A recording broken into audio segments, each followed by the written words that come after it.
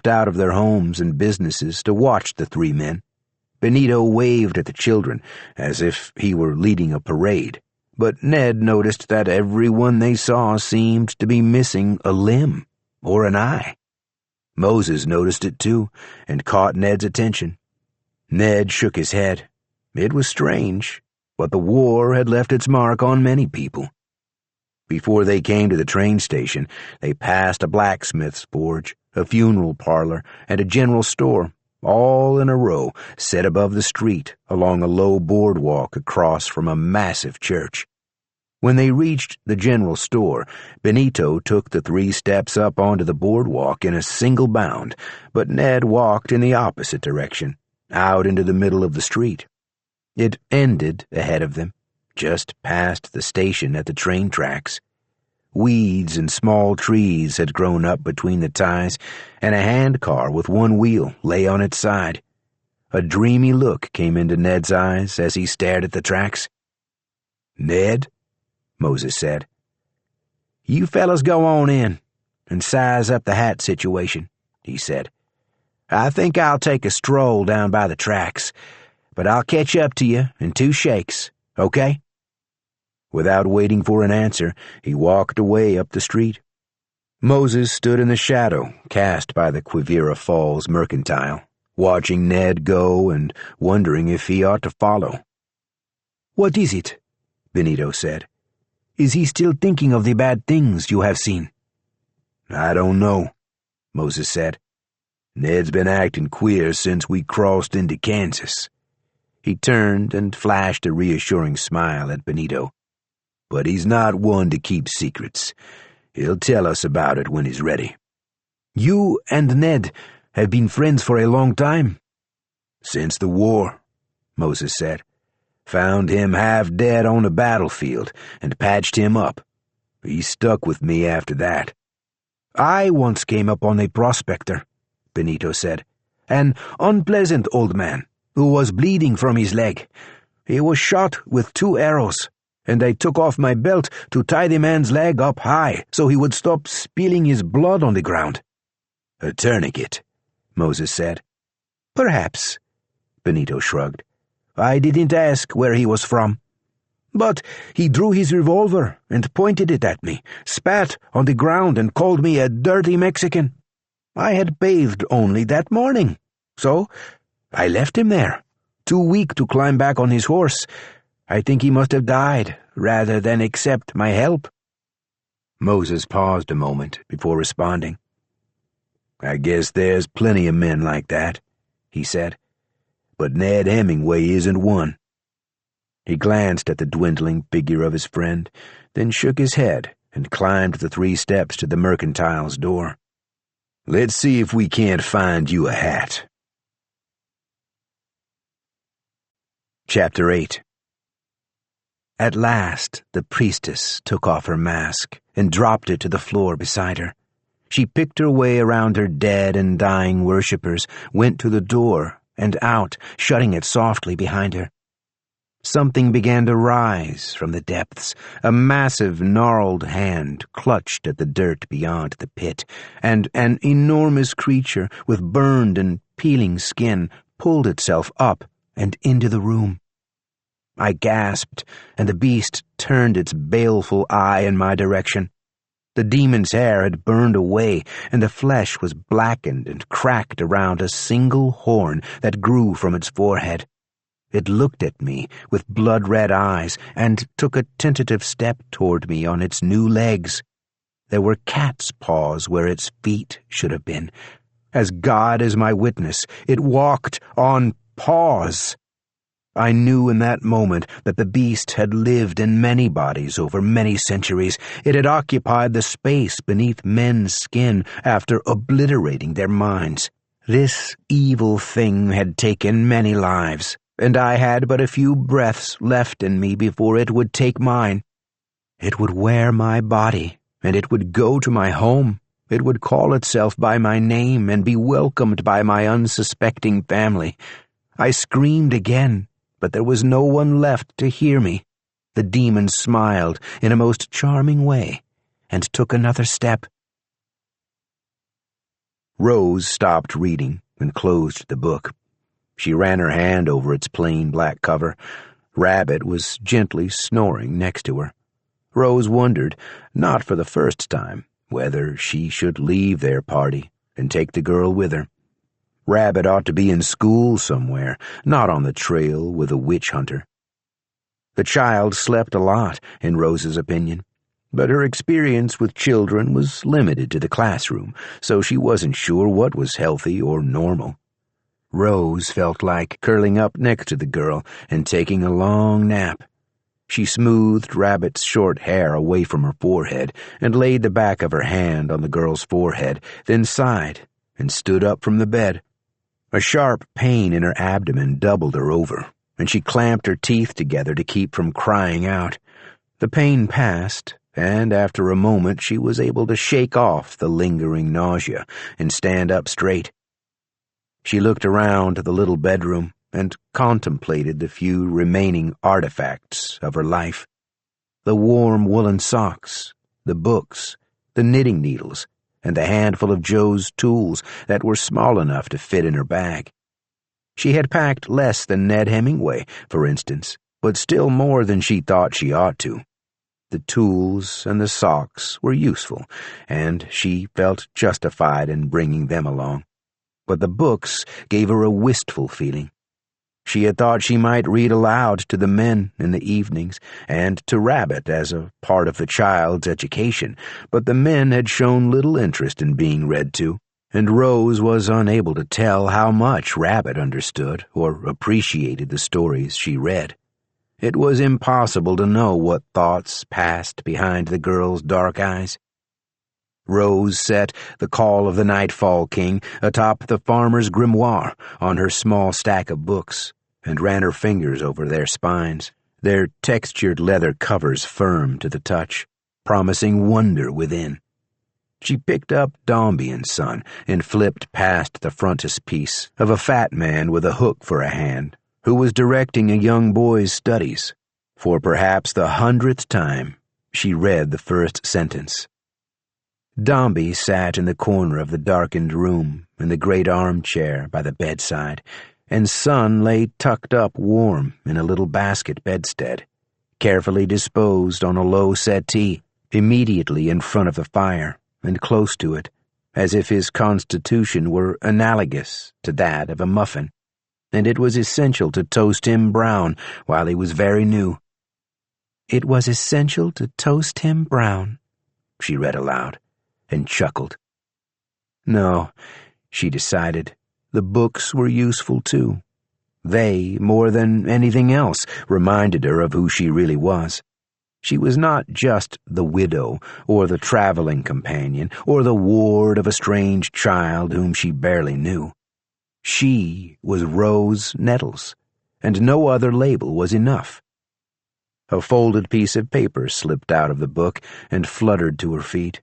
Puzzled, she bent and picked it up, unfolded it, and read.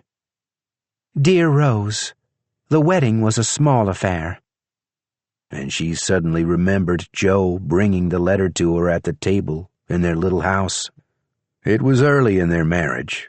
She remembered how he had perched on a chair across from her, anxious to see if the letter was a summons home, or perhaps he was only anxious to be near her. She had never read her mother's letter. She had folded it back up as soon as she realized what it was, and she had promptly forgotten about it. But Joe wasn't there, waiting to know about their future together. They had no future together. Nor did she have a future in her mother's home. There was little chance she would ever return to Philadelphia. What would she do there? Who would still know her? She was a different person now.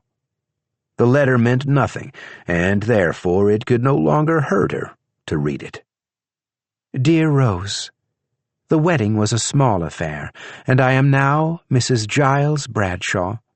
I am selling the old house. Mr. Bradshaw has asked after your health, and I would be glad to tell him that you are well, and also that you think well of him. I am in a state, what with my new duties as the wife of a banker.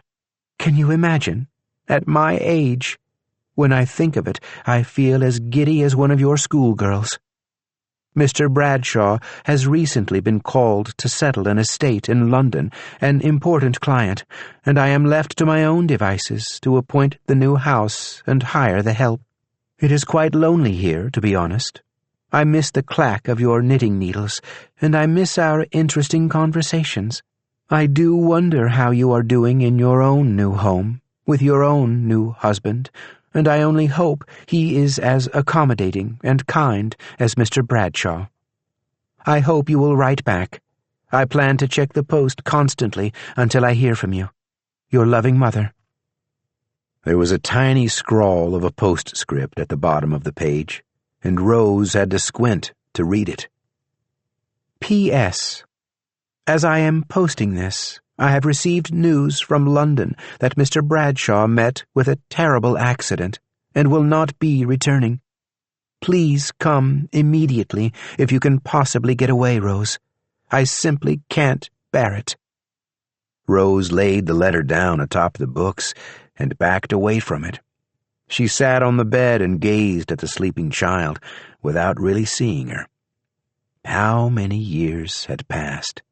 If only she had read the letter when it came, and why had her mother never written again? Rose wiped her eyes with the sleeve of her dress and stood back up. She went to the desk, found a pencil, and despite her fear that any response would arrive years too late to comfort her mother, she began to compose a telegram. Chapter 9. Ned's pace slowed as he reached the end of the street, and he stopped in front of the tipped-over handcart. He reached out and spun its remaining wheel. It creaked and wobbled, grinding rust. Ned squinted at the sun, then tipped his yellow hat to a small boy who stood on the other side of the tracks. The boy smiled at him. With his fingers still on the brim of his hat, Ned swiveled his head back and forth, taking in the long line of children. Ned counted perhaps 60 or 70 of them, all nicely dressed, their hair slicked down against their scalps, each of them clasping a Bible. The boy stepped up onto the tracks and reached his hand out to Ned. He moved the way Ned had seen Joe Mullins move, as if underwater, floating forward and pushed back by some unseen wave.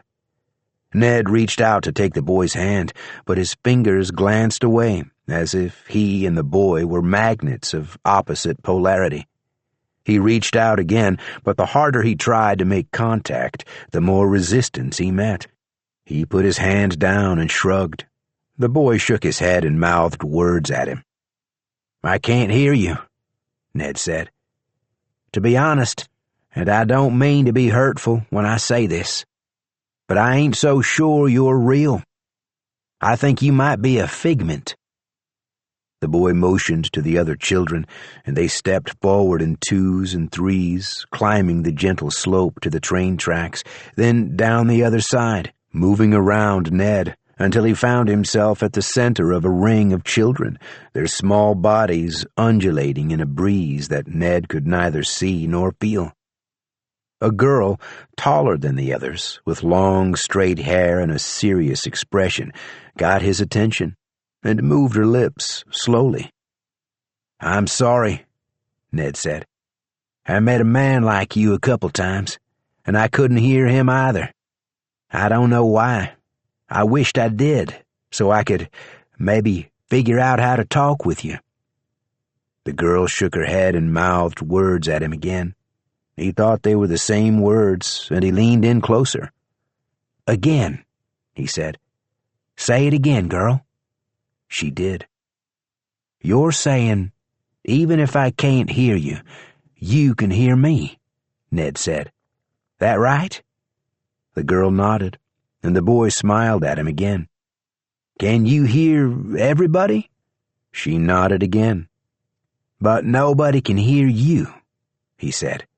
The boy shook his head. "I reckon you young ones are dead, huh?" The girl took a step back. Some of the smaller children broke away from the circle and began to silently cry. The girl knelt and wiped the eyes of a smaller girl, whom Ned guessed was only 2 or 3 years old. He noticed that a few of the children at the outer edge of the semicircle were holding babies in their arms. One of the boys who was carrying a baby looked over his shoulder, then moved to one side.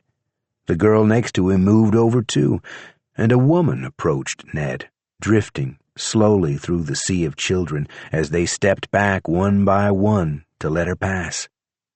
She was pretty, perhaps 25 or 30 years old, her eyes wide and colorless, and her hair tucked up under a spring bonnet decorated with a spray of pink and blue flowers. Ned removed his hat as she approached. "Ma'am," he said, "I apologize if I've upset your children." She patted the air in front of her, reassuring him, and offered a small, sad smile. When she spoke, he thought he could hear something in the distance, like leaves blowing in the wind, and he concentrated on the shapes of the words as she mouthed them. It was easier than trying to understand the children. He motioned that she should repeat herself, and felt a tingle of excitement when he finally parsed her meaning. "No, ma'am. I don't believe the train is coming through here today," he said. "I don't believe the train comes through here at all anymore." He thought this should be evident from the state of the rusty tracks and the upended handcart, but he didn't know what she could see or how long she had been waiting. "Something pretty bad happened here," he said. "I'm glad these children have you to look after them, though. That might be a hardship for you, but I bet they're right grateful." Many of the children nodded in agreement, some of them mouthing words to him or to the woman. The little boy he had first interacted with took the woman's hand in his, and she smiled down at him.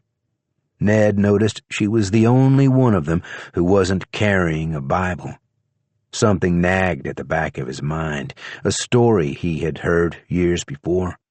His skin prickled, and he stumbled sideways as he came close to a boy who was standing behind him, and the magnetic repulsion they generated pushed Ned away.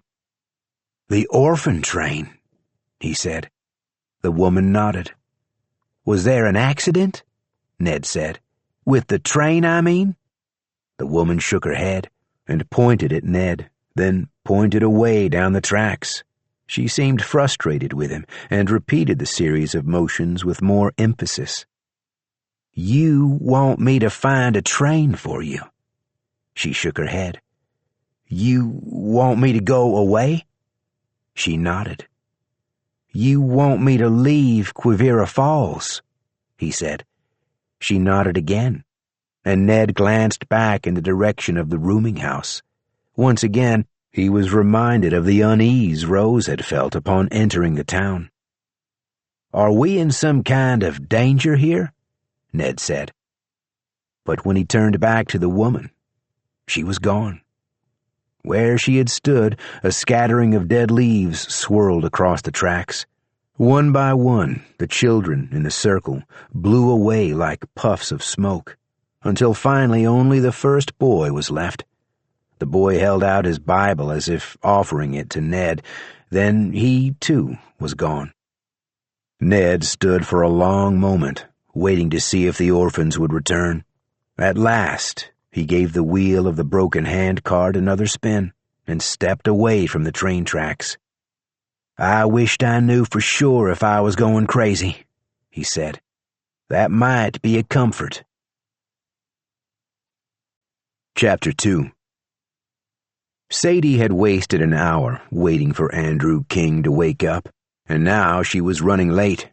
The talk itself had revealed nothing new to her, but she wanted him to understand that he was wrong.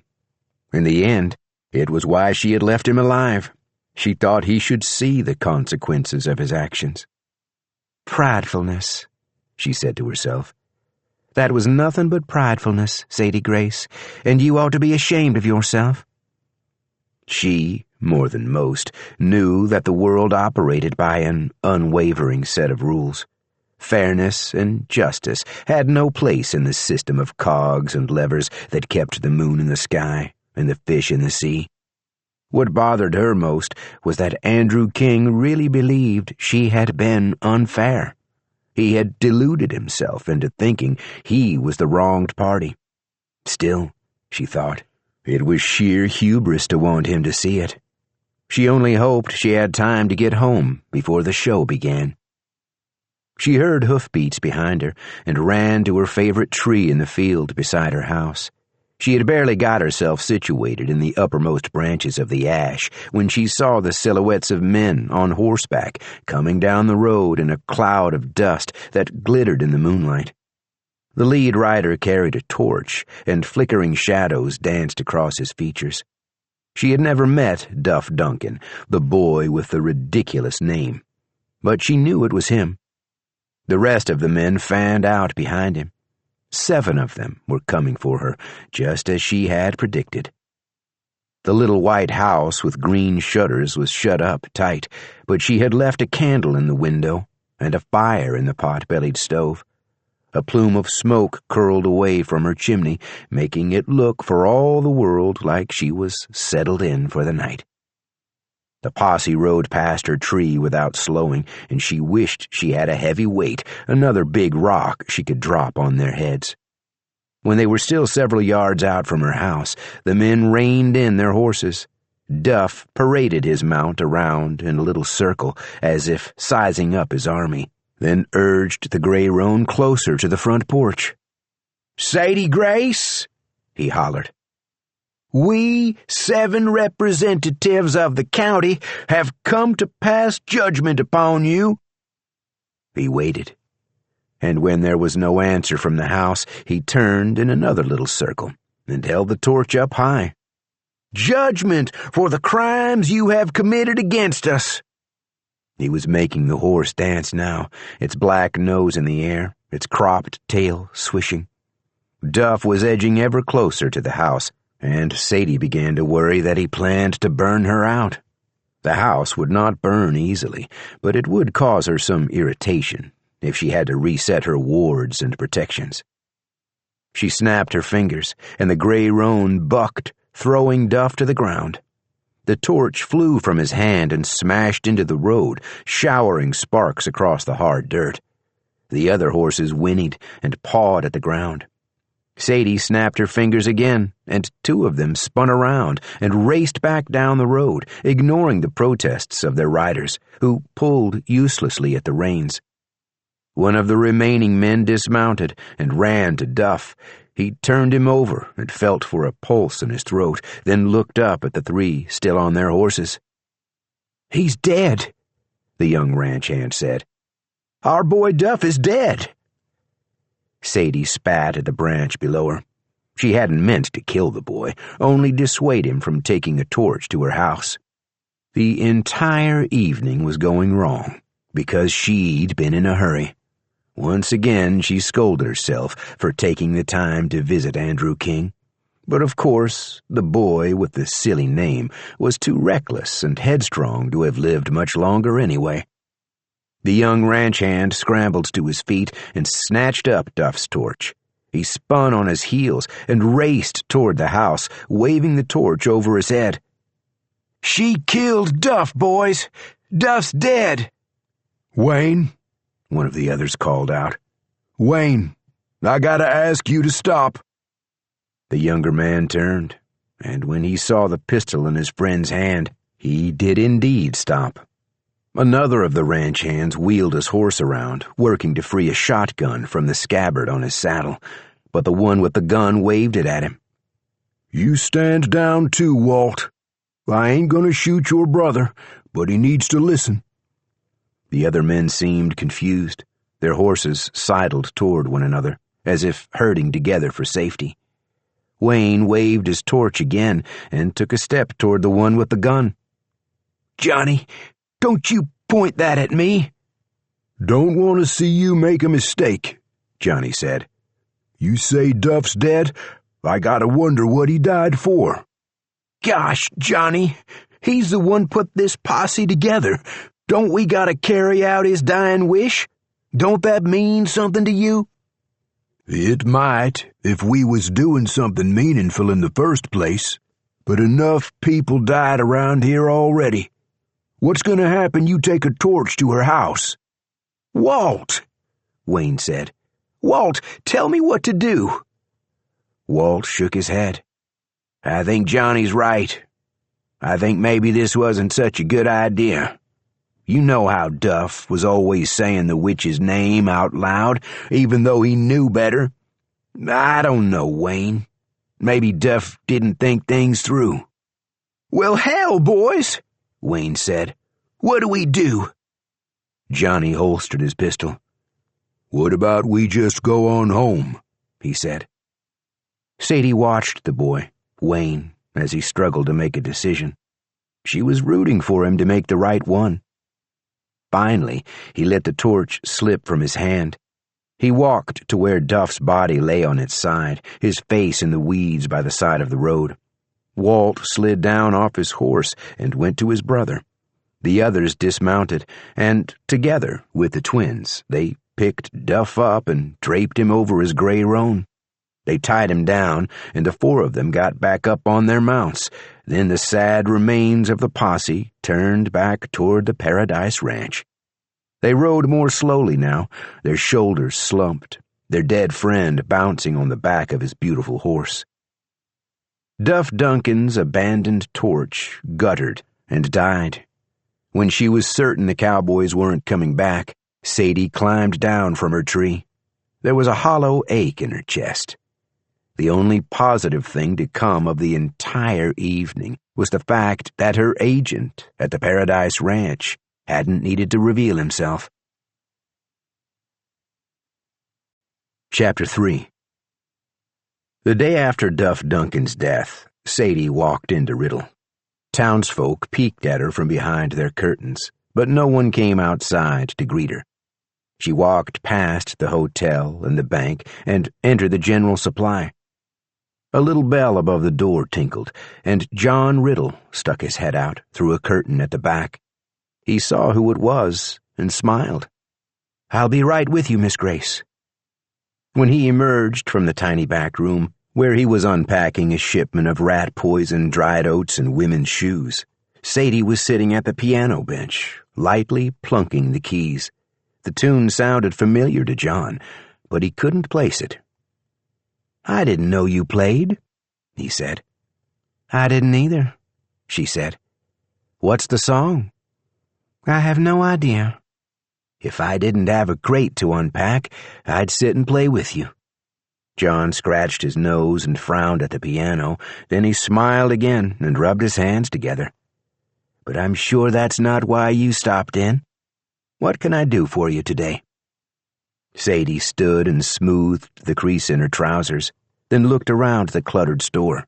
She usually had her purchases sent up to the little house with green shutters. In person, the variety of goods on display was impressive.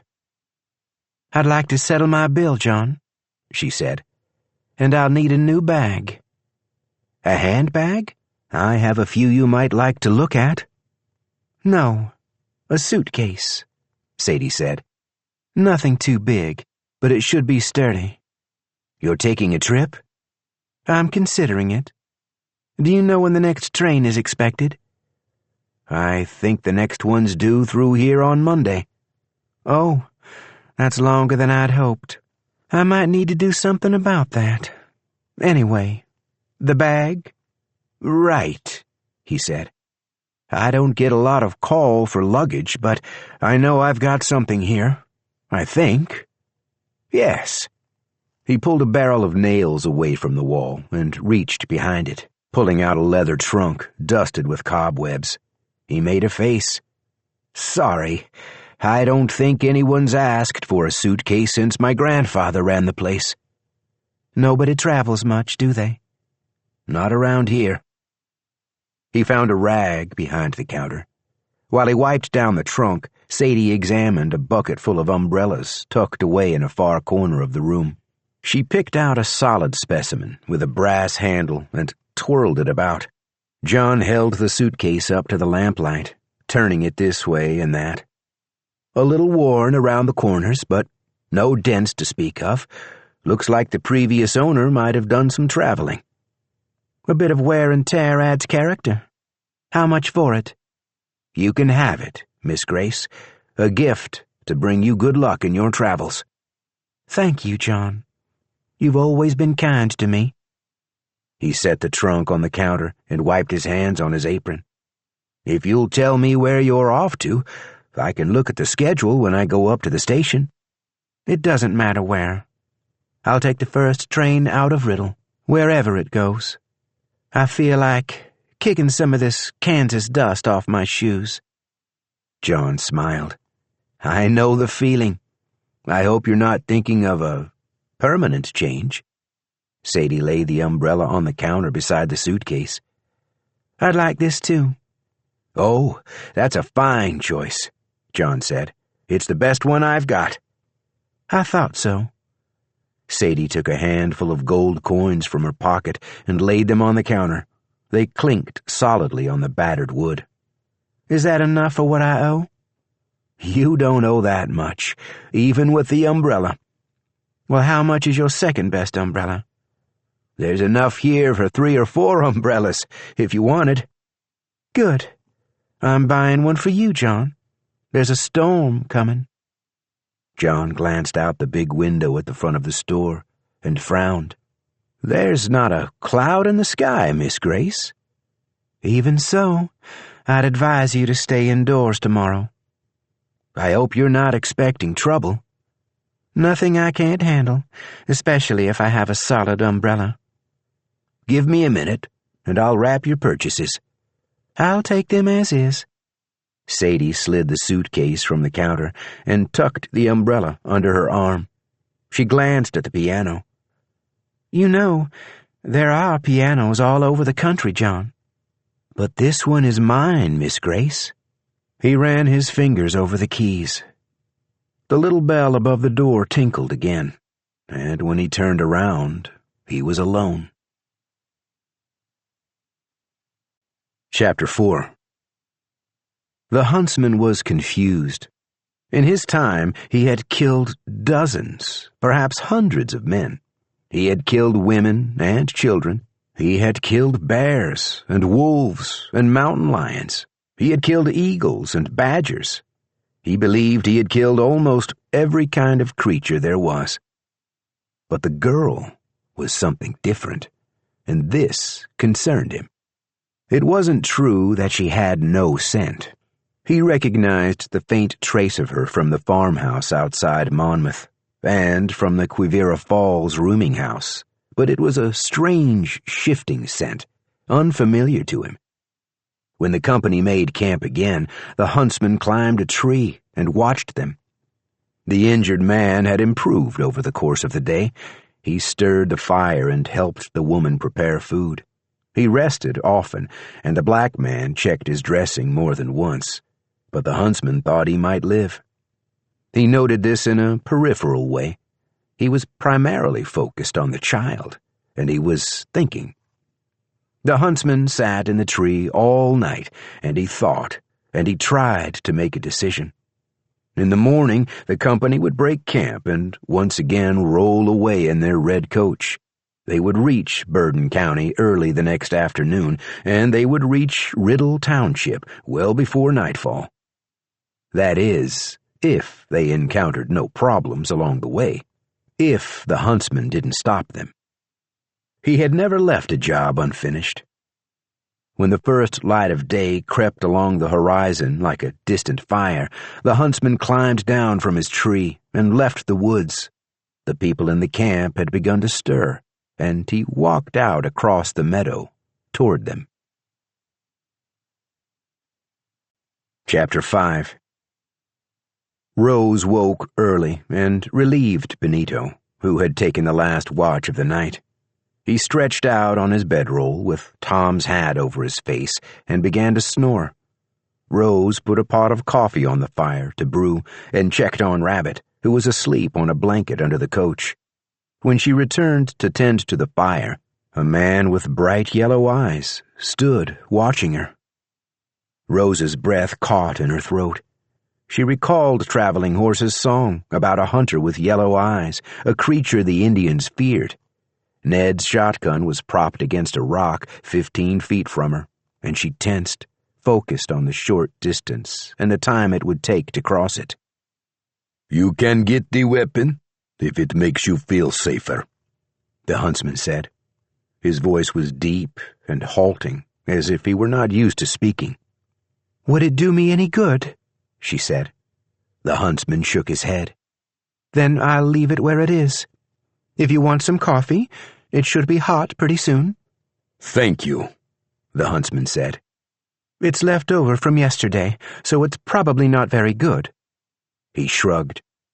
"My name is Rose." He nodded. "What do people call you?" Rose said. He thought about it for a minute. He was perfectly still, like a tree. After a while, he answered her. "Some call me Jacob Skinner." "Is that your name?" "No." Rose wiped out a tin cup and used the same cloth to pull the coffee pot out of the fire. She poured and handed the cup to the huntsman. "I'll take some bacon, too," he said. "I haven't cooked any yet. If you want to wait, I'll put some in the pan. I can wake Ned and Moses. They might make biscuits." "They can sleep. The wounded one needs sleep to heal, and the other one worries too much. He stinks of stomach acid." "I'll get the pan, then." "No need, unless you're having some." "Well, you can't eat raw bacon." He shrugged again, his shoulders rising 1/4 of an inch and settling. "That child yours?" he said.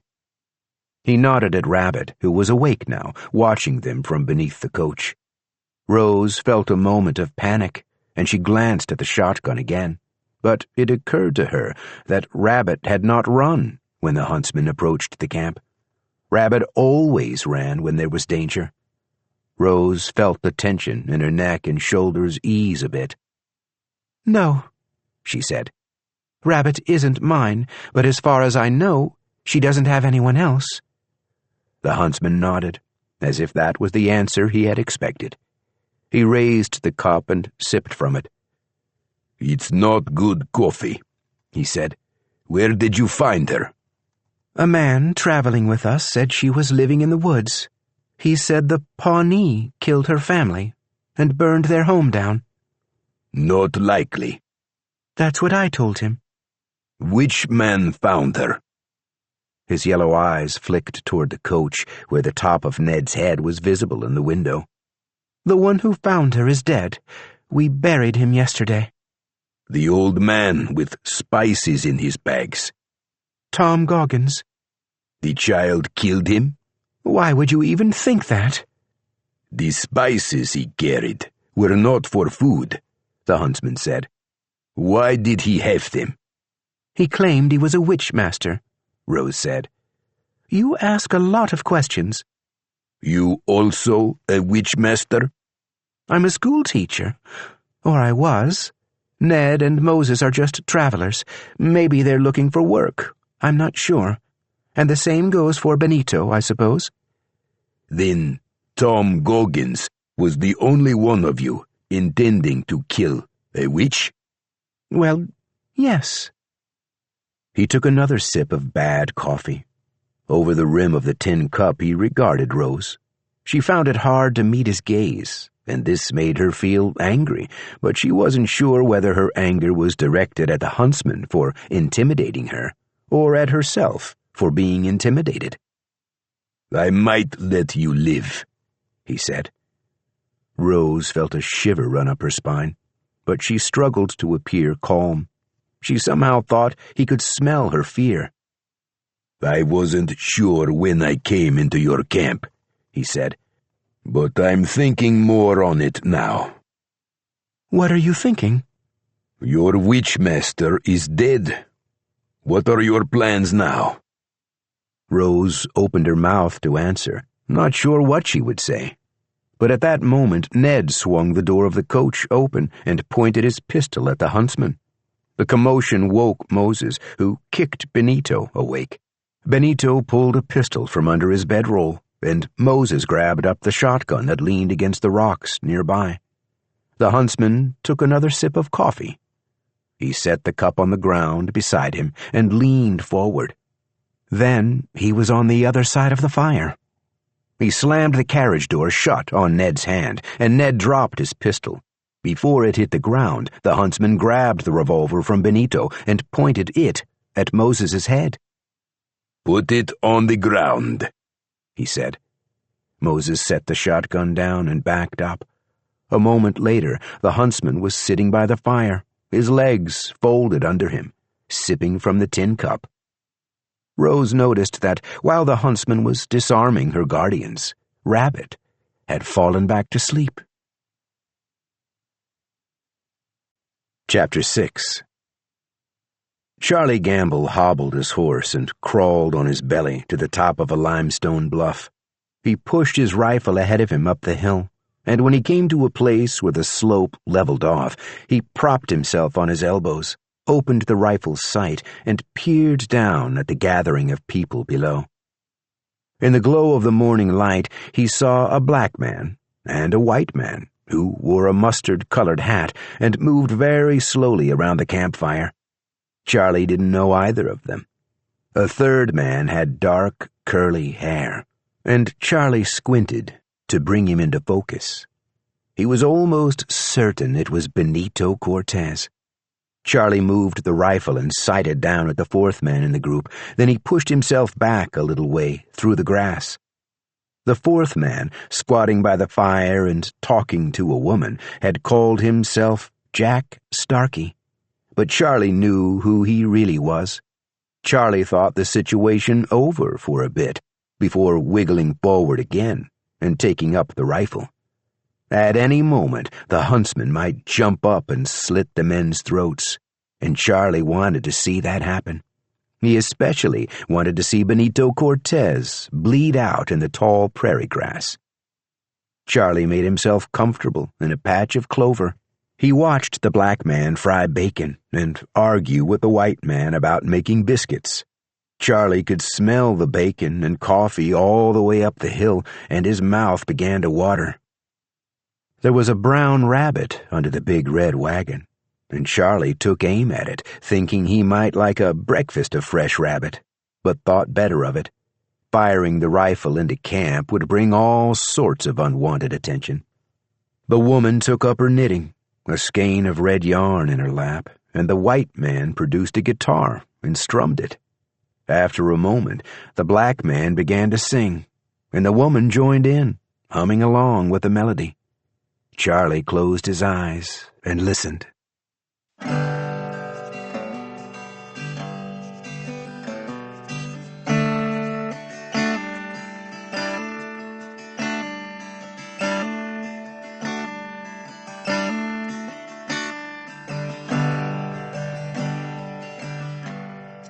Down in the valley's so low. Hang your head over, hear the wind blow, hear the wind blow, dear, hear the wind blow. Hang your head over, hear the wind blow. Writing this letter containing 3 lines. Answer my question, will you be mine? Will you be mine, dear? Will you be mine? Answer my question, will you be mine? Write me a letter, send it by mail, send it in care of the Birmingham jail.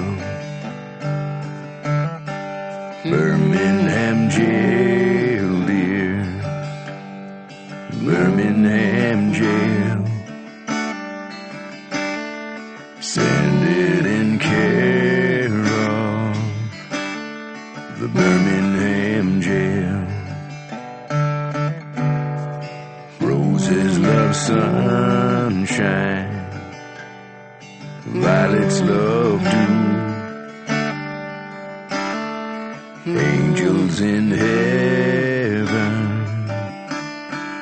know I love you. Know I love you, dear. Know I love you. Angels in heaven know I love you.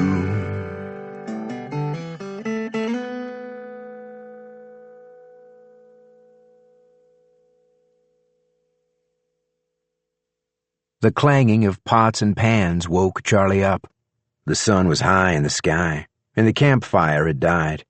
The prairie was bathed in light, pinpricks of red and yellow wildflowers bright against the green grass.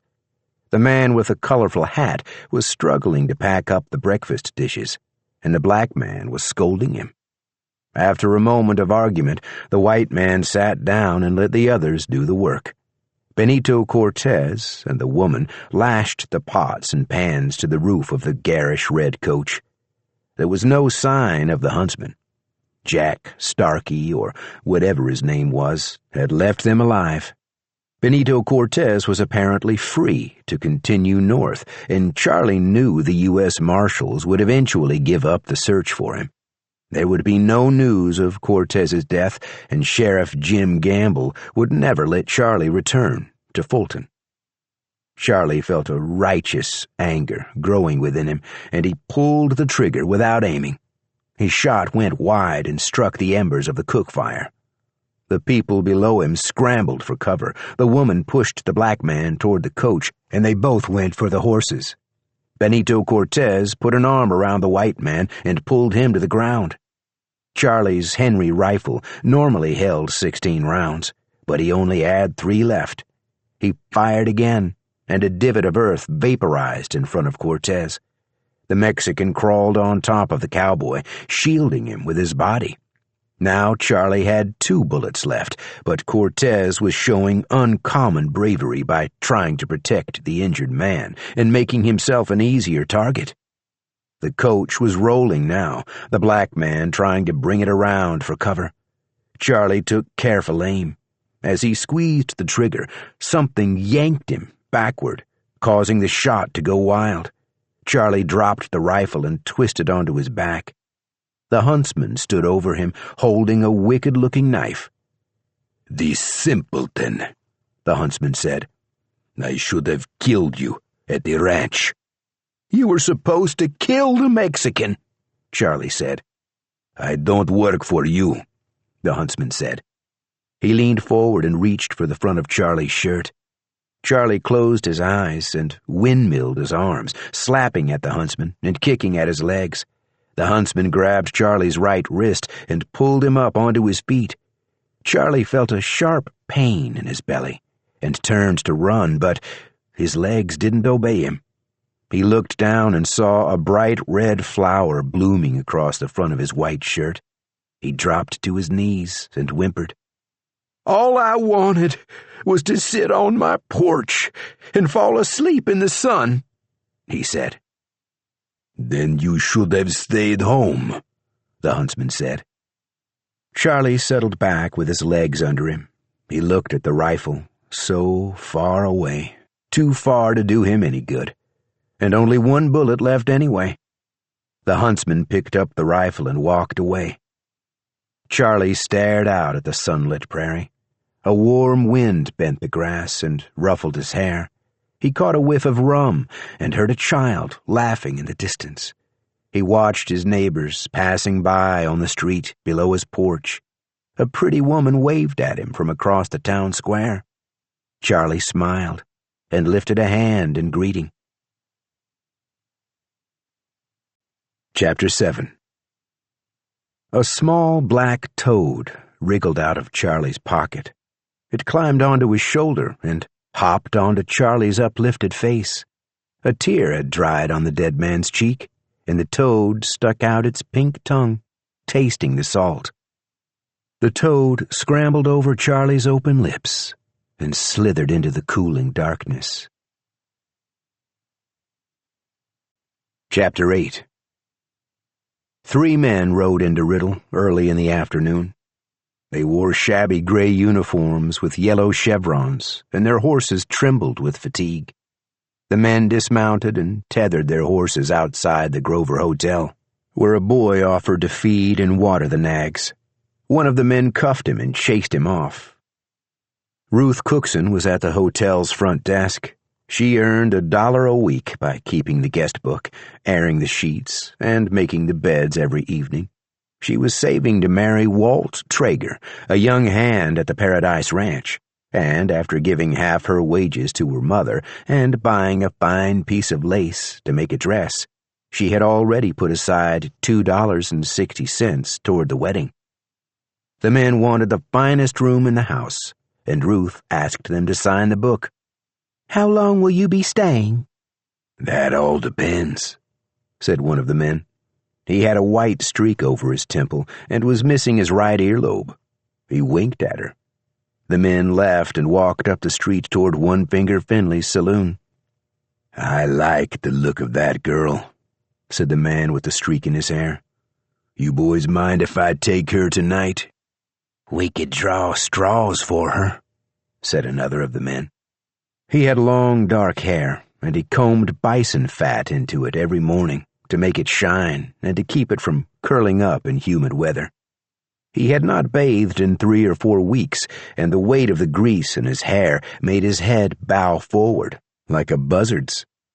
They ordered a round of drinks at the saloon, then sat at a table in the corner, ignoring the curious glances of other men in the place. When they ordered another round, One Finger demanded 75 cents, and the man with the white streak laughed. "Just bring us a bottle," he said, "and run a line of credit." "Why would I do that? I don't know you, do I?" "Don't worry," the man said. "We'll pay it when we get that $1,000. "Then you come here for the witch?" "No such thing as witches, friend. But, yeah, we'll kill that bitch for you, and we'll pay your bill when the time comes." One Finger was apprehensive. The men seemed confident they could kill Sadie Grace, but Ubal Crane had been confident too, and he had failed. If they ended up like Crane, they wouldn't be able to pay their bar bill, and who knew how much whiskey they could drink before they disappeared or were murdered. "No," he said. "No, I better get that 75 cents. The one whose head bent forward grabbed One Finger's arm and held it against the table. He pulled a long knife from his belt and laid it next to One Finger's hand. "You's missing a finger," he said. His long hair fell like a curtain in front of his face. "That bloody finger on the sign out front must be yours. But what if there was 2 bloody fingers on that sign? Might double your business." 2 ranch hands who were quietly drinking at the far end of the bar stood up and reached for their pistols. The man with the streak in his hair laid a hand on his friend's arm and smiled at One Finger. "Now, there's no need for gunplay here, nor for chopping parts off nobody." The third man finally chimed in. He was missing all of his upper teeth, and his yellow hair had receded. He pointed at the ranch hands.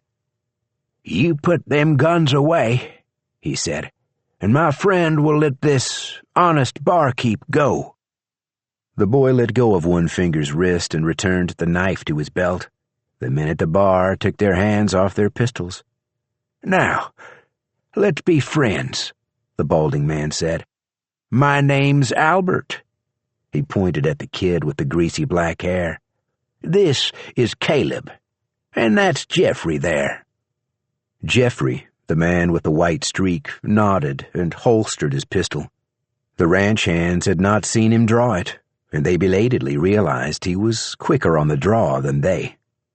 "Now," Albert said, "we are here to kill a woman named Sadie Grace." One of the ranch hands gasped. It was bad luck to say the witch's name out loud. Albert grinned. "You got any others come around here with that intention?" One finger sniffed. He turned his back on the men, went behind the bar, and rested his hand on the shotgun he kept there. "One did," he said. "That man did not end well. Wasn't up to the job, huh?" Said he was a full-on witch master. "Well, see, it stands to reason that if there's no such thing as a witch, there can't be such a thing as a witch master." "What about the county sheriff?" Jeffrey said. "He's somewhere about." "Earl? He's down in Buckridge." "How far is that?" "Couple hours' ride," One Finger said. "You fellas really don't believe in magic?" "Oh, now, ain't nobody said that," Albert said. "Sure, there's magic. It's in the air around us and in the grass underneath of us. Hell, it's probably right there in your little stump of a finger. But that don't mean a lady can waltz around sucking it out of the air and throwing it at us. That's a fairy tale, like mermaids or goblins." "I seen a goblin once, Albert," Caleb said. "They's all over Kentucky." "Well, I never been to Kentucky, so I guess I will withdraw my opinion until such time as I see a goblin for myself. Now, how about that bottle of whiskey, friend? I'm parched." One Finger took his hand off the shotgun and picked up a bottle from the back bar. The bottle was only half whiskey. One Finger had a tendency to water his alcohol. "You really think you can kill the witch?" he said. "If she bleeds, we can kill her," Albert said. "What did she do to you folks, anyway?" One Finger thought it over for a second, then sniffed again and brought the bottle to their table. "Well, now, there's a story," he said. Chapter 9. Sadie was aware of the three men from the moment they crossed the county line and entered Burden, but she was too busy to deal with them right away. She had a trip to pack for, and her tree needed tending. She gathered moss from the east side of the tree and mushrooms from the south side. She pruned a few brown leaves from a low branch, then wrapped her arms around the tall ash and whispered to it. It pleased her to think the enormous ash would outlive everyone in the nearby town. It had absorbed magic from the soil and from the rain. She thought it possible the tree would live forever. She had resisted the idea that it was time to move on. She had her house and her tree. She had the nearby fields and animals. There were still people in town who respected her. Maybe some of them even liked her. She had a life. But she had gradually begun to realize that she had overstayed her welcome, and that she would eventually lose all the things she loved, whether she stayed or not. She returned to the house and peered into her scrying cup again. The company to the south was close now, and the red glow among them had become a dark smudge that obscured everything around it. Whatever it was, she worried it might be more powerful than she was. Better, she thought, to leave on her own terms before her options were cut off by some bit of red magic. She tended to her potted plants, then took the sheets off her bed and went outside to shake them out. Her new bag wasn't big enough for all the books and maps she wanted to bring, but she rummaged about in the closet and found a steamer trunk that had belonged to the old couple who lived in the house before her. She packed it with her most essential things and sat on the edge of her bare mattress, looking sadly at the flowers and herbs that lined the baseboards. "I wish I could take you all with me," she said. Chapter 2. Black clouds rolled in just after dawn, and Big Bill Cookson's rooster didn't crow. At precisely 7 o'clock, the sky opened up over Riddle. Sarah Cookson woke late to the sound of thunder and had to rush to get breakfast ready, while her eldest son, William Jr., pulled a jacket on over his pajamas and ran out in the storm to milk the cows. Her youngest, little Willie, fetched water from the well, struggling with the heavy bucket, his new puppy bounding along behind him. 4 of his brothers, Matthew, Mark, John, and David, hurried out to get the shutters closed and the horses in the barn. A leak was discovered in the roof, water sluiced from the ceiling in the twins' bedroom. Bill took a tarp and a ladder around to the side of the house, but the ladder's feet slipped in the mud, and Bill fell when he was only halfway up. One of the dairy cows, normally a gentle old girl, kicked at William Jr. and knocked over the bucket of milk. In the light from his lantern, William Jr. could see that the milk had already curdled. At the same time, Sarah ladled water into a pitcher from the bucket Willie brought in and saw it was swarming with maggots. She opened the kitchen window and threw the bucket into the yard. Her eldest daughter, Ruth, cracked an egg full of baby rats into a sizzling pan and screamed. "They never should have done it," Big Bill said, limping back into the kitchen, covered with mud. "It's that damn bounty." "But it's been weeks since they put the word out about that," Sarah said. She was holding Ruth, trying to settle the girl's nerves. "That whole business came to nothing." "Somebody must be coming now," Bill said. "Somebody still aims to collect on that bounty." "Don't frighten the children," Sarah said. "I ain't scared," Willie said. He had been rolling on the wet floor, laughing so hard he could barely breathe, while the puppy licked his face. Now he sat up and absently rubbed the dog's belly. "Miss Grace won't let nothing bad happen to us." "Watch your language," Sarah said. Regardless of the boy's intentions, it was bad manners to use the witch's name carelessly. But Big Bill shot a nervous glance out the window and nodded. "I hope you're right, son," he said. Ruth eventually managed to crack 18 eggs with normal yolks, and Sarah got 2 pounds of bacon sizzling in a wide pan on the stove. Big Bill put a bucket under the hole in the ceiling and set out traps for the rats in the kitchen. William Jr. brought in a tin pail of rainwater and hung it on a hook in the fireplace to boil. It had been a hectic morning, but when they were all sitting around the table in the kitchen, Sarah smiled and reached out her hands. "Who wants to lead us in saying grace?" she said. "I will," Ruth said. Sarah closed her eyes and listened as her children recited the morning prayer. Behind their voices was the insistent patter of rain on the roof above them, but her family was safe inside. They were warm and dry, and Sarah felt truly grateful for all they had. She thought her youngest son must be right. Whatever was coming to Riddle, Sadie Grace would always take care of her people. Chapter 3. A black bear roamed the streets of Riddle and the wide spaces that surrounded the town. She paused here and there to listen and sniff the air. Rainwater flowed from her fur and pooled in the folds of her skin. She shook herself occasionally to clear her eyes. She was annoyed by the storm because it had spun out of her control. Sometimes, when she was especially angry or upset, she would forget to pay attention to the sky, and it would mirror her temperament. Sometimes that was okay. It could serve as a warning or a deterrent to anyone crossing her territory. But today, it was a hindrance. She had a lot of ground to cover, and the storm slowed her down.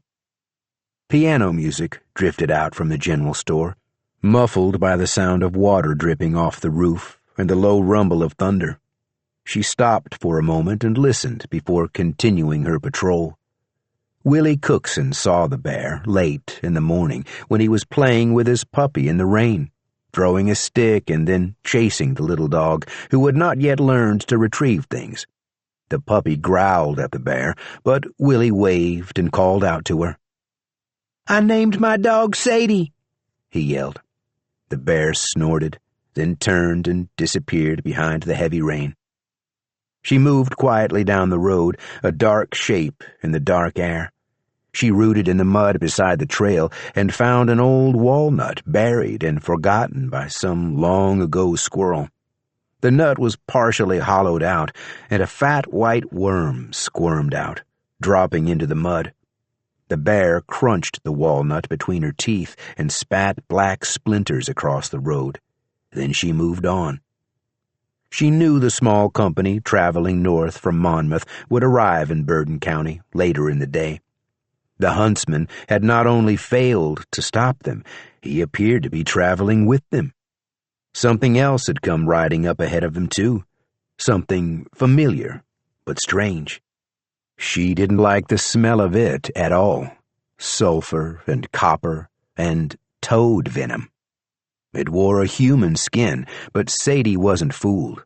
If the creature had come to kill her, she wasn't sure she could stop it. She felt a twinge of panic and forced herself to focus on the task at hand. If only, she thought. If only I had left this place when the furrows in the fields were still empty of seed, and the people here still loved me. She continued working her way around the edges of the town, setting her hexes and wards. She knew nothing would stop the huntsman, if he had turned against her, and she wasn't sure what could be done about the strange thing with the unpleasant odor. But she felt she ought to keep busy while she waited for them all to arrive. Her time in Bergen County had come to an end, but it wasn't in her nature to go quietly.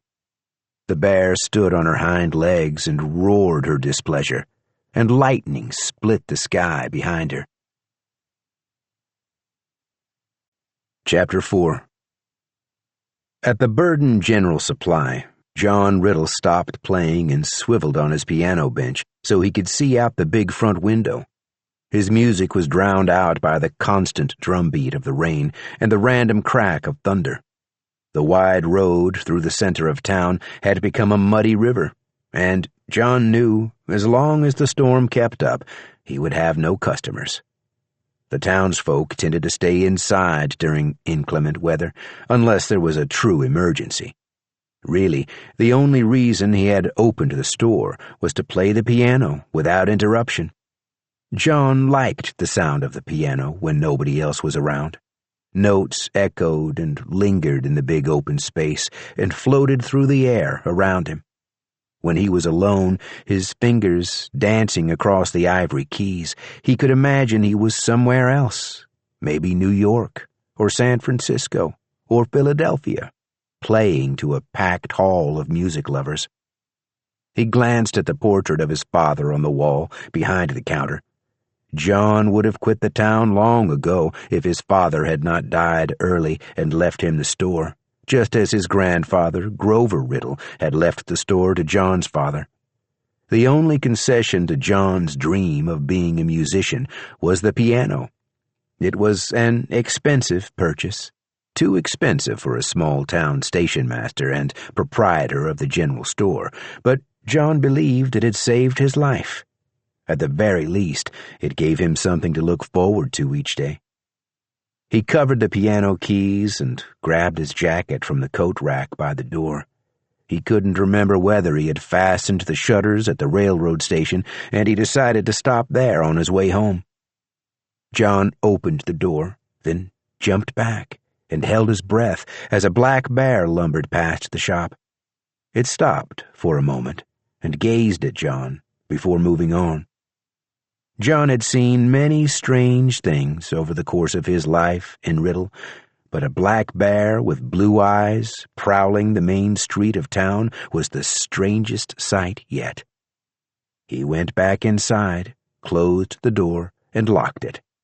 He went to his piano, his foolish, expensive, life-saving piano, and uncovered the keys again.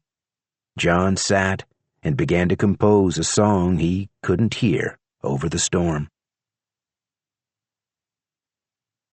Chapter 5. One Finger Finley ran through the rain and pounded on Andrew King's front door. He had a bottle of rye under one arm, and it was still mostly full. He had taken 2 slugs from it early in the morning to ease the headache he woke up with. There was no roof over Andrew's porch. Rainwater ran down the back of One Finger's collar and into his boots. He wasn't sure Andrew could hear him knocking over the sound of the storm, so he tried the knob just as Andrew swung the door open. One Finger stumbled inside, nearly dropping the bottle. "Settle down," Andrew said. He held a pint bottle of buttermilk, and his upper lip was smeared white with milk. One Finger held the bottle of rye out to him and took off his hat, shaking water all over Andrew's floor. From the state of the place, he didn't think Andrew would mind. "Missed you down the saloon last night," he said. It was not in One Finger's nature to make house calls, but Andrew was one of his best customers, and he worried the widower might be drinking at home. As obnoxious as Andrew could be when he was drunk, One Finger couldn't afford to lose his business. "Can't touch the stuff no more," Andrew said. He took a swig of the buttermilk and backed off so One Finger could close the door behind him. "You feeling poorly?" One Finger said. "The witch did something to me. Gave me a bottle I thought was whiskey, but it wasn't." "What do you mean?" "I just said what I mean. I got hold of some potion, and now I can't drink no more." This was the worst news One Finger had heard in quite some time. Maybe worse than when young Bobby Dwyer got his head stove in, or the fresh news that Duff Duncan had fallen off his horse and broken his neck. Duff had been a good customer, too. "But I brung you a bottle," he said, and he held it out again, feeling somewhat foolish. "I told you already," Andrew said. He raised the pint of buttermilk as if he might throw it at One Finger, but instead he set it on the mantel and grabbed the bottle out of One Finger's hand. "Here," he said. "Watch." He pulled out the cork and took a long swig of rye, the dark liquid mixing with the buttermilk in his whiskers and running down his chin, dripping onto the already damp floor. He handed the bottle back to One Finger and wiped his lips on the sleeve of his filthy shirt. "Seems like you can drink it just fine," One Finger said. Andrew held up a finger, signaling One Finger to be patient. A second later, he doubled over and puked buttermilk down the front of his trousers. One Finger backed away and pinched his nose. The stench of vomit was overwhelming in the small, stuffy room. He belatedly noticed, in the dark corner opposite him, a congealed puddle of old sick. "You been throwing up all night, Andy?" Andrew suddenly vomited again, this time spattering the hems of One Finger's trousers.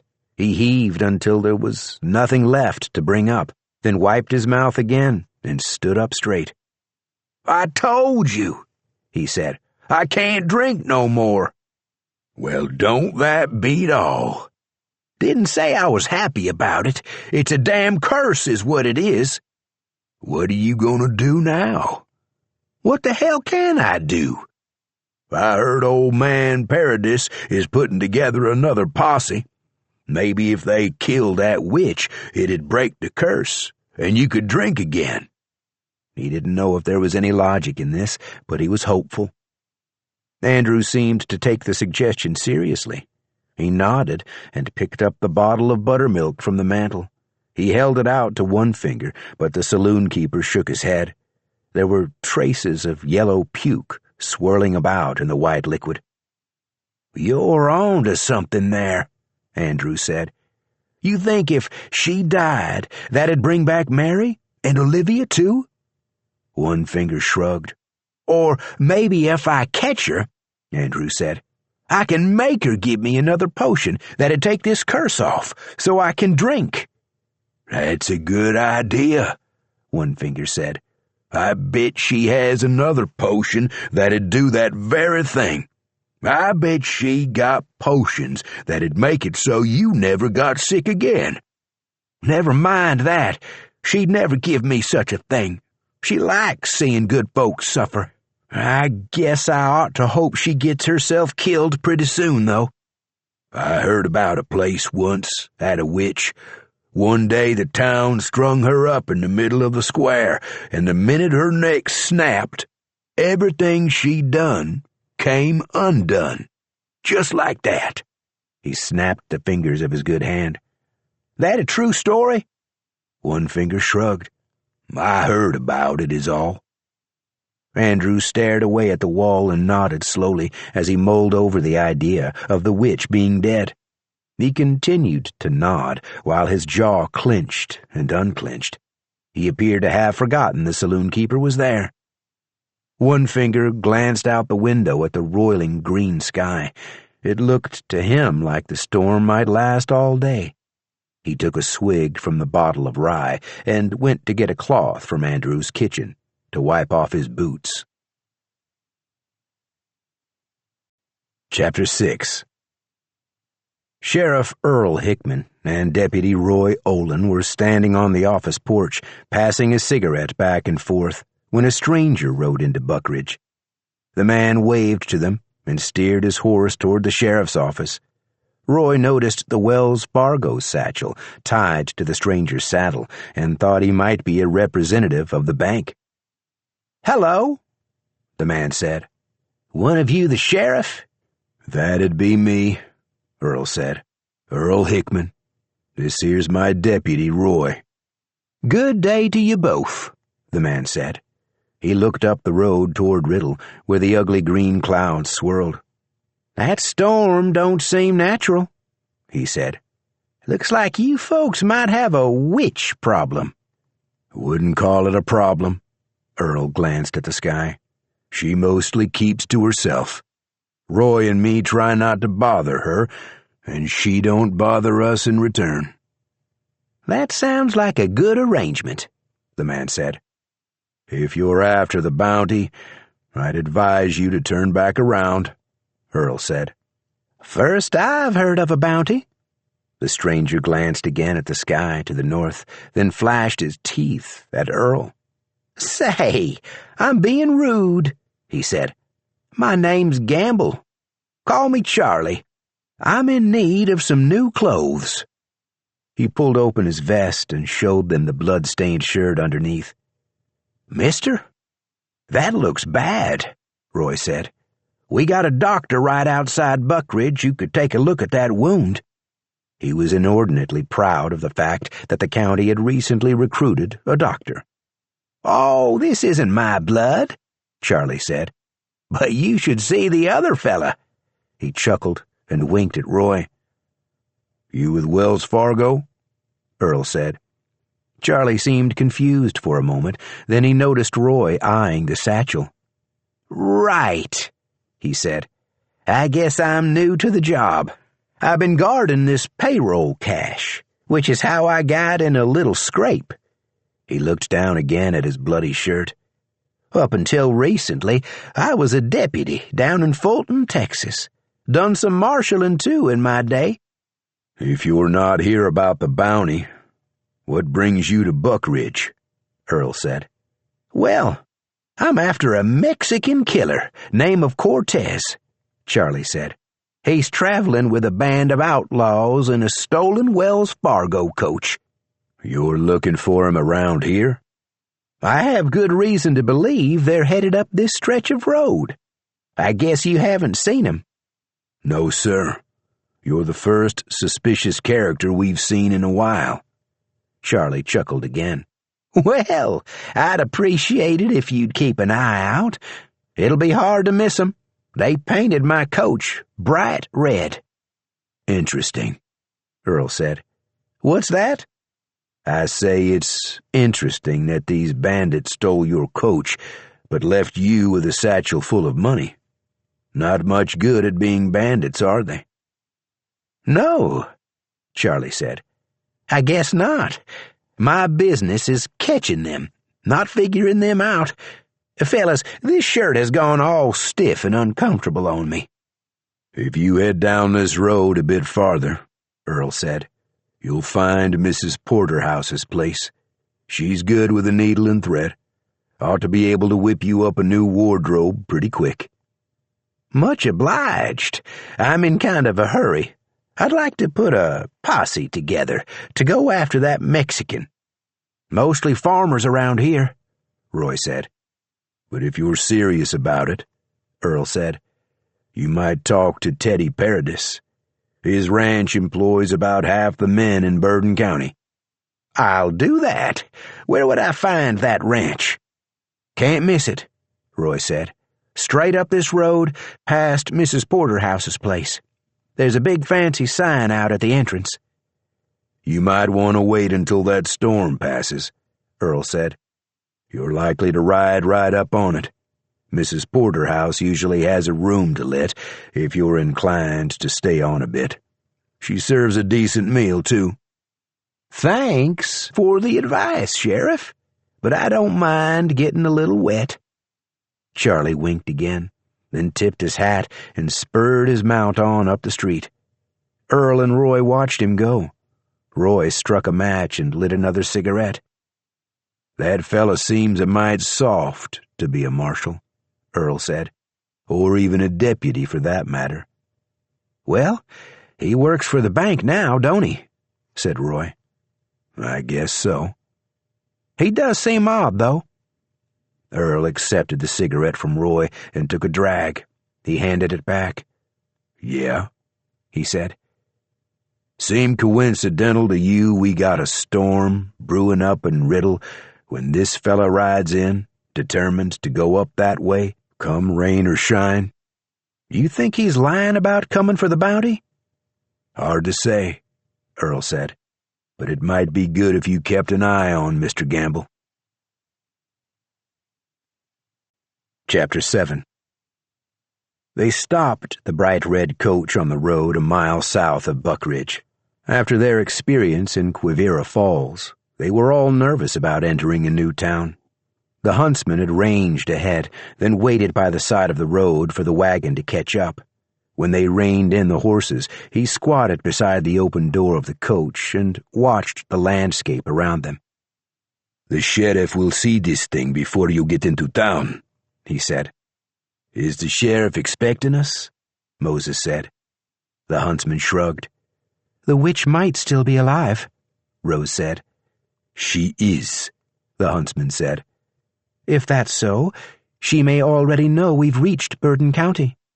"She does," the huntsman said. "How do you know?" He pointed, and they all looked ahead at the dark green patch in the northern sky. "So we're headed into more danger," Moses said. "I'm sick and tired of heading into danger." "Ought to be used to it," Ned said. "Happens every damn day." Despite the blanket on his lap, he was shivering.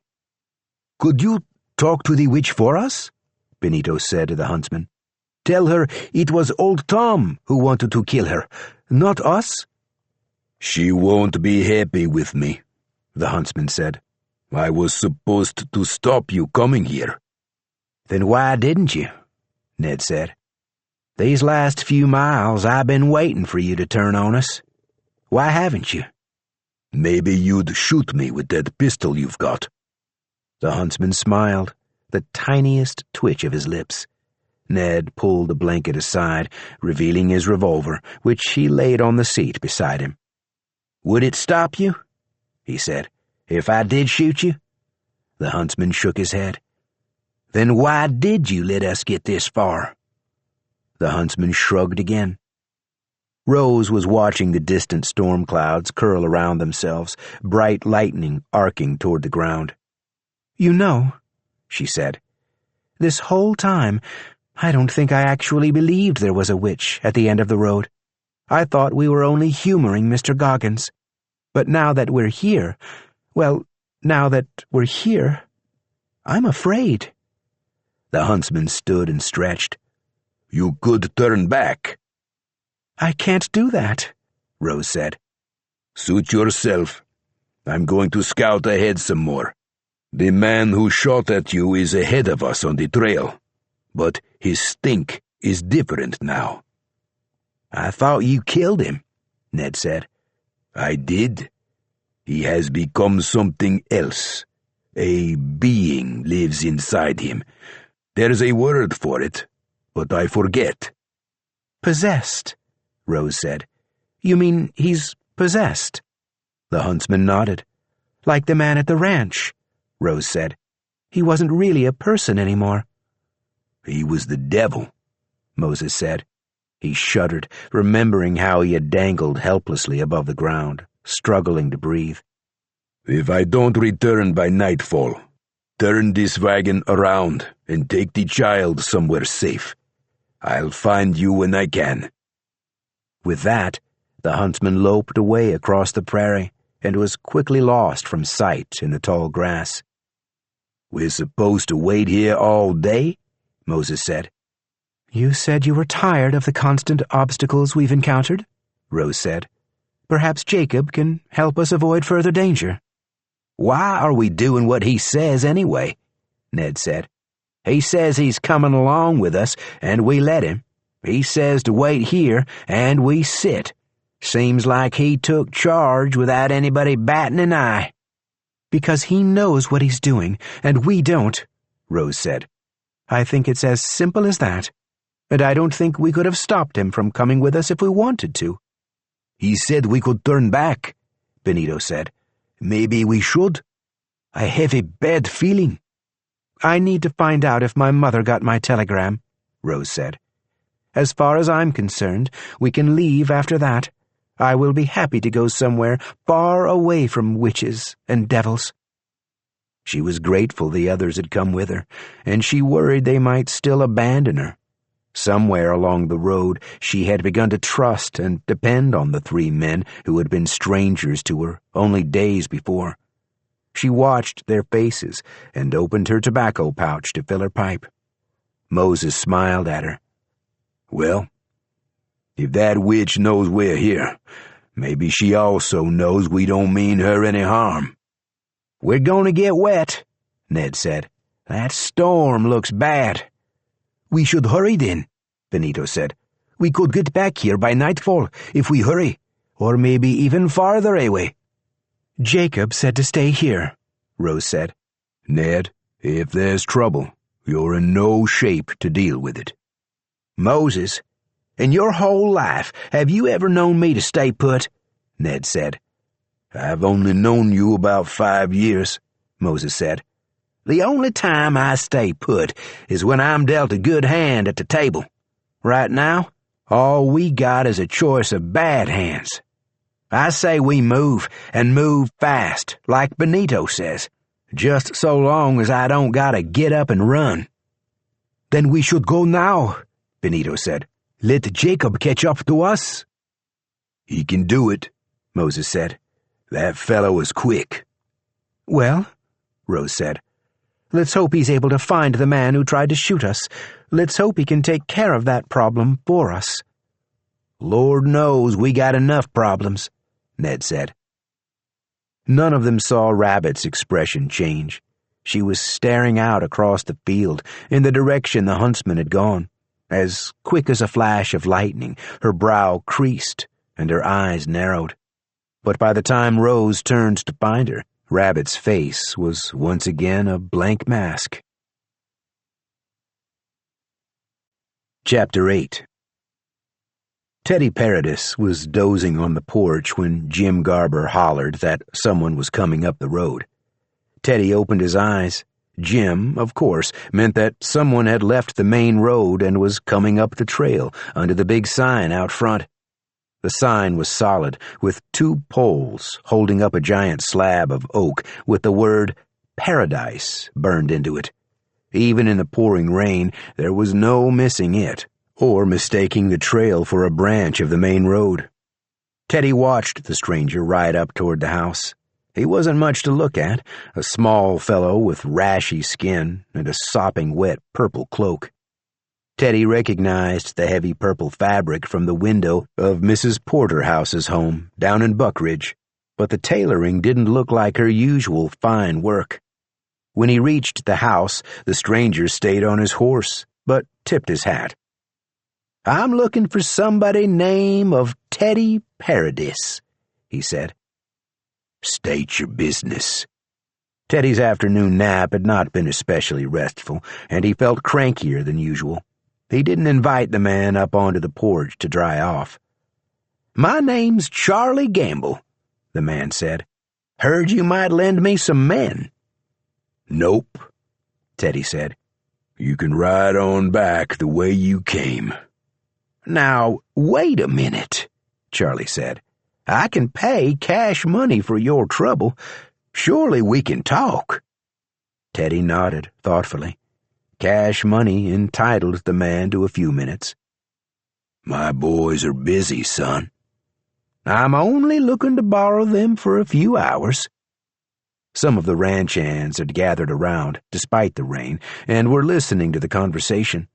Johnny Barth was right up at the front of the small crowd of Paradise men, no doubt gathering gossip to take back to the boys in the mess hall.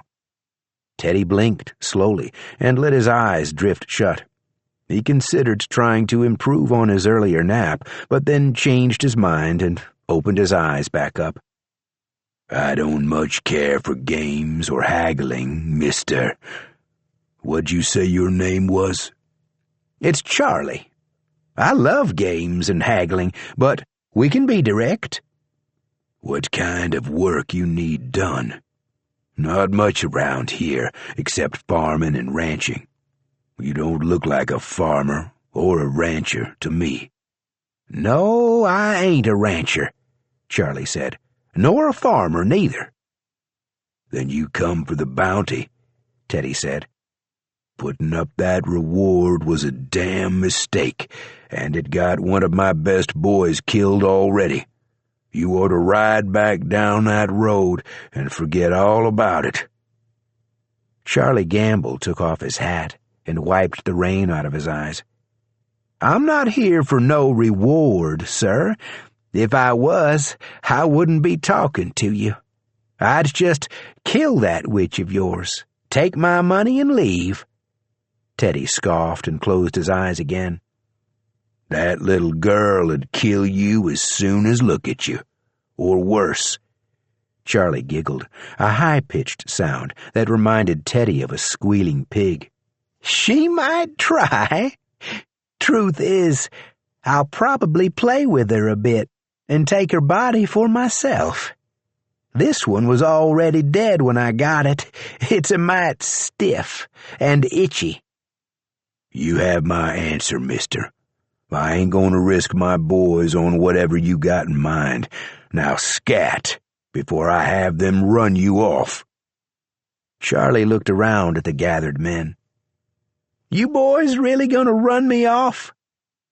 A couple of the newer hands stepped closer, as if they might be thinking of pulling the stranger down off his horse and hauling him back out to the main road.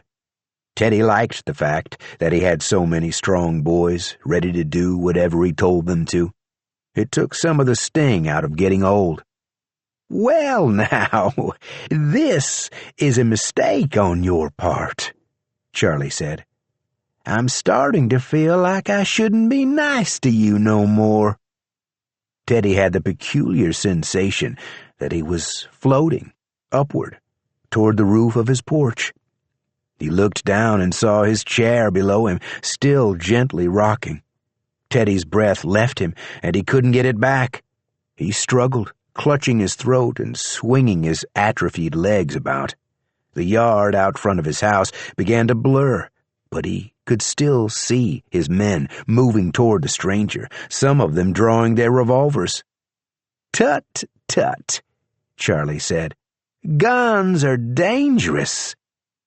Johnny Barth, who was closest to Charlie and already had his pistol out, spun on his heels and fired at Bill Cassidy. Bill fell against Matt Hawk, and they both went down in a heap. Several of the others rushed to untangle them. A few stood where they were, looking back and forth, uncertain whether to help their friends or try to deal with the stranger. "I didn't do that," Johnny shouted. "My arm moved by itself. I didn't mean it, fellas." Teddy's vision went dark then, punctuated by swirling pinpricks of light, but just before he lost consciousness, he was abruptly dropped back into his chair. He fell forward and landed on his hands and knees, gasping for air as his vision slowly returned. "Mr. Paradis, would you kindly ask your men to lay down their weapons?" Charlie said. Teddy nodded. His voice came out as a croak, and the frightened ranch hands dropped their pistols in the mud. "Good," Charlie said. "That's very good of you. Now, I've changed my mind. I would have gladly paid you for your help, but you've been rude to me, so I believe I'll just take what I want." "Can't," Teddy managed to say. "I surely can, sir." "You're a witch," Johnny Barth said. "You made me shoot Bill. You're a damn witch, ain't you?" "What do you know about witches, boy?" "I know regular folks can't make a man shoot against his will." Charlie looked at the sky. "No, I ain't a witch, nor a ghoul, nor nothing like you've seen before in your miserable lives. I'm something else entirely, and I'm here because this county has power in the soil and in the air. I've spent centuries crisscrossing the globe, looking for places like this." He turned back to Teddy Paradis, who sat on the porch with his back against his rocking chair, trying to figure out how to rid himself of the stranger. "I'll be here until I decide to leave," Charlie said. "Meanwhile, I still require some of your men. There's a red coach coming up that main road. They're not far behind me. The driver's a Negro, and there's a white cowboy inside the wagon. Neither of them should give your boys too much trouble, nor should the Mexican who's riding with them. I'd like a few of you fellas to intercept that coach and kill those men." "My boys don't answer to you," Teddy said. He felt his throat closing again, and his right leg moved of its own accord, bending upward at the knee. There was a loud crack, and Teddy screamed. Charlie turned and addressed the gathered ranch hands. "Your boss finds himself indisposed all of a sudden." He pointed at young Wayne Traeger, who was trying to back away without being noticed. "You there, pick 2 or 3 good men and head down toward Buckridge. You'll encounter that coach before you get too far." "You could maybe pick somebody else for it, mister," Wayne said. "I got a lot of chores to finish up around here." He felt himself blush. His skin prickled and itched. He looked at the ground, hoping his face wasn't so red that the other men would notice, but the burning sensation increased. His cheeks felt like they were on fire, and he rubbed them with the palms of his hands, then clawed at his skin. The heat was coming from his skull, and he dug into the soft flesh under his eyes, trying to get at the source of the pain. Then it stopped. The heat subsided as quickly as it had come, and the only pain he felt came from the fresh wounds he had made with his fingernails. "You sure you don't want to go looking for that red coach?" Charlie said. Wayne nodded. "I'll do it." "Good," Charlie said. "One more thing. Those men who are coming up the road have a woman and child traveling with them. Do whatever you want with the woman, but bring the child to me." Chapter 9. Roy Olin rode out from Buckridge late in the morning and came back with news. "The Wells Fargo coach that fella warned us about, it's headed this way, big as life and red as a barn." "Well, I'll be," Earl said. "So that peculiar son of a bitch was telling the truth after all." "There's a Mexican kid riding alongside the coach." "I did some checking on that while you was out scouting. Turns out there really is a Mexican by the name of Cortez who's wanted down in Fulton, Texas, for killing a deputy's wife." "Don't mean it's the same Mexican riding this way." "Nope." "I've been thinking. Roy said. He lit a cigarette and took a drag before passing it over to Earl. Our friend, Mr. Gamble, didn't seem all that broken up about getting bushwhacked. And he said those bandits painted his coach red, but how could he know about that, unless he stood around and watched them do it? It's peculiar, all right. What are you thinking? The sheriff sighed. I guess I better stop them folks here. I ought to at least ask them some questions. The sheriff's office was at the south end of the unnamed road that ran through Buckridge.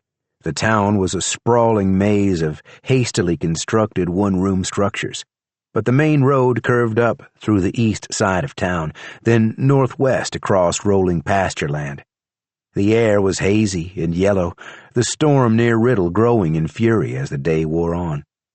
Roy left Sheriff Hickman standing on the porch and went inside the office to trade his rifle for a shotgun. When he came back out, carrying the shotgun and a leather strap with buckles at both ends, the great red coach was rolling up the street toward them. Up close, it was an impressive sight.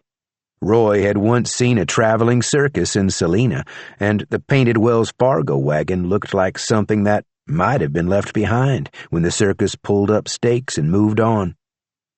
In the driver's seat was a black man, his brown derby tilted at a rakish angle, and the Mexican boy rode behind the coach. Earl stepped off the porch and raised his hand. The driver reined in the team and climbed down. "Sheriff," he said. Earl glanced down at the star pinned to his chest. "Earl Hickman," he said. "And over there's my deputy, Roy." The black man tipped his hat to each of them in turn. "I'm Moses Burke, and that's Ben back there on the horse." The Mexican waved, and Earl nodded at him. Roy held the shotgun down at his side, but kept a tight grip on it, waiting to see what Earl would do. "We could sure use a doctor if you've got one," Moses said. "We've got a man in the wagon with a gunshot wound." "We got a doctor," Roy said. "How bad is he?" "The bullet passed through, but he's lost some blood." "How'd it happen?" Earl said. "We ran into a little trouble south of here." "That trouble happened to go by the name Charlie Gamble?" The Mexican jumped in his saddle, but Moses Burke was unperturbed. "Don't know that name," he said. "Where are you folks out of?" Moses was frowning now. "Nowhere in particular, I guess," he said. "Most recently Monmouth." "That's down by the Oklahoma border." "That's right. We're headed up to Riddle now, but it looks like a pretty bad storm ahead of us." "Kansas weather," Earl said. He kept his eyes on the Mexican, who so far had not spoken or moved to get down off his horse, but was fidgeting in the saddle.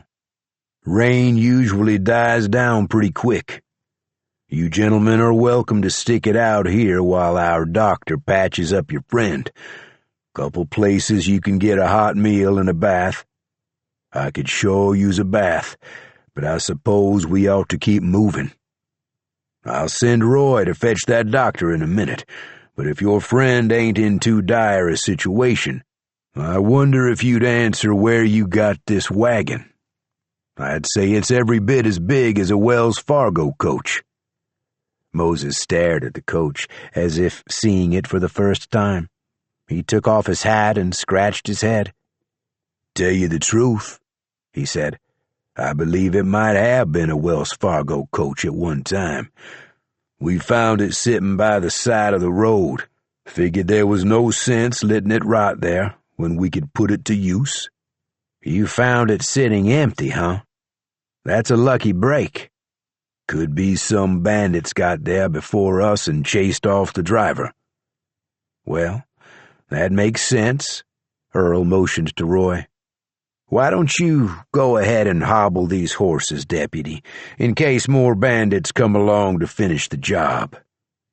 Roy stepped off the porch and kneeled in the road, setting his shotgun down within easy reach. He buckled the ends of the leather strap around the lead horse's legs, a big spotted roan. Is that necessary? Moses said. I like to be cautious, Earl said. Saves me time later. He narrowed his eyes at the Mexican. Mister, you say your name's Ben? That wouldn't be short for Benito, would it?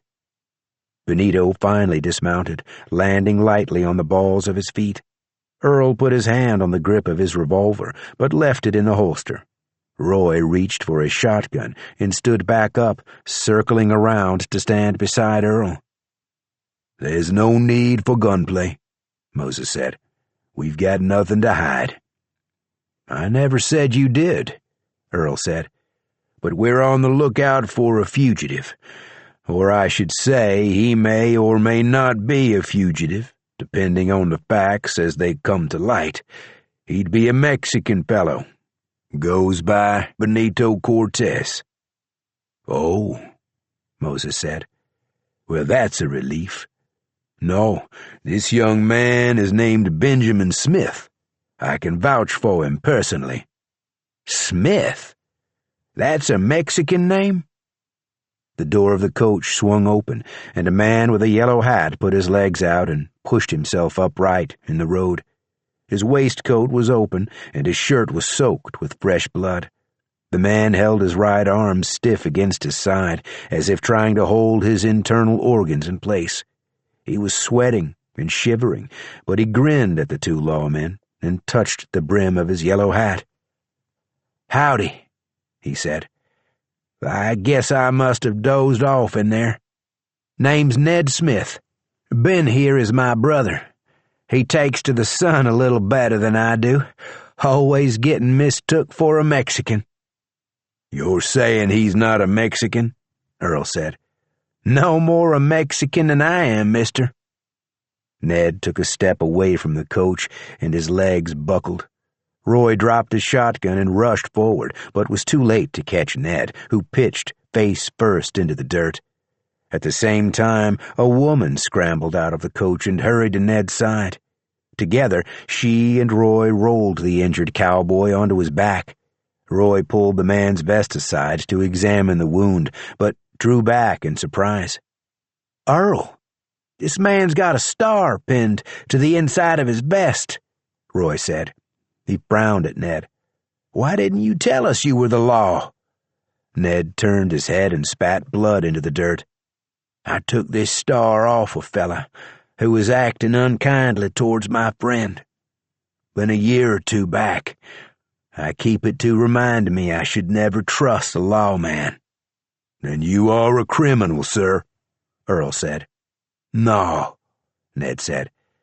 That fella was plenty dead when I took his star. He wasn't using it no more. This wound's festering, Roy said. I think I better fetch the doc. Go on, Earl said. I got the situation in hand here. Roy grabbed a shotgun and leaped up onto the porch. He ran into the office, and a moment later reappeared around the far side of the building, riding a black and white mare. He whipped her into a full gallop and rode up the street, out of sight. He'll be back presently, Earl said. He squinted at Rose. Ma'am, are there any more people in that coach? Rose was using a handkerchief to wipe Ned's forehead. She looked up and frowned at the sheriff. None of us has committed a crime, sir. I don't care for your tone of voice or your insinuations. Earl almost smiled. Well, ma'am, I don't mean nothing by my tone of voice, but this road runs through my town, so I suppose I got a duty to ask questions when folks come riding in with a man that's been shot up and admits to taking a badge. Not to mention, you're in a stolen coach, and I'm pretty sure the bank would like to get that back from you. Benito had thought it wise to keep his mouth shut and let the other men talk, but now Ned was unconscious, and the sheriff was disrespectful toward Rose. You should mind your manners around a lady, he said. Hush, Ben, Rose said. Mr. Smith, Earl said to Benito, how about you and your friend, Moses, pick up your brother? and carry him into the office. You can lay him in one of the cells back there, since we got no occupants at the moment." "Then we are under arrest?" Benito said. "We can leave that decision for later. I'll revisit the question when Roy comes back with the doc and we've all had a chance to get to know each other. For now, I'd feel better if you were all in one place, so I can keep an eye on you." Chapter 2. They buried Benito Cortez and Earl Hickman in a tiny graveyard outside Buckridge. Only a handful of people attended the funeral. Roy Olin read a passage from the Bible and spoke a few words about his friend, Earl. When it was Moses's turn to speak, he hesitated.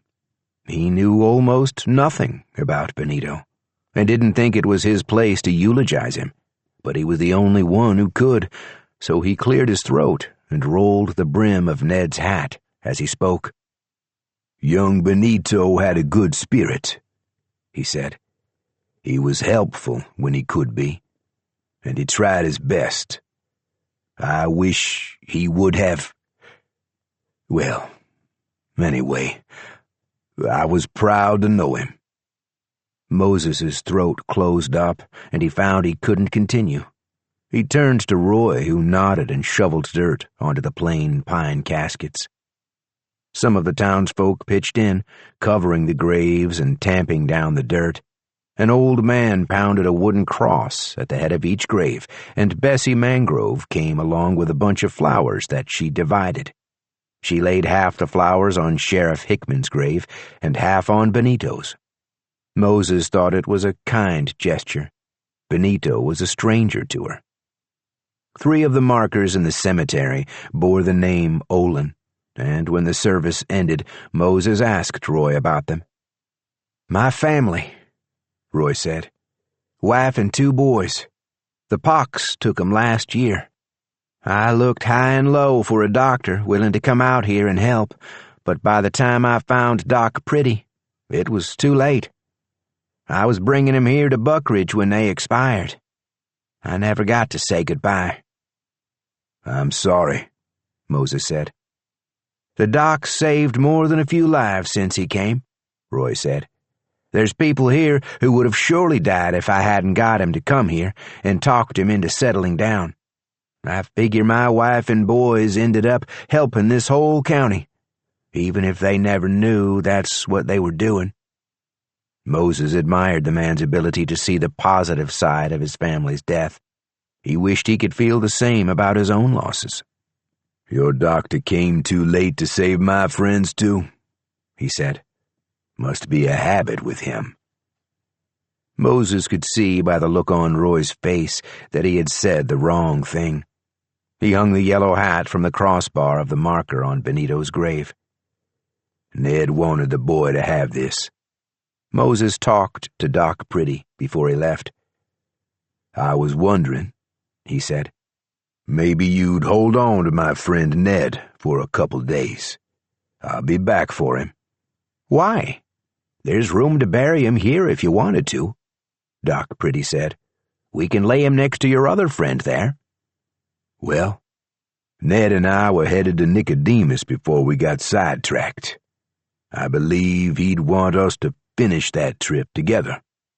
My family's got a little plot where I could bury him amongst people who aren't so much strangers. I don't think they'd mind." "I'll keep him for you," Doc Pretty said. "Mind if I ask where you're off to?" "In all the confusion, I've lost track of a couple members of my party. I'd like to see they're all right before I move on, or I'll bury them if I have to." He tipped his hat to the doctor and mounted his horse, turning her nose toward Riddle. "Good luck to you, mister," Doc Pretty said. "Thank you," Moses said. "Way things have been going, I'm sure I'll need it." Chapter 3. John Riddle locked the front door of the Burden General Supply and ran to the porch overhang of the barber shop next door. From there, he cut through Quade Gentry's blacksmith forge, then the livery stables, and emerged 5 minutes later, a few yards from the train station. He could see that he had indeed left the shutters open. One of them had come loose and was banging against the side of the building. He dashed across the street and inside, where he dried his hair with a horse blanket left over from the previous autumn when a Tennessee woman had given birth on the floor of the station. He had been unprepared at the time, but now John made sure to have clean blankets and towels on hand. There was a puddle of rainwater under the window, and he used the blanket to mop the floor before grabbing the swinging shutter and latching it. Edward, a boy he employed to clean up, had left a telegram on John's desk, weighted down with a horseshoe. John read the telegram over, twice. Private car to arrive late morning or early p.m. Stop. 1 passenger. Stop. This was news to John. There were no trains expected before Monday. The private car was unscheduled and sudden, which might mean it carried a dignitary or an entertainer. 3 years earlier, the governor of Kansas had used a private car to travel through the parts of his state he hadn't yet seen. But that train hadn't stopped in Riddle. It had merely slowed, so the governor could lean out and wave at the dozen or so people gathered on the platform to see him go by. John checked the clock, then took a look around the station. Edward had done a decent job cleaning the place. John got a fire going in the stove to warm the room up. He was tidying his desk when he heard a train whistle over the sounds of the storm. He picked his favorite umbrella from the stand near the door, big and sturdy with a wooden handle carved in the shape of a duck's head.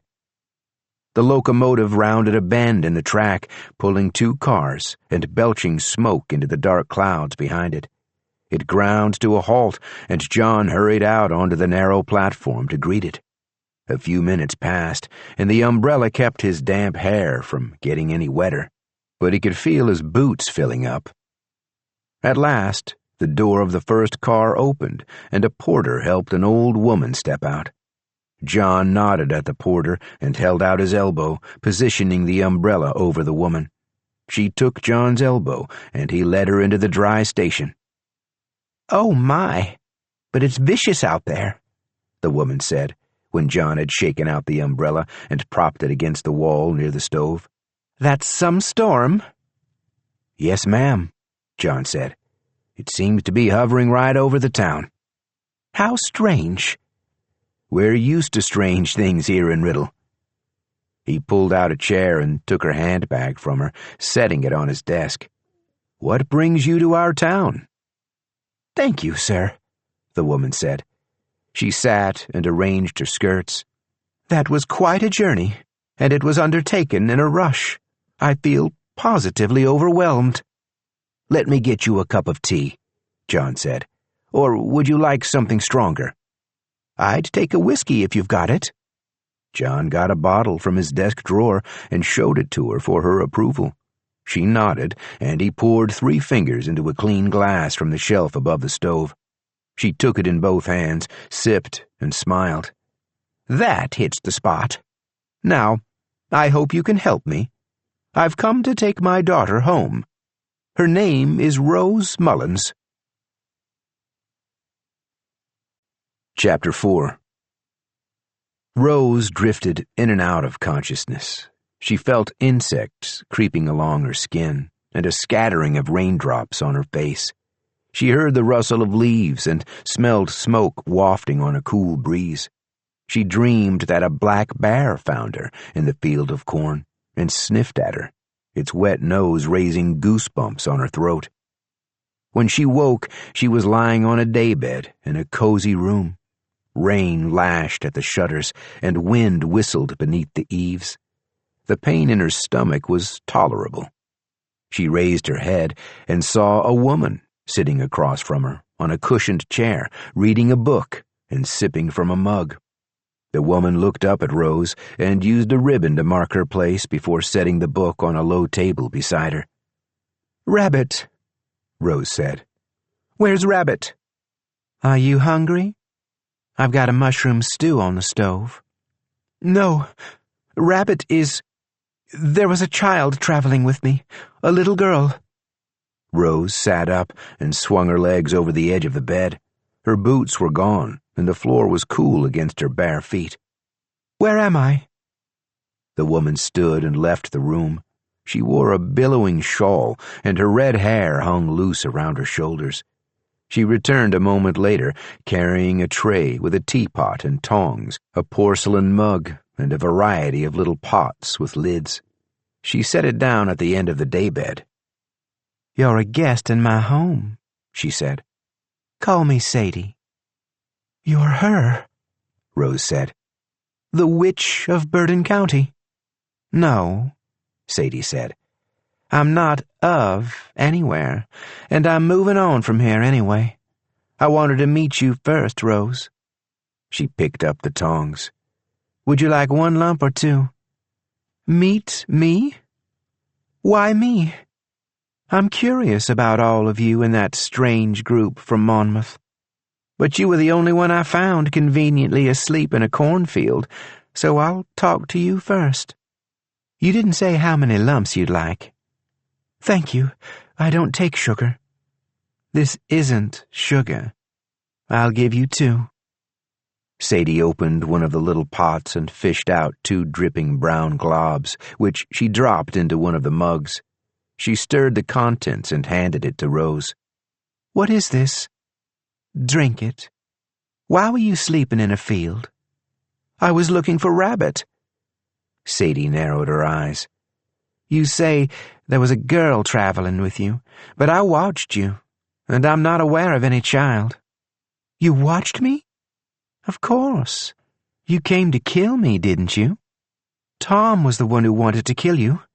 The others, we had our own reasons for making the journey, but I don't think any of us wants to hurt you." "Which one of you is Tom?" "He's gone now. There were ghouls. They used a cleaver on him." "Oh, yes," Sadie said. "You met the Benders. I'm surprised they only got one of you." Rose glanced at the shuttered windows and at the door on the far side of the room. To get to the door, she would have to pass the witch. While she considered her options, Sadie quietly watched her, a smile playing at the corners of her lips. Even in the dim glow of the lantern, Rose could see that the witch was lovely. Her nose was slightly crooked and her eyes a bit too large for her face, but the faint lines that bracketed her mouth and the corners of her eyes lent her an air of kindness and intelligence. Sudden pain arced through Rose's body like lightning and doubled her over. It passed quickly, leaving a tingle in her fingers. When she sat back up, the witch was standing beside the bed. Sadie put a hand on Rose's back and took the mug from her, lifting it to Rose's lips. "Drink," she said. "I promise. It's not poison." She tipped the mug, and Rose let the warm liquid trickle down her throat.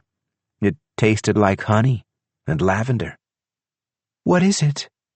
Sadie was already back in her chair, one leg curled under her. She brushed a strand of hair behind her left ear. "I can smell arsenic on you," she said. "Keep drinking. That tea will leach the poison from your body." "Why would you want to help me?" Sadie shrugged. "Why wouldn't I? Didn't you say you wish me no harm?" Rose took another sip. Over the rim of the cup, she gazed around at the potted plants, the shelves of books, the weather-beaten table in the corner that was cluttered with bottles and jars. "You live here by yourself?" Rose said. "Without anyone?" "It suits me." It had never occurred to Rose that she could choose to live alone. "What are you reading?" she said. Sadie glanced at the book next to her. "Malleus Maleficarum," she said. "The Hammer of Witches. It's not got much of a plot. Do you read?" "I love books. This one's filled with recipes for killing witches," Sadie said. "Why would you want to read that?" "Know thine enemy," Sadie shrugged. "I took it from a man who came to kill me. He probably wasn't much different from your friend Tom. I'm curious, would you have shared in the bounty if your friend Tom had piled rocks on my chest until I couldn't breathe? I wanted no part of that bounty. You're a bit of a mystery, Rose. You say you love books, and you don't want money. You don't intend anyone harm, and yet someone has slowly poisoned you over the course of many years. Why is that? There was the sound of a distant explosion, and the house shook. The jars on the table clinked together, and a sprinkle of plaster dust drifted from the ceiling. What was that? Rose said. Someone else is coming to kill me, and they've tripped one of my alarms. People have been coming from all over. We weren't the first? Hardly, Sadie said. Some have come from much farther than Monmouth. I'm from Philadelphia. Originally, I mean. Why did you leave? I wasn't wanted there, Rose said. But someone wanted you here. Was it Tom? No. I didn't think so. You don't strike me as a witch master's apprentice. I take you for either a farmer's wife or a schoolteacher. Rose blushed. Must I be one or the other? There aren't many prospects for a woman around here. It's mostly whores, wives, and schoolteachers. You're no whore. I was a schoolteacher. Then I was a farmer's wife. And what are you now? You make it all sound so... I don't mean to be cruel, Sadie said. Like I say, there aren't many prospects. Oh, I don't know what I am, or what I'm doing. My husband died, and I went with the others to safeguard the child. But now I've lost her. She's out there somewhere. Whose child is she?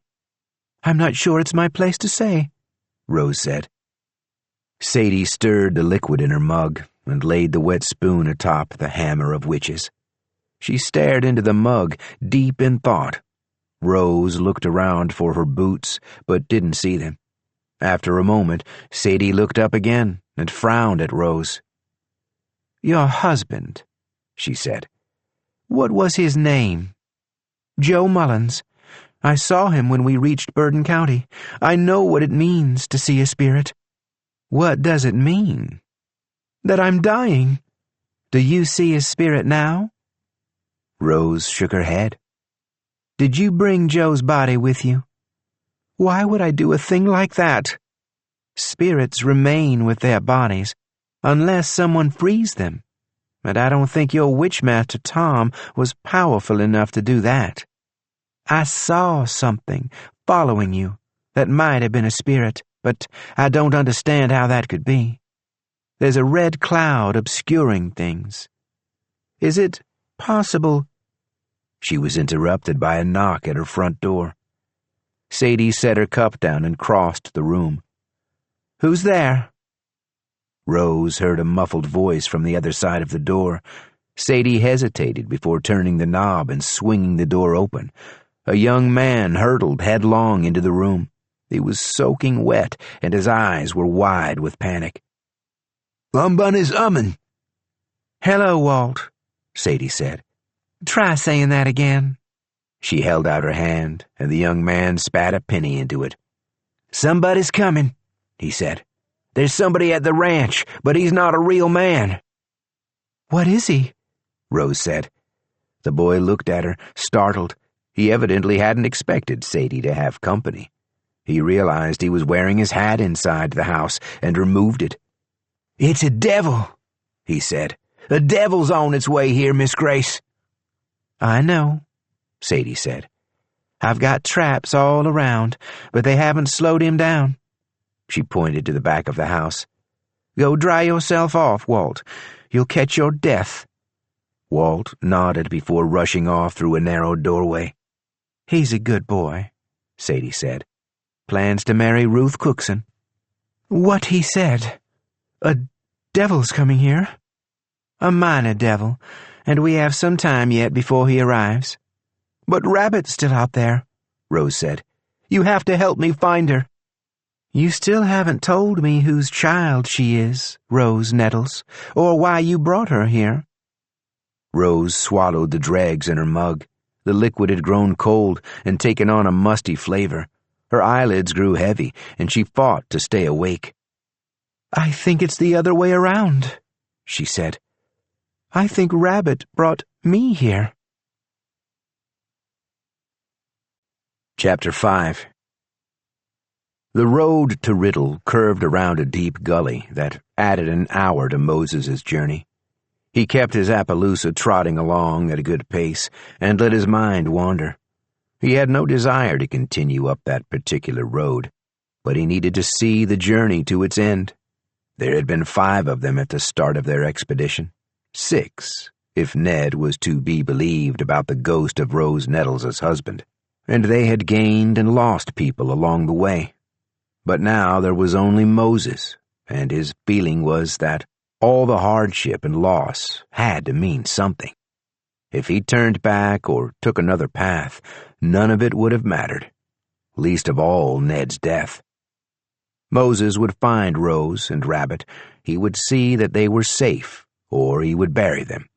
Then he would ride up to the witch's house, and he would say hello.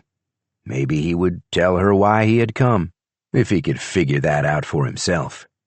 Maybe he would tell her about Ned and the others and everything that had happened. Or maybe he would just introduce himself and ask her name. When his curiosity was satisfied, he would ride away from Burden County, and he would do his best to forget he had ever heard of such a place. The road ended south of Riddle in a jumble of rock and sod, as if the earth had shifted, creating sheer bluffs and basins. Moses led the Appaloosa around and down into a crater. He found a natural path back up the other side, and dismounted, leading his horse by her reins up the narrow trail. Coming up out of the ground, he heard crackling flames before he saw them. The pasture land around Riddle was an inferno. The grass burned black, threaded with veins of red and orange fire. Trees and bushes blazed. He could feel the heat of it wicking away the sweat on his face, drying his eyeballs in their sockets. He picked a path through the flames, leading the nervous horse. At the other side of the burning grassland, he mounted the Appaloosa and spurred her on. The road resumed after a few yards, and Moses looked back at the ruined landscape. "Be glad we weren't here when this happened," he said to the horse. Rain hung like a curtain at the outskirts of the town, and he pushed the horse into it. The storm came so hard that it stung his cheeks and flattened the crown of his hat. He dug in his heels, struggling to keep the Appaloosa moving forward, wind threatening to tear him out of the saddle. The street through town was deserted, the dark shapes of squat square buildings looming up on every side, with only an occasional candle in a window to prove that people still lived there. When he drew even with the town's general store, he saw a man standing under the overhang, out of the rain. Moses waved at him, and the man waved back. An old woman stood in the open door behind him. Moses dismounted and tethered the Appaloosa to a post, then ascended the steps and introduced himself. The man was John Riddle, and the woman was Mrs. Giles Bradshaw. "What happened to your town?" Moses said. John shook his head. "I'd advise you to turn back, friend. This is a dangerous place to be right now." "I'm looking for a woman who might be traveling with a girl. Her name's Rose." "Rose?" Mrs. Bradshaw said. "It wouldn't be Rose Mullins, would it?" "She calls herself Nettles now." "That's my daughter." "I don't know about her," John said, "but an old man and a girl came through here a short while before you. There were 2 strange men following them. Then all hell broke loose." "The old man. He have a long gray beard?" "You know him?" "Not really," Moses said. "Calls himself Jacob." "I guess Sadie set some traps, but they didn't stop him." "Do you know where they went?" John pointed north, and Moses sighed. Of course they went north. It's always north. Like I say, you'd be wise to turn back, John said. Do you think Rose is here? Mrs. Bradshaw said. I hope not, ma'am. Moses nodded at John Riddle and tipped his hat to Mrs. Bradshaw. Her dress was so new and clean, he thought, she must have come from someplace fine. She was used to better things, and he wondered how she must feel to be standing in the rain in Burden County. I guess I'll keep going, he said. If you find Rose, tell her I'm here, Mrs. Bradshaw said. Tell her I came for her. Moses left the Appaloosa where she was tethered and walked on up the road. Mud sucked at his boots, and the hems of his trousers grew heavy. His wet clothing stuck to his skin. The buildings in Riddle were as cramped and crowded as those in most other towns Moses had seen. The saloon had a sign depicting the bloody stump of a finger. Moses thought about Ned's body laying in a coffin down in Buckridge. He thought about getting out of the rain, stopping in at the saloon, and having a drink. But he pressed on. If he ever met up with Ned again, his friend would want to hear the end of the story. Moses reached the edge of Riddle without seeing any sign of Jacob Skinner, Rose Nettles, or Rabbit. He kept walking. Rainwater soaked his eyebrows and ran into his eyes. Dead cornfields huddled around him, brown and stumpy against the gray-green horizon. As the road left town, it became a narrow path through the prairie. He saw a single tall tree in the middle of a wide field, like a signpost. Beneath the tree, a man in a purple coat stood, with his arms out. The huntsman hovered in the air above him, the old man's legs kicking uselessly, his fingers clutching at his throat. Rabbit was perched on a high branch of the tree above them, and she raised her eyes to watch Moses as he approached. Moses didn't recognize the man in the purple coat, but he recognized his laughter, barely audible over the sounds of the storm. Moses remembered dangling in the air, while the life was choked out of him. He remembered Rigby's high-pitched cackle. Moses drew his revolver and took aim. Chapter 6. When Bill Cassidy was 4 years old, he wandered into a rattlesnake nest. It was his first memory. He remembered the snakes coiling and hissing at him, their tails vibrating so fast they were a blur. He remembered his father and his older brother yelling at him from the other side of a dry creek bed, and he remembered his mother crying and making the sign of the cross. It was the most terrifying thing Bill had experienced, until the day he followed Charlie Gamble up from the Paradise Ranch and into Riddle. Bill didn't want to follow Charlie. His legs moved of their own accord, no matter how he tried to stop or turn the other way. Charlie rode on, and Bill had no choice but to follow. His arm throbbed with pain where Johnny Barth had shot him, but the bleeding had already stopped. He supposed that didn't matter, though. He was certain Charlie would kill him, as he had killed all of Bill's friends at the ranch. He hoped it would be less painful than burning up in a sealed mess hall. He hoped his severed head wouldn't decorate Charlie's saddle alongside Teddy Paradis's. They stopped outside town, where there was a chasm surrounded by craters and massive slabs of rock. The landscape was on fire, and beyond it raged the fiercest weather Bill had ever seen. He thought maybe he was already dead and had gone to hell. He began to cry. "Oh, stop," Charlie said. "It looks like someone's been here before us and got the worst of it. The witch spun a wicked web around her territory, but someone walked right on through, didn't they? Still, we ought to take precautions. Do you know what insurance is?" He put his hand up to his face and belched, and a shiny black toad tumbled out onto his palm. He held the toad out to Bill.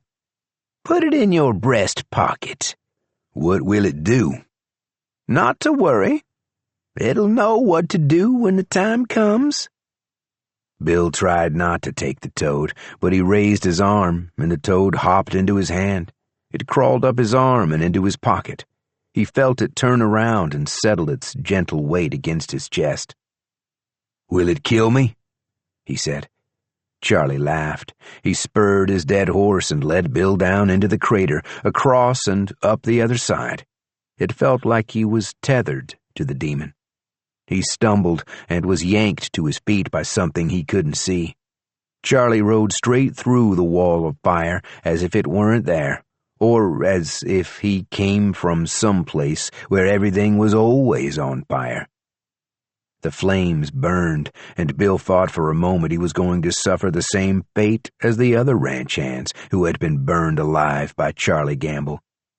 But then he was through, and his skin was beet red, but it didn't hurt as much as he'd expected. While he was puzzling that out, they plunged directly into the storm. Bill's hot clothes steamed and crackled. The toad squirmed in his pocket, and Bill retched, but nothing came up. He trudged behind Charlie's horse, slipping and stumbling in the mud. The town was eerily quiet and empty. Charlie stopped outside the general store. There was a light on, and faint piano music wafted out at them under the sound of pounding rain. Charlie leaned back in the saddle, spread his arms wide, and shouted at the storm. "This place is mine now. You all belong to me. I'm going to kill your witch and take your bounty and take the power in your soil. Wait for me. I'll be back." The piano music stopped. Charlie laughed again, and the horse lurched ahead as if he had snapped the reins. Bill followed. Beyond Riddle they came upon a wide field. A big ash tree was visible through the gray sheet of rain. Charlie stopped again and sniffed the air. "That's your tree, isn't it, witch? Are you up there, or are you in your house? Why can't I tell?" He led the way across the pasture. The footing was difficult and uneven. Bill stepped in a hole and fell. Before he could get back on his feet, he was dragged across the grass at the same pace as the horse. An old man stood under the tree, and a little girl sat on a branch above him. "You're looking for her, too," Charlie said to the old man. "The witch." Not like you're looking for her, the man said. I know what you are. "I know what you are, too," Charlie said. "But I'm older and stronger than you." The old man suddenly had a long knife in his hand and was already in mid-leap, a leap so long and so high that Bill didn't think a human being could manage it. But Charlie gestured, and the man stopped in midair. Charlie raised an arm, and the old man rose up into the branches of the tree. The man's legs kicked, and he grabbed his throat, but Charlie only laughed. He kept his arm in the air while he swung one leg over the saddle and slid down from the horse. The old man spat and struggled and hung on to his knife, but it was clear to Bill that his efforts were useless. Bill heard a crack of thunder, but it didn't build the way thunder usually did. Charlie jerked forward. Black blood spattered out across the grass and was pounded away by the rain. Bill turned and saw a black man wearing a derby. The man fired again, and Charlie's head exploded in a fountain of gore. The old man fell to the ground, and Bill realized he could move on his own. He turned to run and slipped, falling face first in the wet grass. He rolled over, relieved to finally be free. The black toad was perched on his chin. Bill watched, wide-eyed and frozen, as the toad crawled up and into his mouth. He heard a rattling sound in his skull, and his last thought was of his mother crying. Chapter 7. Rose was sleeping again on the daybed, with another cup of strong tea on the table beside her. The farmer's widow was snoring, and Sadie no longer smelled arsenic on her breath. Walt Traeger offered to look after the sick woman, and Sadie left him there. She quietly latched the door behind her before opening her umbrella. The sky was the exact color of the dead cornfields to the south and to the east, the rain coming harder, smudging the horizon. At least, Sadie thought, the storm would help douse the fires south of town. Her traps and alarms had failed to stop a single creature from crossing the county line. Once she dealt with the intruders, she would have to heal the ruined pasture land. The one bright spot she could see to the bounty on her head was the collateral damage that had been done. Many of the ghouls in Quivera Falls had been dispatched. The cursed forest had burned. Teddy Paradis was dead, and so was the lazy sheriff in Buckridge. And all these changes had required very little nudging from her. She could leave Kansas without a single pang of guilt. The people of Bourbon County no longer needed her quite so much. She would not miss many of them. She thought she could list on the fingers of one hand the people still loyal to her. John Riddle, Walt Traeger, Sarah Cookson and her family. Sadie smiled. She didn't have enough fingers, after all, to count the Cookson family. She was trying to remember all the boys' names when she found one of them beside the trail ahead of her, scooping up mud. Willie Cookson looked up at her as she approached and dropped the stick he was using to dig. He was covered in mud up to his elbows. His pup ran to greet her, tripping over her own outsized paws and rolling over to let Sadie scratch her belly. "I'm searching for buried treasure," Willie said. He stood and held out his hand so she could admire the spent bullet casing he had dug up. "You're getting wet out here," Sadie said. He shrugged. "Well, I don't mind." "You could catch your death." "I have my dog, Sadie, to protect me." He knelt again and scratched the dog's ears. Her hind legs kicked reflexively, and she lapped at his muddy arm. "Here," Sadie said. She handed him the big umbrella with its heavy brass handle. He almost dropped it, and she had a sudden realization that he would use it to dig in the mud as soon as she had passed out of sight. He handed the umbrella back to her and shook his head. "I'm already soaked," he said. "And Mama would be mad if I took your umbrella from you." "Then go home, Willie. Go home, out of the rain, and take your family inside with you. Tell your mother to lock the doors and windows. This is not a good day to seek treasure." "This is the best day for it, because everything's soft and runny," he said. "It's easier to dig." "Willie, there are dangerous people about, and I don't want to have to worry about you. Promise me you'll go home." He hesitated, but finally nodded. "I'll go home." "Good." She stood and ran her fingers through his sopping hair. "You're a good boy." She left him there, struggling to hang on to his wet, wriggling dog. She had gone only a few steps before she turned around and hollered over the storm. "Find a different name for that dog." Chapter 8. The devil's head was split open.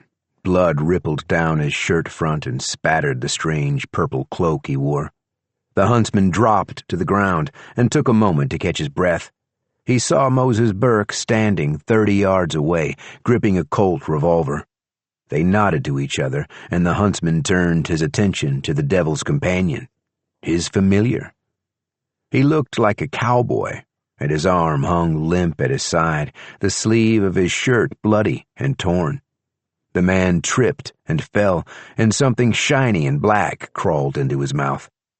The huntsman didn't pause to think. He clenched his knife between his teeth and ran on all fours across the pasture. He leaped on the cowboy, felt his skin tingle, and knew the man with the toad in his belly was a devil now. The huntsman slid his sharp knife under the cowboy's jawbone, twisted the blade, and pulled his arm down in one swift motion. The man's eyes opened wide as his guts spilled out onto the grass. The huntsman pulled out the cowboy's stomach and sliced through the warm membrane. He scooped out a handful of half-digested bacon and cheese. The dying cowboy clawed at him, but his fingers slipped off the huntsman's wet skin. The huntsman held the cowboy's stomach like a bag. He reached in again and found the wriggling toad, pulled it out and dropped it, then crushed it under his boot. The cowboy curled up in a ball. His flesh tightened and his bones cracked as he shrank into himself. Then he grew still and silent. The huntsman turned and watched the devil's corpse rise, his spirit forced back into Charlie Gamble's broken body. Moses fired the revolver again, but this time Charlie was prepared. The bullet whipped around him and plunked into the trunk of the tree. Above him, Rabbit climbed to a higher branch. As the devil's head began to knit itself together, he looked up into the tree, and his face split in a wide grin. "Rabbit!" Moses yelled, but the huntsman was already running. Chapter 9. The buzzing in Joe's head grew louder and more insistent as he walked. He had lost track of Rose in the field of corn, but was compelled by the hornet's buzz to keep moving. He walked through the rows, watched the corn go through its harvest, grow again, die, and rot. And he walked across a flat plain covered with purple clover. At last he reached a pasture with an ash tree that was tall and wide. It stood unchanged in Joe's eyes as the grass around it turned brown, then green again. A fierce storm blew around him, and that too remained as if it were not a natural phenomenon of the changing seasons. He saw people in the field and recognized Moses Burke and Jacob Skinner. He saw a little rabbit sitting on a branch high in the tree, but he didn't recognize the dead man on the ground, or the woman walking toward the tree, or the man with the purple robe and blood on his face who pointed up at Rabbit. It was plain that the man in the purple robe posed a danger to Rabbit. Joe concentrated, and everything grew still around him. The rain stopped in midair. The man in purple froze in place. The bullets stopped in the barrel of Moses's revolver. Even Jacob was motionless, caught mid-leap above the tall grass. But Rabbit moved in the tree. She stood, holding on to the broad trunk, and smiled down at Joe. In his peripheral vision, Joe saw other movement, and he looked past the tree, across the field to the road. The woman was still walking toward the tableau under the tree. She was carrying a sturdy umbrella with a brass handle, and she was astonishingly beautiful, he thought. She looked directly at Joe, and a curious expression played across her features. He watched as she left the road and walked across the grass. She stopped in front of him and stuck out her hand, testing the air. Then she lowered the umbrella and closed it. "You must be Joe Mullins," she said. Joe nodded. "You can talk if you like," the woman said. "I can hear you." It had been a long time since Joe had spoken to the living, and it took him a moment to find his voice. "You'd be the witch of Bourbon County," he said. "People keep calling me that," she said. "My name is Sadie." "Who is he?" Joe said. He pointed at the man in purple. "I don't know who he is," Sadie said, "but I know what he is, and I'm afraid he might have enough power to destroy a ghost." Surprised, Joe stared at the man and saw him move. He turned very slowly on his heels, and his expression was changing, his smile growing wider, his eyes rolling in Joe's direction. Joe could sense that he was losing control over the man. "What should I do?" he said. "I can think of 2 options," Sadie said. "Stand here and wait until he breaks free of your influence, or stop him." "How?" "I'm no spirit, but I know that once you're unstuck from the flow of time, there are things you can do to affect it. You're doing it now, but I think you can do more." Joe remembered how he had entered the body of the sheriff in Buckridge, how he had changed the man's mind by sharing his life. Sadie put her hand on Joe's arm, and he was surprised that he could feel her touch. "If you do this," she said, "it could be the end of you." He smiled. "I'm already dead." "He might take you with him to the infernal place he comes from." Joe looked up at Rabbit. Sadie followed his gaze and frowned. "I didn't see you there," Sadie said. "How is it possible I didn't see you?" Joe steeled himself and walked away from Sadie toward the tree. The man in the purple cloak had managed to turn completely around and was glaring at Joe. Joe could not remember when he had felt more afraid, but he had been heard and touched, and he decided that ought to be enough for a dead man. The man in purple pointed at him, and Joe floated up off the ground. He kept moving forward. The ground, he thought, was no more important to him than the air. He didn't need it in order to walk. He let everything else go and focused on closing the gap between himself and the devil. From the corner of Joe's eye, he saw the huntsman resume his forward rush, and he saw a bullet exit the barrel of Moses's gun.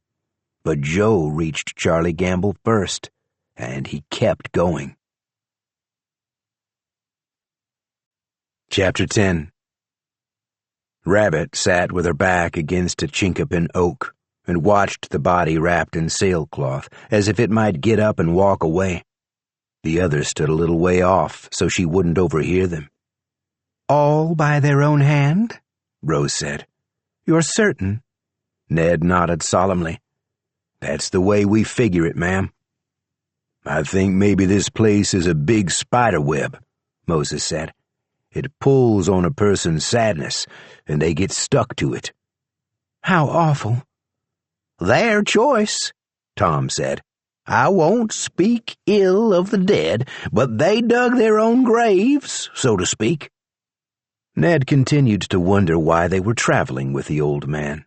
Virtually every word he spoke caused Moses and Rose to flinch. But Ned had traveled with less agreeable personalities than Tom, and he had learned long ago to shut them out when they talked, unless they had something useful to say. "Moses," Ned said, "I know you're going to want to bury all them folks proper, but I just don't see how we can do it." "I know that," Moses said. "It would take years off our lives, and in the meantime, we might get stuck in that web of sadness you're talking about and end up in these woods forever." "I said I know it. There's too many of them." "But there must be something we can do for them," Rose said. "We can burn the damn woods down," Tom said. "This is an evil place."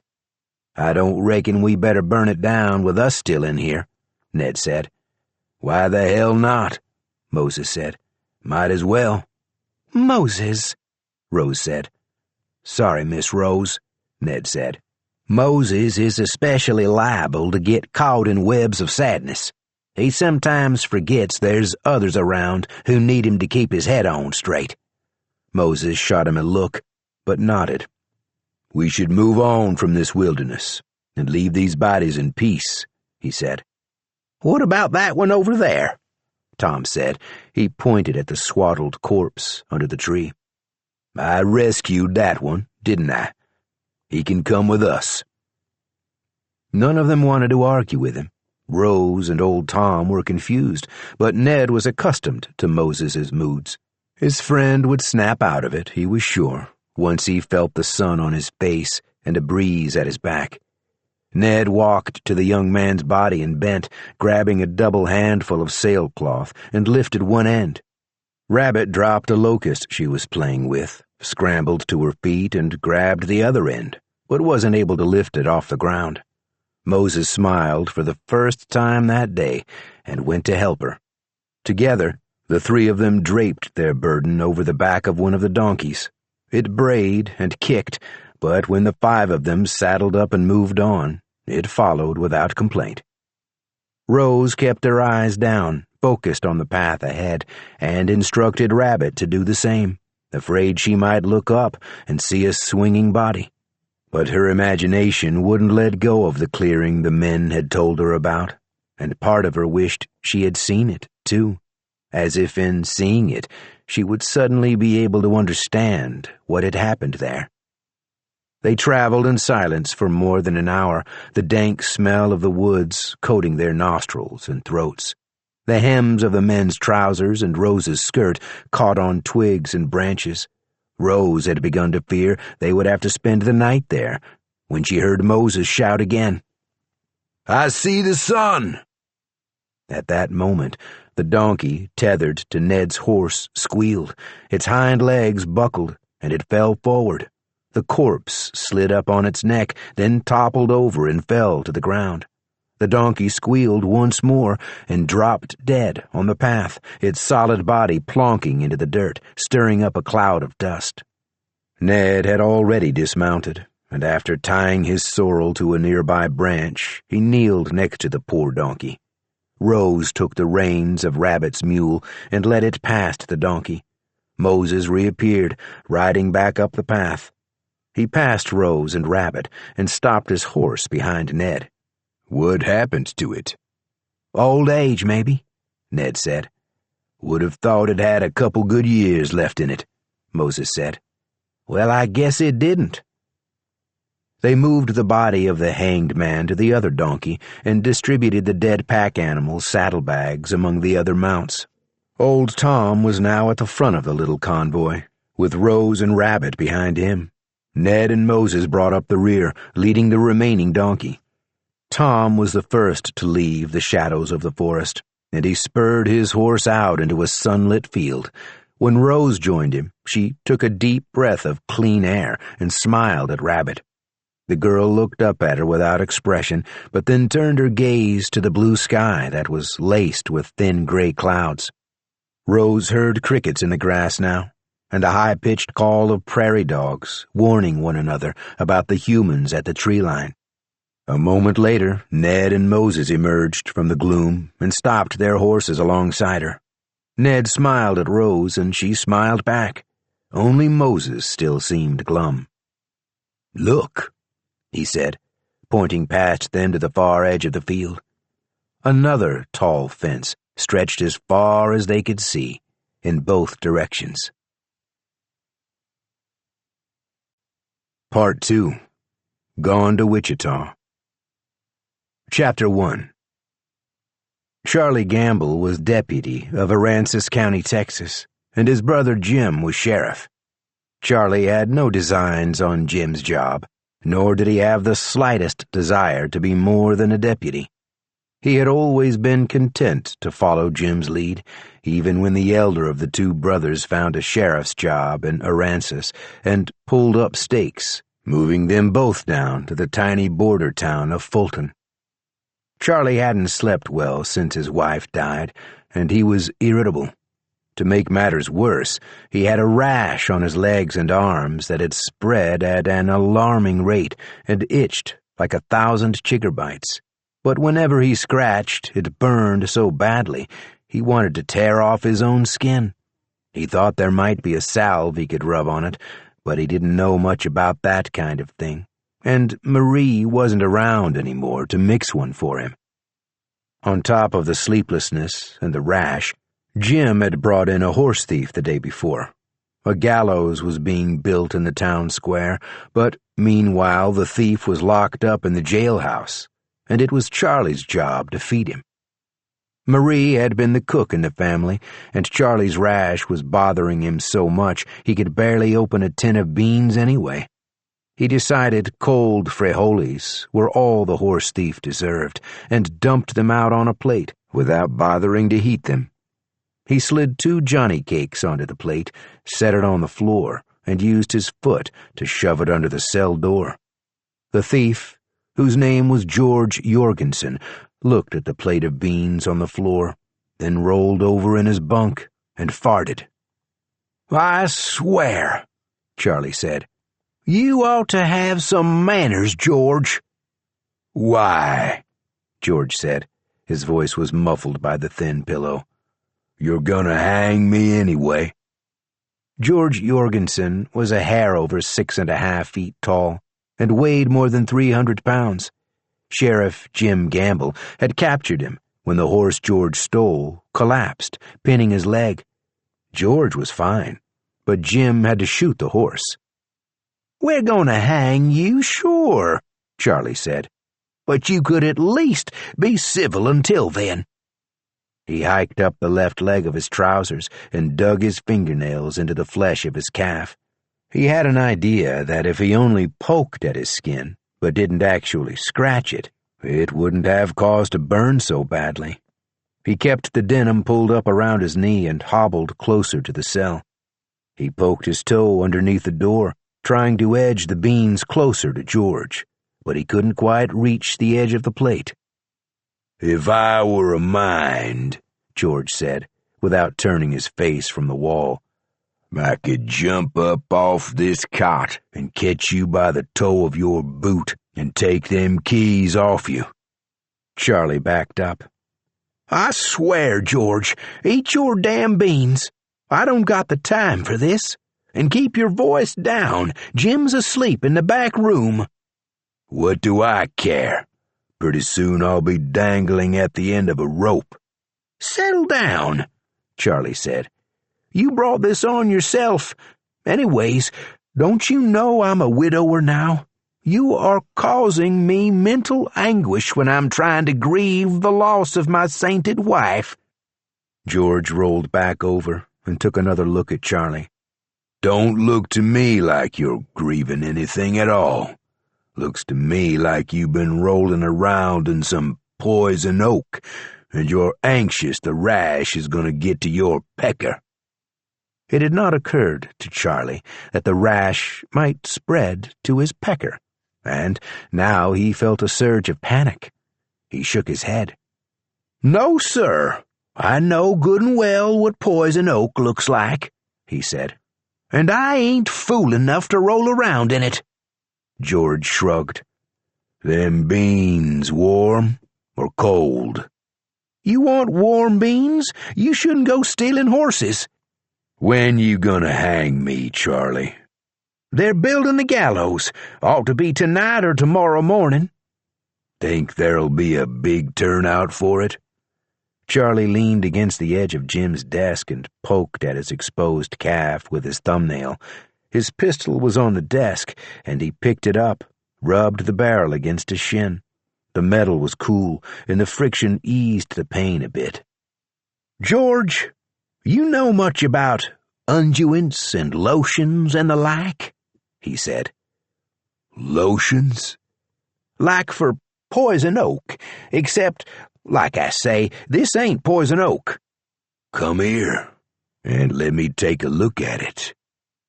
Charlie hiked his trouser leg a little higher and hobbled closer to the cell, still rubbing his exposed skin with the pistol. George rolled off his bunk and approached the other side of the bars. He squatted and peered out at Charlie's inflamed leg. "You was right, Charlie," he said. "That ain't poison oak after all." "Well, I told you that," Charlie said. "What is it?" "That's hellfire, boy. Your skin's burning 'cause you got a demon in you, feeding on all the shame and anger you got bottled up inside." "I got no such thing, you damn horse thief."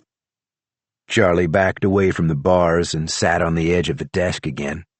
He rolled the leg of his trousers back down over his calf and winced when the fabric rasped against his tender skin. George was still staring at him, his eyes wide. "You're the criminal," Charlie added, "not me." "Yeah," George said, "but it ain't no secret I'm a thief, and I'll suffer plenty of hellfire when I'm hanged, but you got to suffer it now while you're alive, and then some more after you die, too. What did you do, Charlie? that's got your flesh set on fire from the inside?" Charlie shook his head. He scratched his forehead with the butt of the pistol and bit his lower lip. "Jim!" George shouted.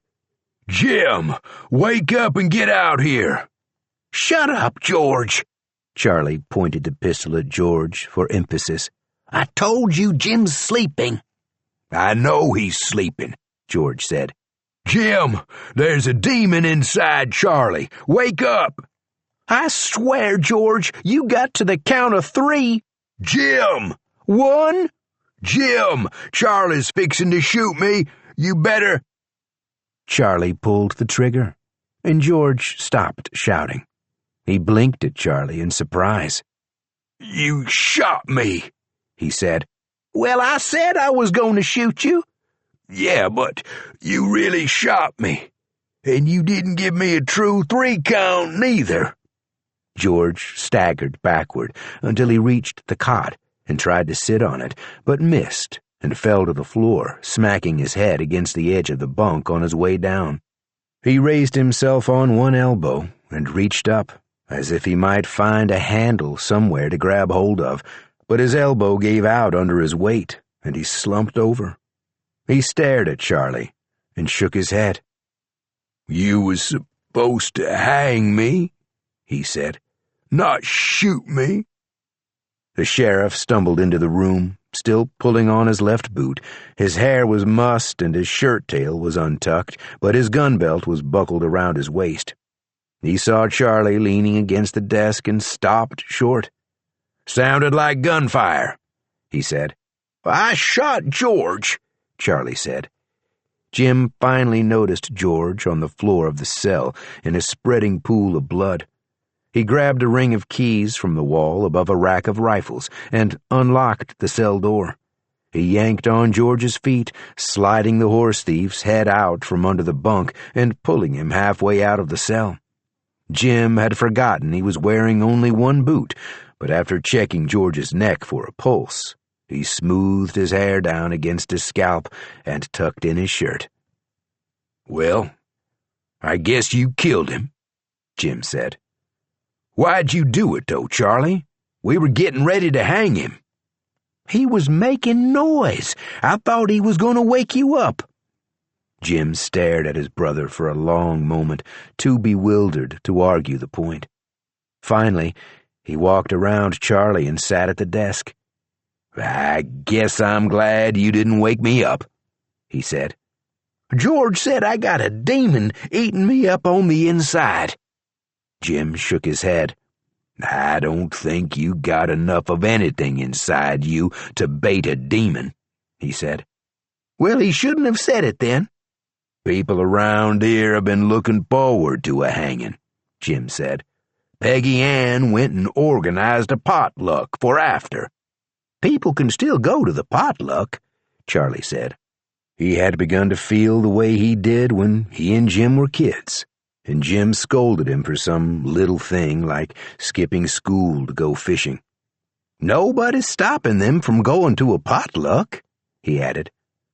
"I imagine they will go to the potluck, Charlie, but the whole time they're eating Peggy's fried chicken, they'll be looking at that big old gallows they built and thinking about what a waste it is to leave it sitting there empty. They might decide to put it to some use after all." "What do you mean, Jim? Nobody's going to hang me for shooting a horse thief." "Well, I don't really think so," Jim said. "But folks around here are feeling some disappointment in you these days, little brother, and you just keep on giving 'em reasons to be disappointed." "Nobody's disappointed in me, Jim. Name one person who's disappointed in me." He was afraid Jim would name himself, but Jim just tapped a finger on his desk and stared across the room at George's body. "All's I'm saying is you've got to think about your reputation," Jim said at last. "I can't do everything for you. You got to figure out some right things to do on your own." "What's this about my reputation? I don't have a reputation." "Charlie, that Mexican kid, what was his name?" Cortez. You're talking about Benito Cortez? That's right. That Cortez kid killed your wife, and here you sit, like nothing happened. I know something happened, Charlie said, but what am I supposed to do about it? If somebody shot my wife, well, hell, Charlie, I'd have him at the end of a rope by day's end. I wouldn't be sitting around the jailhouse feeding beans to a horse thief. You told me to give George Jorgensen his beans. You said, Charlie, you better feed George. You said that to me right here in this room and in those very words. You can't yell at me about feeding him beans after telling me to feed him the beans. That don't make sense, Jim. You have to see you ain't making sense. Jim sighed and ran his fingers through his hair.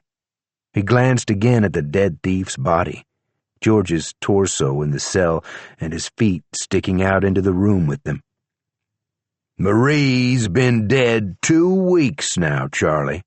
I can't say I know how it feels to lose your wife, nor how I'd go about my business if it was my Laura who got shot. But there's people talking, and they're not saying kind things about you. Charlie had been unaware anyone was talking about him behind his back, much less Peggy Ann, who had no right to talk about anyone after what had happened with her husband. Charlie had assumed all talk of Marie had simply stopped when she died. There was no reason, as far as he could see, to keep talking about anyone once they were dead and buried. Well, what are folks saying about me? What I'm trying to tell you, Charlie, is some people think you don't care enough about what happened to your wife, and they think that maybe Marie made a mistake getting hitched to you in the first place, since you haven't even lifted a finger against the one who killed her. Dang it, a loving husband would do something about it. But I called for the marshals. They're gonna bring him in, or they'll bring in his body anyway. That's what you're supposed to do in a situation like this, ain't it? The law's very clear on it, Jim. I think the law's very clear. Well, there's the law, and then there's justice. They ain't always the same thing. You're saying I'm supposed to find that Cortez kid all by myself, without any help? Jim nodded and spread his hands out over the top of the desk. I guess, yeah, I'm saying something like that. But the marshals are going to bring that boy back here any day now. I just don't know what to tell you, Charlie. You beat all. Just let me understand. You're saying I ought to go chase after that Cortez kid, even though the marshals are already after him? You're saying I should waste maybe weeks or months riding out after somebody who was about to get hisself caught and strung up no matter what I do? I am saying you ought to do something. Well, fine. I just wanted to understand what you meant, Charlie said. I guess I'll take care of old George over there, and then I'll be on my way. He opened the cell door wider and contemplated George Jorgensen's bulk. He realized he had committed himself to chasing down Benito Cortez, and he felt like kicking George. If the horse thief had waited to be hanged like he was supposed to, Charlie could be looking forward to a piece of Peggy Ann's fried chicken instead of a month of cold nights on a lonesome trail. The rash had begun to bother him again, and he wondered if it was already making its way up his legs toward his pecker. I swear, I almost wish I could shoot George again, Charlie said. You shouldn't have shot him the one time, Jim said. Charlie didn't have an argument for that. He bent and lifted George's feet and dragged him out of the cell. Chapter 10.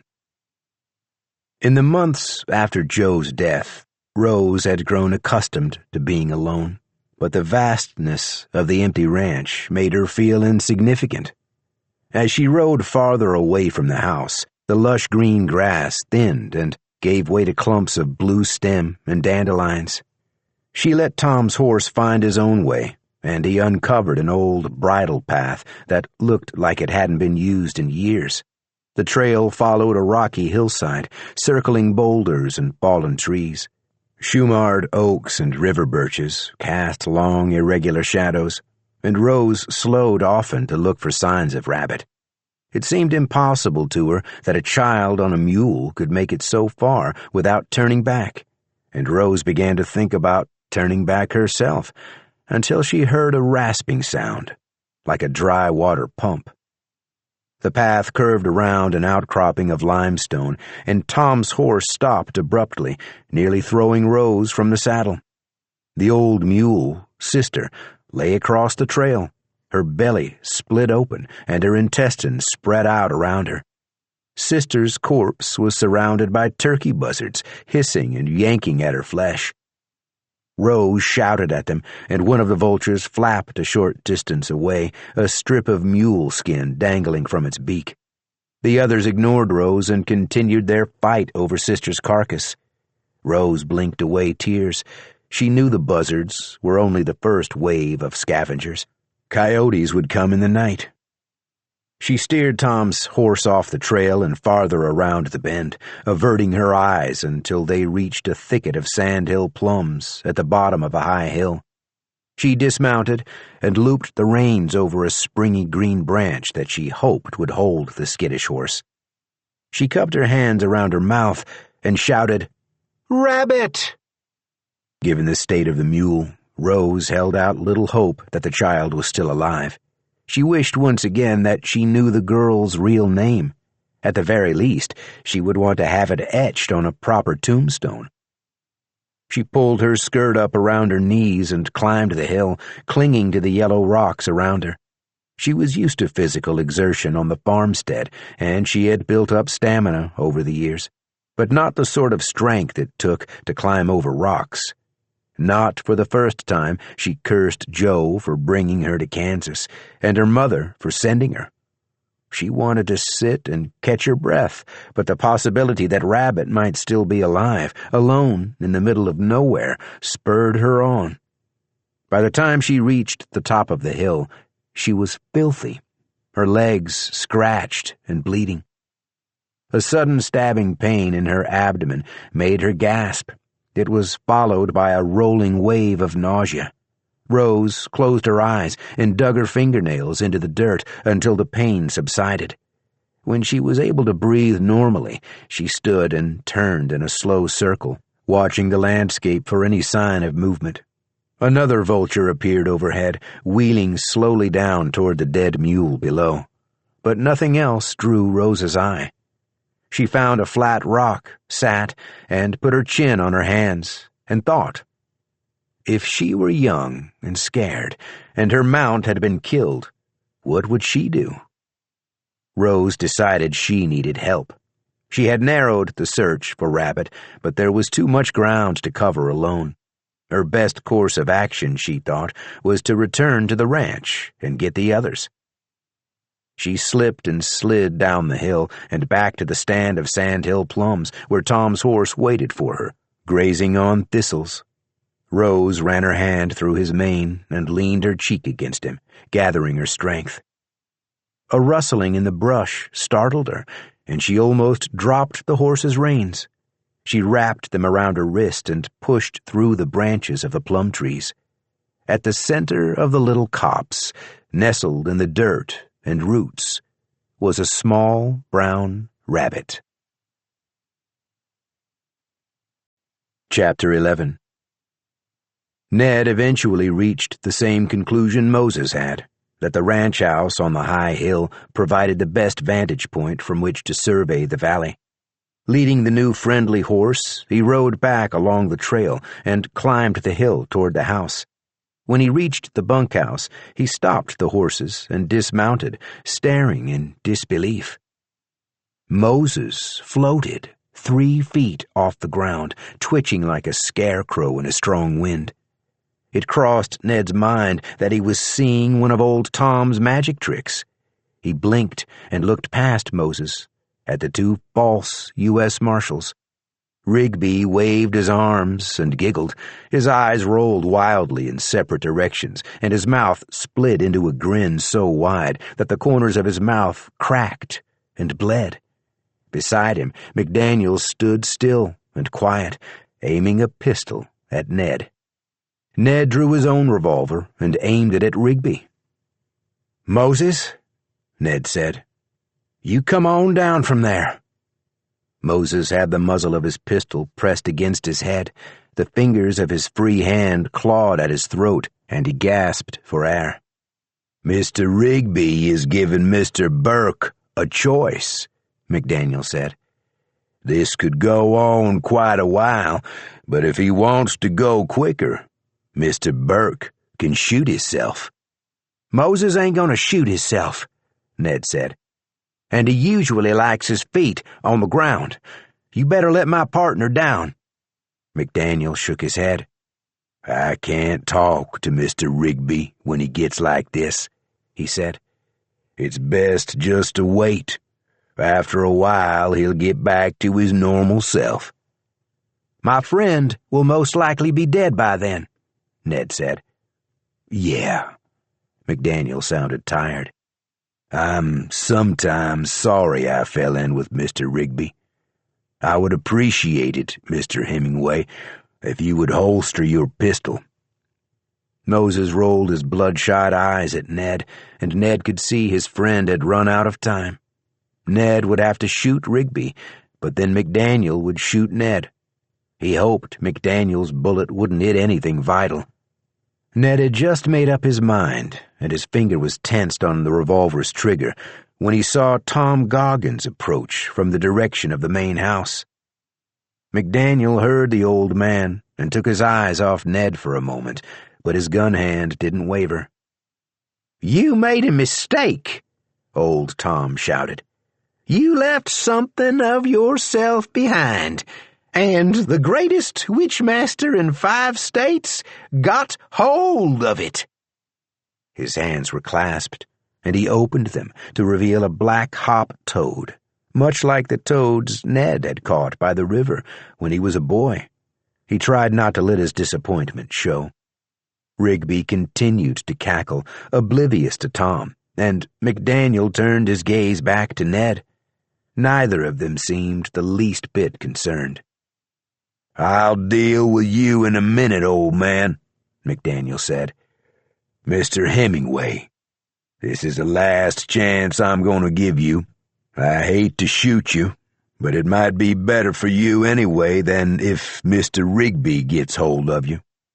"If you got something up your sleeve, Tom, you'd better do it now," Ned said. "Moses is about dead, and this fella's going to shoot me no matter what he says." "I most definitely have something up my sleeve," Tom said. "In the past, I have hexed presidents and opera singers and outlaws. I can sure as hell hex a demon." He pinned the toad to the palm of his hand with his thumb and pushed down on its back. Ned heard a loud crack, and Rigby's head suddenly snapped sideways onto his shoulder, his spine pressing up against the flesh of his throat so that Ned could clearly see the outline of each vertebrae. Rigby's eyes widened, and his grin disappeared, the torn corners of his lips healing instantly. Moses dropped to the ground, his hand opened, and the pistol fell into the dirt beside him. McDaniel lowered his pistol and reached out as if he thought he might put Rigby's head back where it belonged. Ned fired a single shot and ran to his friend's side, loosened the bandana around Moses's throat, and unbuttoned the collar of his shirt. "That was as close as I like to come." Moses's voice was a whisper, and Ned had to lean in to hear him. McDaniel slid down the front wall of the bunkhouse, a hole in place of his right eye. Rigby pivoted so he was facing the witchmaster, his head flopping about in a way that made Ned feel sick to his stomach. "You've made a bad mistake, old man," Rigby said. I don't think so, Tom said. He pushed down again with his thumb, and Rigby's chest collapsed as his ribcage broke. Rigby staggered toward Tom, but the old witchmaster smashed his hands together, crushing the toad. Rigby seemed to smear across the air, his limbs stretching and breaking apart, his skin cracking and blistering. He collapsed in the dust, and Ned was hard-pressed to identify his remains as a human body. Tom walked around the thing that had called itself Rigby and stopped in front of Ned and Moses.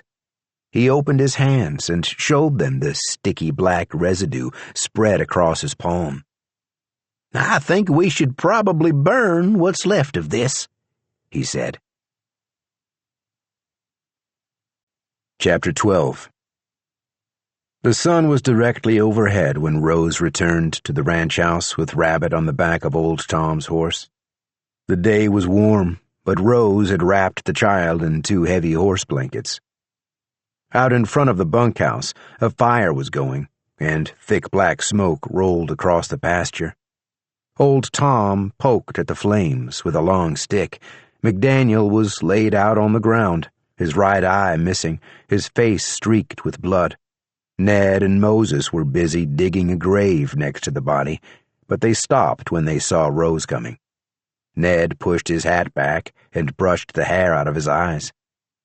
I see Mr. McDaniel, Rose said. But where is Mr. Rigby? Ned pointed at the fire, and Tom looked up, his sweaty face smudged with ashes. He smiled and saluted Rose with the stick he was holding, then went back to stirring the fire. Turns out old Tom knows a thing or two, after all, Ned said. You found the girl, Moses said, leaning on the handle of his shovel. Good work. Thank you, Rose said. Let me put Rabbit down for a nap in the house. Then perhaps you'll tell me what's happened here. We've kept ourselves occupied, Ned said. By the time Rose got the girl to eat a biscuit and laid her down in the bedroom, the cowboys had buried McDaniel and were tamping down the grave. The fire had died, and Tom used a shovel to scoop dirt over the embers, piling it high. Is the girl okay? Moses said. She'll be fine, Rose said. She just needs some sleep. Tom joined them, and Rose noticed that Ned and Moses were friendlier toward the old witchmaster. The 3 men took turns telling their story. Don't look in the bunkhouse, Moses said. What those 2 did, well, just don't look. We ought to bury the folks that are in there, Ned said. Moses shook his head. We'd have to figure out which parts went with which people, he said. I don't have the stomach for it, Ned, and I know you don't either. I say we let them rest on their own land here, knowing the villains are dead and gone. Hopefully that's enough. After hearing the story of Mr. Rigby's end, Rose needed to sit down, and they all went to the barn so they wouldn't wake Rabbit. Ned pushed 3 bales of hay together to form a crude bench, and they sat in silence for a time. After a while, Moses looked around at the stalls. What happened to your mule? He said. Rose shook her head. She's gone. That leaves us short a mount, Ned said. Not by my count, Moses said. It looks to me like we just inherited a whole team of horses, plus that friendly one you brought in. Oh, Tom said. I guess them marshals won't need their horses, will they? They never will, Ned said. Nor that wagon, neither. There's a problem with that, though, Moses said. Any lawman finds us driving a stolen Wells Fargo coach is liable to hang us first and ask questions later. Should we look for the money they stole? Rose said. Where? Ned said. This is a big chunk of land. It could take us weeks, and I'd like to get clear of this place as quick as we can. His reasoning was helped along by the idea that Rose would probably make them return the money to the bank, which made searching for it seem pointless to him. "It would be nice if the lady and the girl could ride in that wagon, though," Moses said. "I might have an idea about that." He stood and went to a corner of the barn and came back carrying 2 cans of red paint. Ned raised his eyebrows and shrugged. "Wouldn't be too much work," he said. All 4 of them pitched in, painting the stolen coach bright red and covering over the Wells Fargo logo along the top trim. As they worked, Ned occasionally looked in through the wagon's windows and shot pointed glances at Moses, who ignored him. Finally, Ned set down his brush and pulled his friend to one side. "We should bury that boy now," he said. "The one you cut down off that tree?" "Not here," Moses said. "This is an evil place." Tom overheard Moses's remark and approached, wiping red paint down the front of his brown shirt. "I was thinking," he said. "It's possible Rigby burped up more of them toads. If so, there could be bits of him hopping around." "You think so?" "I don't know." "Can't you whip up a spell to kill all the frogs?" "I maybe could, but I need at least a dozen maggots." They all looked at the floor of the barn, but it was clean. "There's the bunkhouse," Tom said. "Bound to be maggots there." "No," Moses said. "Leave it shut." "Anyway, I don't see no toads about," Tom said. "Seemed like I killed him pretty thorough." "Even so, I'm not going to bury that young man here. I want to take him farther north from here, farther from those woods, and farther from this place." Ned nodded. "It's your body," he said. "You brung it along. I was just thinking, since we already dug one grave today, we might as well dig another." "No," Moses said again. And that settled the matter. It was late, and the paint was tacky. The 4 of them decided to stay another night at the ranch. Rose and Ned found a treasure trove of tinned goods and potted meat in the pantry, and spent an hour carting them out to the carriage and stacking them around the body of the hanged man. "He don't hardly smell at all," Ned said. They ate well that night and went to the rooms they had chosen the night before. Rabbit was still sleeping, and Rose locked the window, then undressed and slipped in beside her. She fell asleep immediately and was not disturbed by unwanted visitors in the night. In the morning they ate again and piled their bags on top of the carriage. They hitched up the team of horses that McDaniel and Rigby had lodged in the barn. Rose saddled the new friendly horse that Ned had named Betty, but Rabbit climbed into the carriage and sat across from the body wrapped in sailcloth. "Oh, no," Rose said. "We are not sharing the carriage with a corpse." But Rabbit didn't budge, and after hesitating a moment, Rose climbed in after her. Ned took the driver's seat up top after ponying his sorrel, and Betty behind the carriage. Moses and Tom rode their own horses out. The remaining donkey was set free, but followed along behind them. Ned was touched by its loyalty, and felt a pang of regret that he had never given it a name. They had gone perhaps 5 miles north along the trail, when the man wrapped in canvas sneezed. Rose jumped, then leaned forward and poked the man's body. He wiggled and squirmed and loosened enough of the sailcloth to pull it away from his face. He took a deep breath and blew it out, then grinned at her. "Hello," he said. "What direction are we going?" He was young, perhaps 17 or 18, Rose thought, dark-skinned with long curly hair that hung in front of his eyes. "You're not the man we took from the woods," she said. "Who are you?" "My apologies," he said. "My name is Benito Cortez, and I hope you are taking me away from Texas." Chapter 13. Sometime after seeing the cowboy with the yellow hat, Joe Mullins came upon a big house with a red barn and a matching bunkhouse. there were many rancheros milling around outside the bunkhouse, along with an old woman and a tall, thin man who was missing an eye.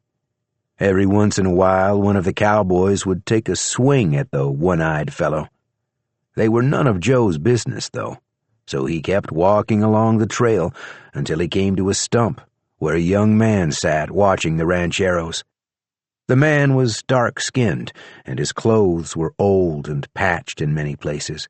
He nodded politely at Joe and scooted over on the stump to make room for him. Joe, being a neighborly sort, sat and offered him a puff on his pipe. "My name's Mullins," he said. "Joe Mullins." "I'm Isaiah Foster," the young man said. "Glad you come along, Joe.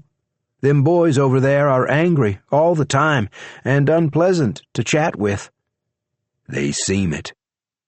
Joe and Isaiah sat for a while, sharing the pipe and watching the men quarrel.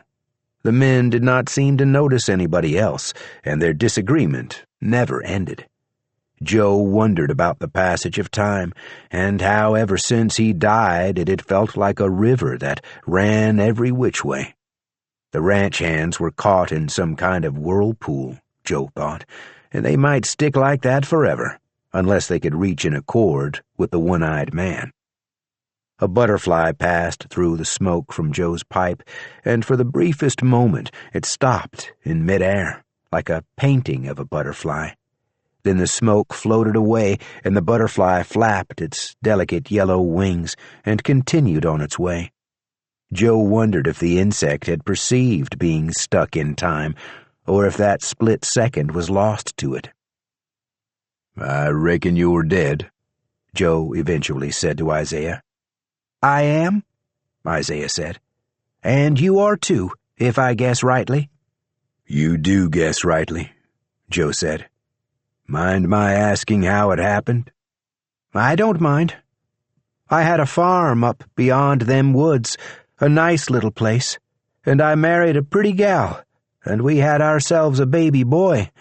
It was all about as good as I could expect, but one year, and I don't know if it was last year or 50 years ago, you notice time works kind of different when you're dead." "I was just thinking on that," Joe said.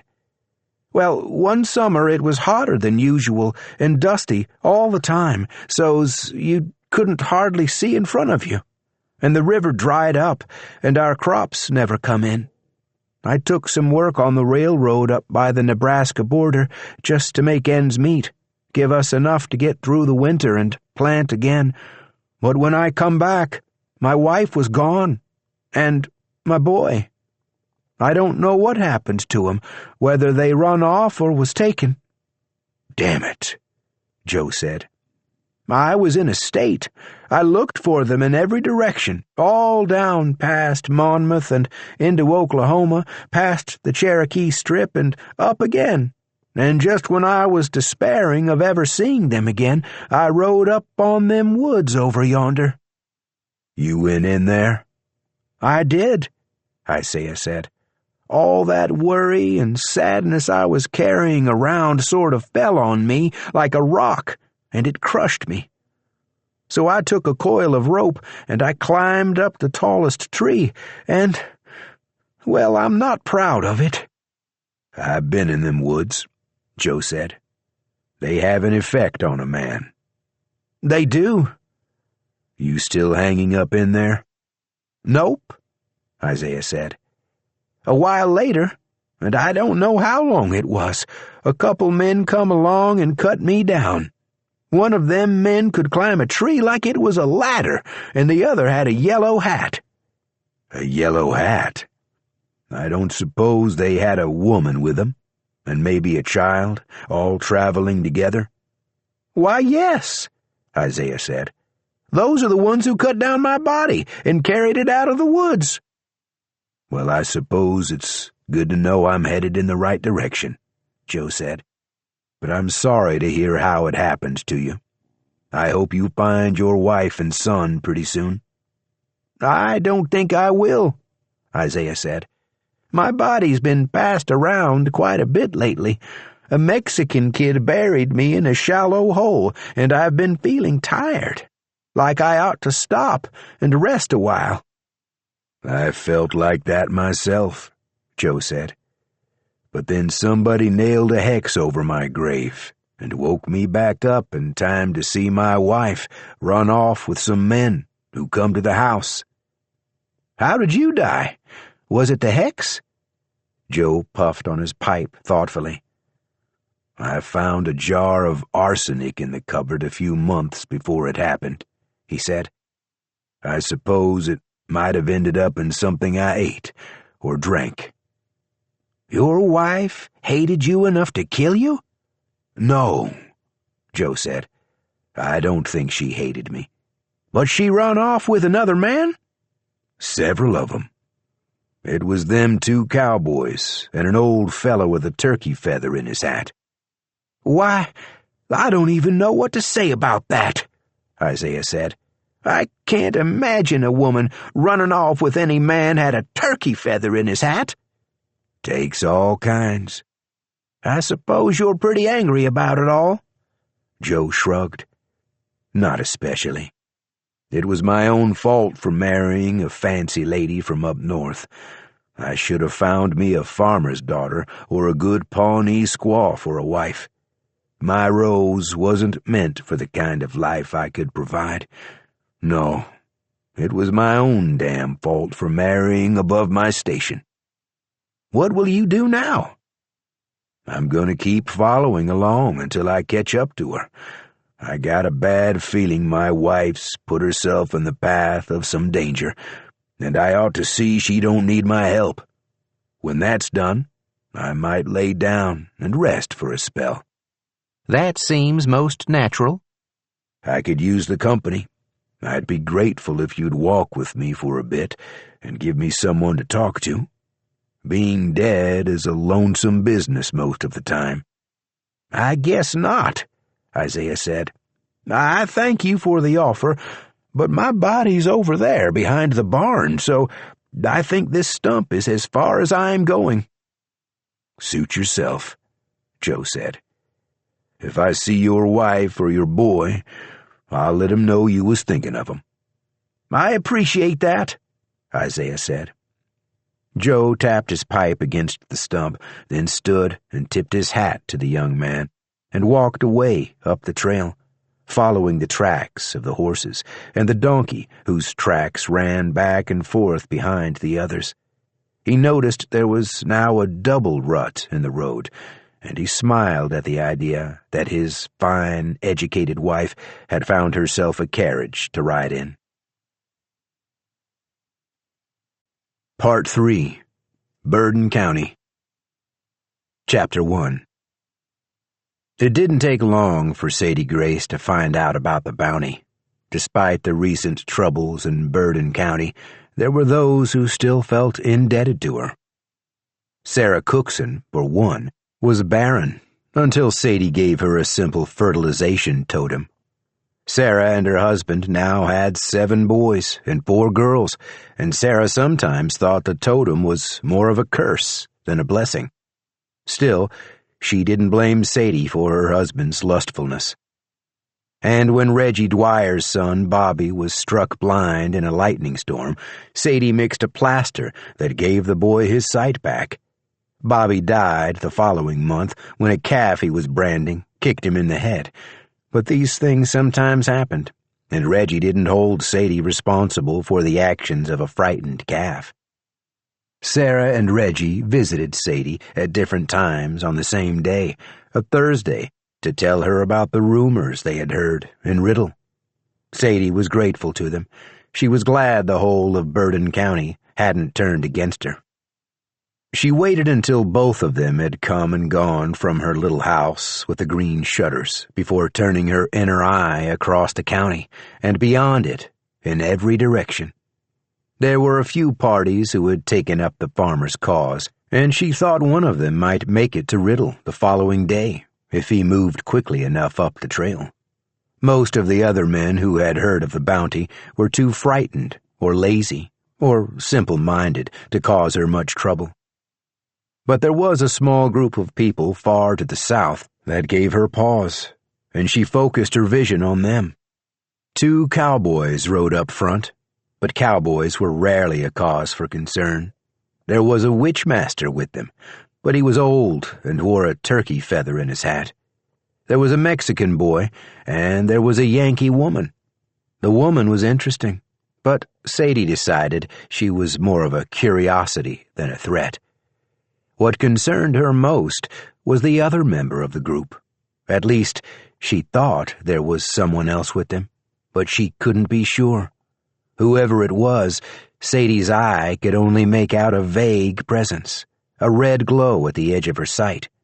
No matter how hard she tried to focus, her vision sputtered and seized when she tried to look at the 6th member of the company.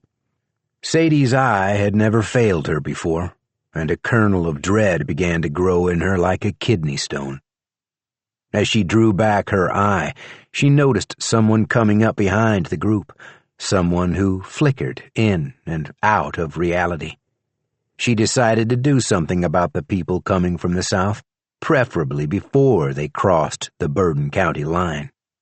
She had been tired lately, and it would be wise to keep danger as far from her doorstep as possible. She knew she would also have to do something about Andrew King and Duff Duncan, her neighbors who had put the bounty on her. She was especially unhappy with Andrew, but it was not the first time he had disappointed her. First, though, she would deal with the lone traveler who was due to arrive the following day. Part 4. Quivira Falls. Chapter 1.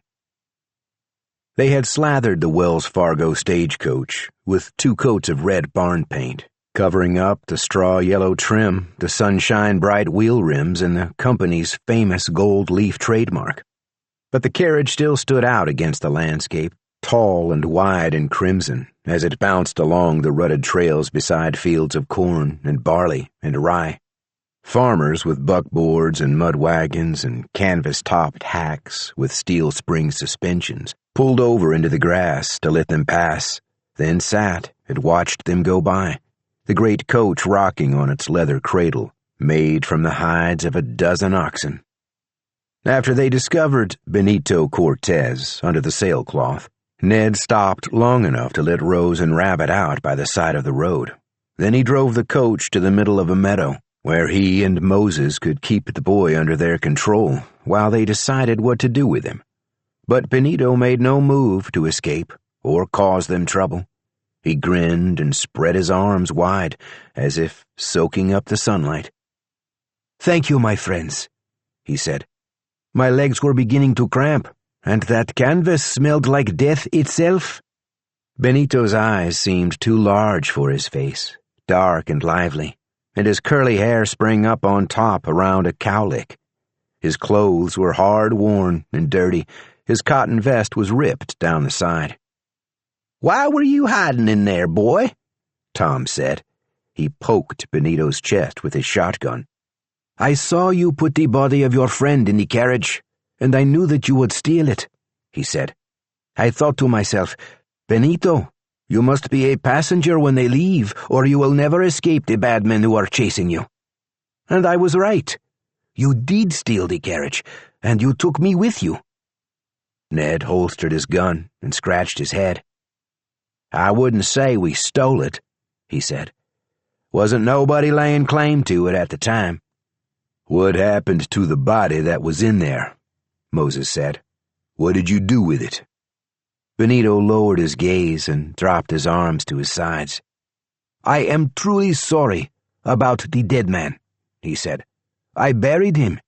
I know it was not my place to do so, but I thought the needs of the living must come before the needs of the dead.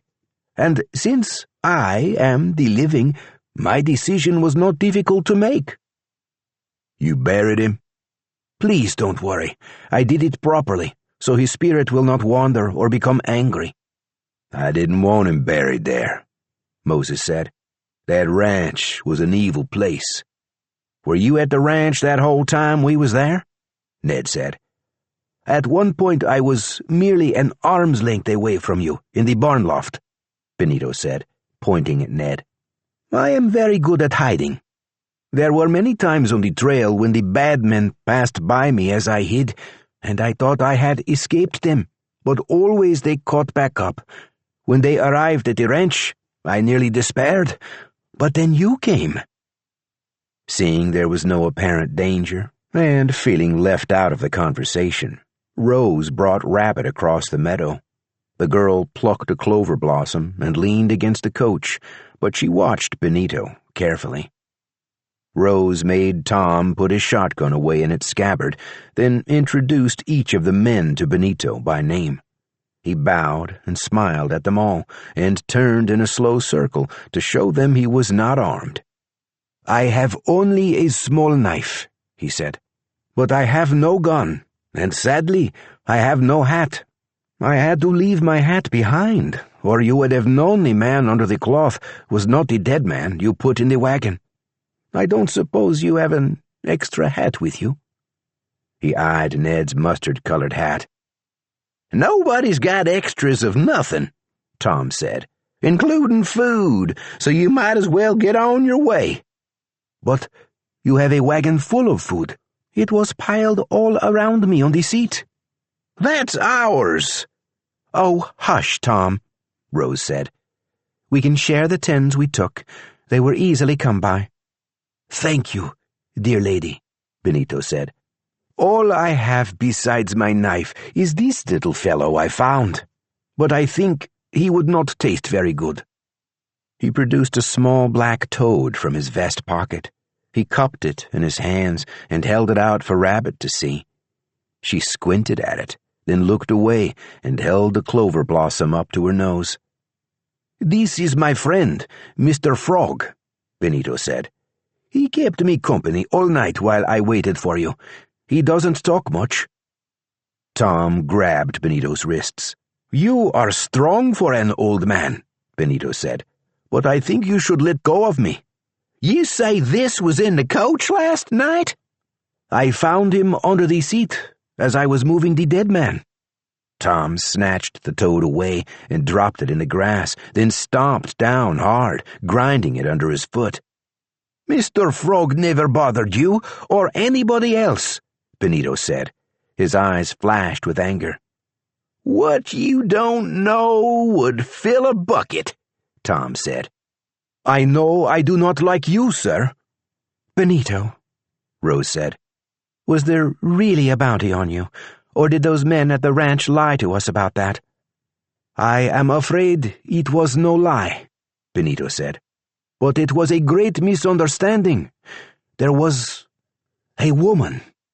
"There's always a woman," Old Tom said. He caught the look that flitted across Rose's face. "No offense meant, Mrs. Mullins." "What about the offense to me?" Benito said. "You squished my frog." "Tell us about the woman," Rose said. Benito said. "Marie was more beautiful than any other woman who ever walked the earth. It is not an exaggeration to say so. I loved her, and I know she loved me in return." "That doesn't sound like a reason to involve the marshals," Moses said. But she was a white woman." "Oh," Ned said. "And her husband didn't care for me, personally." "Her husband?" Moses said. "His name is Charlie Gamble, and someday I will find him and avenge my sweet Marie." "Then she's dead?" Rose said. "Si," Benito said. "When she died, my spirit died with her." "You killed her?" Tom said. "Her husband killed her," Rose said. "Is that right?" "He shot her through the heart with my own pistol," Benito said. "I foolishly left it on the far side of the room, and he reached it before I could. It is why I am unarmed now. I escaped with my life, but her killer fixed the blame upon me, and he told the sheriff that I raped her." He blushed and spoke to Rose without looking at her. "I should not speak of such things in front of a lady." I am aware of the existence of rape, Rose said. But if you were innocent, why didn't you stand up for yourself and pursue justice for Marie? Because Charlie Gamble is the deputy of Fulton, Texas, and the brother of the sheriff. So they set the marshals after you, Moses said. If it was someone I cared about, I believe I'd come after you myself. I'd come with you, Ned said. Charlie Gamble is not brave. He knew I would kill him if he faced me like a man. His cowardice is one of the many reasons his wife didn't love him. So you ran, Tom said. That don't sound like bravery to me. Be careful, old man. Benito shook a finger at Tom. I am still angry with you about my friend, Mr. Frog. I left because I was greatly outnumbered. Sheriff Jim Gamble is a great believer in hanging a man first and determining his innocence later. Better to live and fight another day, Moses said. Yes, but the marshals chased me, including those two gentlemen you helped me escape. Them two wasn't much of a gentleman, Ned said, nor a marshal. And they're dead now, besides. By your hand? Well, old Tom did it. Then I thank you for that, old Tom, and I forgive you. Those men were relentless. When I tried to fight them, one of them caused the breath to leave my lungs. If I hadn't fallen into the river, I would have choked to death. As it is, my clothes were torn on the rocks. You were lucky, I guess, Moses said. Lucky in life, perhaps, Benito said, but unlucky in love. If you are satisfied with my answers, would you please tell me now why you killed Mr. Frog? Chapter 10. Rose heard Tom Goggins's familiar uneven gait on the landing and opened her door a crack, wide enough to peek out and see him enter the room across the hall from her own. He was carrying his hat, and he looked flushed. Rabbit was still sleeping, her knees against her chest and one hand under her head. Rose slipped out of the room and closed the door behind her, then crossed the hall and tapped on Tom's door with her fingernails. A moment later, he opened it and stepped back, allowing her to enter. He left the door open and gestured toward the bed.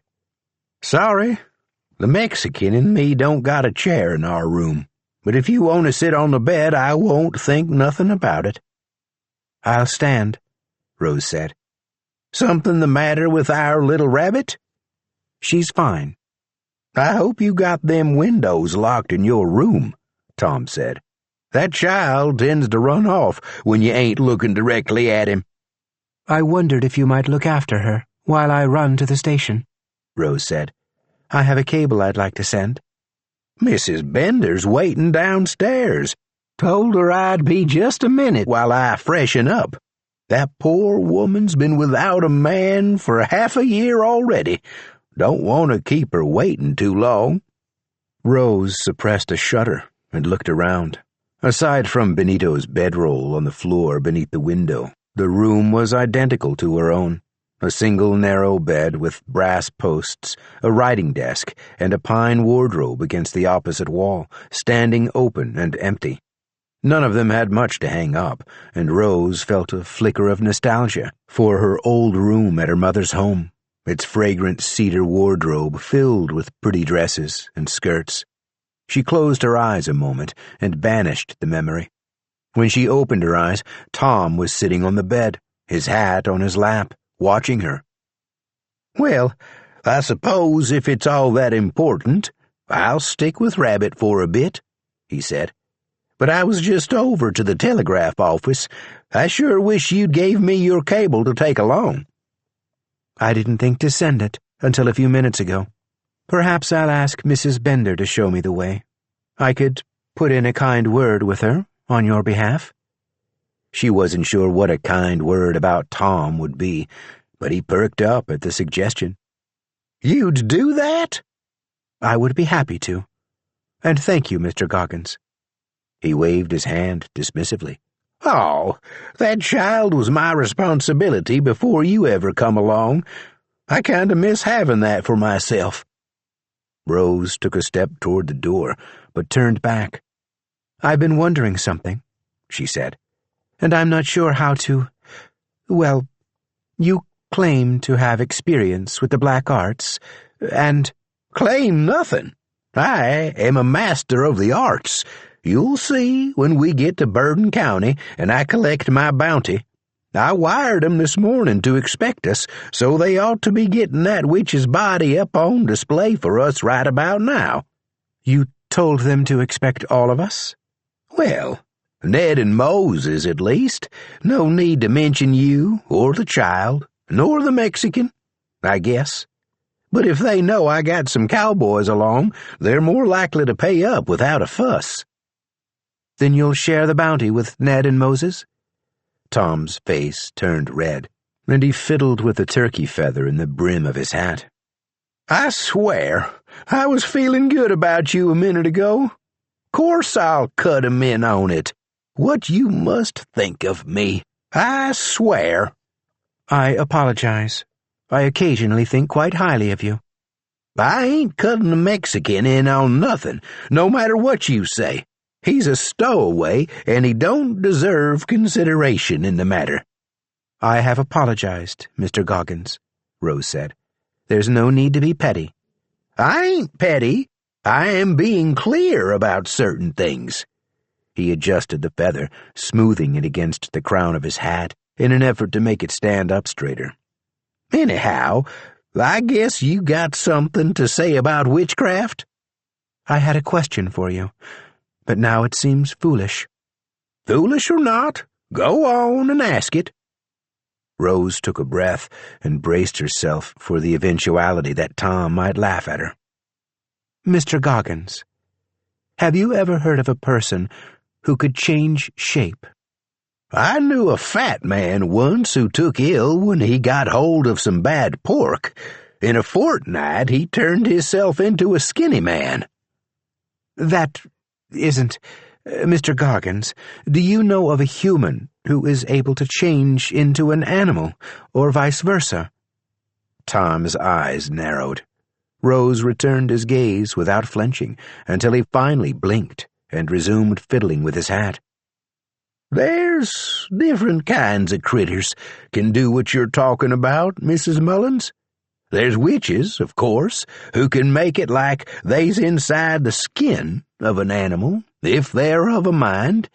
And there's lycanthropes and vampires, though, personally, I ain't never seen a specimen of that sort, only heard rumors in low places frequented by men who's got nowhere else to go of an evening. Rose imagined Tom Goggins often found himself in such places. What are those things you mentioned? I've heard of vampires, but... They say one kind can turn hisself into a wolf, and the other can turn hisself into a bat, Tom said. Or maybe they already are such things, and they only look like human beings sometimes. There are animals can make theyselves look like people. I learned that from an Indian fella. Name of Traveling Horse. That name sounds familiar, Rose said. I believe I've met him. Well, Traveling Horse gets around. He told me that looking like a human person helps a critter move amongst us without being ate. I ain't seen it myself, but the Indian says his people know about such things. They say it's because us white men come along and filled up the land, so the animals had to get thoughtful about how to keep on living here. Traveling Horse said the critters gotta hide theyselves in the skin of white folks, 'cause we eat up everything we see and don't leave nothing for nobody else. And those are the only examples you can think of? I'd say so, off the top of my head. Why do you ask? Oh, no reason, Rose said. I had read of such things in a book once, and I wondered if they were real. Well, aside from witches, I can't say for sure. I'd wait to believe in such things until you see 'em for yourself. Book writers tend to make things up." "Thank you, Mr. Goggins." "Any time," he said. "Now, you best skedaddle and send your cable. Don't forget to put in a word for me with the landlady." Chapter 11. There was a company traveling northward from the Oklahoma border on a meandering course that would eventually take them to Bourbon County. Sadie Grace was unclear about the number. There were 5 of them, she said, or possibly 6, and there was an outlier, someone or something coming up behind them, but perhaps not traveling with them. Examining the tracks outside the farmhouse, the huntsman initially determined the number of the company to be 5. There was an ailing woman, and the sharp trace of her scent, arsenic and silver, stung his nose. There were 3 men, one of whom carried a large amount of iron and a bizarre mixture of powders that the huntsman found disagreeable. There was a 5th member of the group whose scent was difficult to detect and frequently changed. The huntsman was excited by the prospect of meeting this person.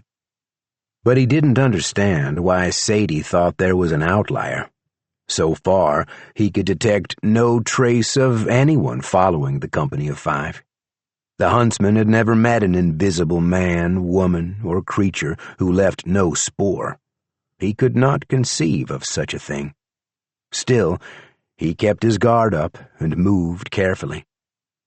He left the farmhouse after a single night and followed the scent of the 5 travelers. They had made no attempt to cover their tracks or throw off pursuers, and the huntsman was confident he would catch up to them well before they reached Bourbon County. The company had crossed a wide field of bluebells and dandelions and broom sedge. The huntsman got down on his hands and knees and crawled through the tall grass, his nose close to the dirt, sniffing at the traces of arsenic and iron. After a time, he came to a wooden fence, both tall and wide, and he stood back up. The travelers had demolished a section of the fence, and beyond it were shadowy woods, dank with the smell of decay. The huntsman stood and listened to the strange music that came from the trees. It was pitched too high for human ears, but the huntsman could hear it. The music made him nostalgic for his littermates and for the touch of a woman he had known more than a century before. A sense of melancholy settled in his chest. He had heard of such places where sadness had leached into the soil and evil had sprouted from it. The travelers had stuck to a narrow path, for the most part, but the 3 men had veered off, and the huntsman chose to follow their tracks. One of the men had left a pile of scat covered with leaves, and all 3 had entered a small clearing. The music was strongest in the clearing, and the huntsman found himself thinking about the woman again. Her scent, ripe and earthy, and the fine downy hair on her arms and legs. He growled at the trees, but the music continued. He set his bag down next to a rotting log and took out his patchbox. He dug a hole in the soft bark with his knife, poured gunpowder into it, and struck a spark, blowing on it to keep it alive until it found the gunpowder. He watched as a vein of orange fire spread beneath the thin black bark, and when the log collapsed on itself in a shower of sparks, the huntsman picked up his bag. He hurried back to the path and out of the woods. He crossed another field at a trot and stopped when he came to a second tall fence. The travelers had cut a hole through this fence too, but the huntsman climbed it and sat on a crossbeam. He dug an apple from the bottom of his pack and watched flames consume the cursed woods. When he began to feel the warmth of the fire on his skin, he swung his legs over the beam and jumped down on the other side of the fence. Burning the woods was not part of the job Sadie had set for him, but he was glad he had done it. His feelings of sorrow and regret were already fading.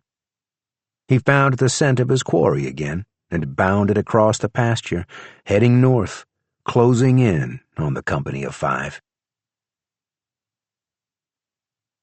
Chapter 12. Joe Mullins decided there were some good things about being dead. Since leaving his grave beneath the sycamore tree, he noticed he was more attuned to the unseen things happening around him. He could feel worms burrowing through the soil beneath his feet, and sense a nest of squirrels curled in a hollow tree. But there were some things he didn't like as much. He could see the grass blowing in a gentle breeze, but he couldn't feel it. He stopped and watched a boy eat an apple beside a brook, and he tried to remember what apples tasted like. He didn't think he would probably ever eat an apple again. He kept walking, driven onward by the buzzing in his head that he somehow knew would lead him to Rose. The trail was sometimes narrow, choked with grass, and sometimes it was wide enough for 2 wagons to pass each other. Joe delighted in the birds and horses along the path, and even the occasional bear, all of them going about their business with no awareness of him. He watched farmers working their fields and herds of cattle grazing behind barbed wire fences. He stopped to watch a rancher build a fence. The man was driving posts into the ground parallel to the trail, and there were great spools of wire laid out ahead of him. Joe could see the long, neat row of holes waiting to hold fence posts. Though he knew it was hard work digging post holes and stringing wire, Joe felt a wave of yearning wash over him. He missed his 160 acres and the little house he had built there, and he wondered if he would see them again. He walked up and down the fence line, admiring the rancher's handiwork.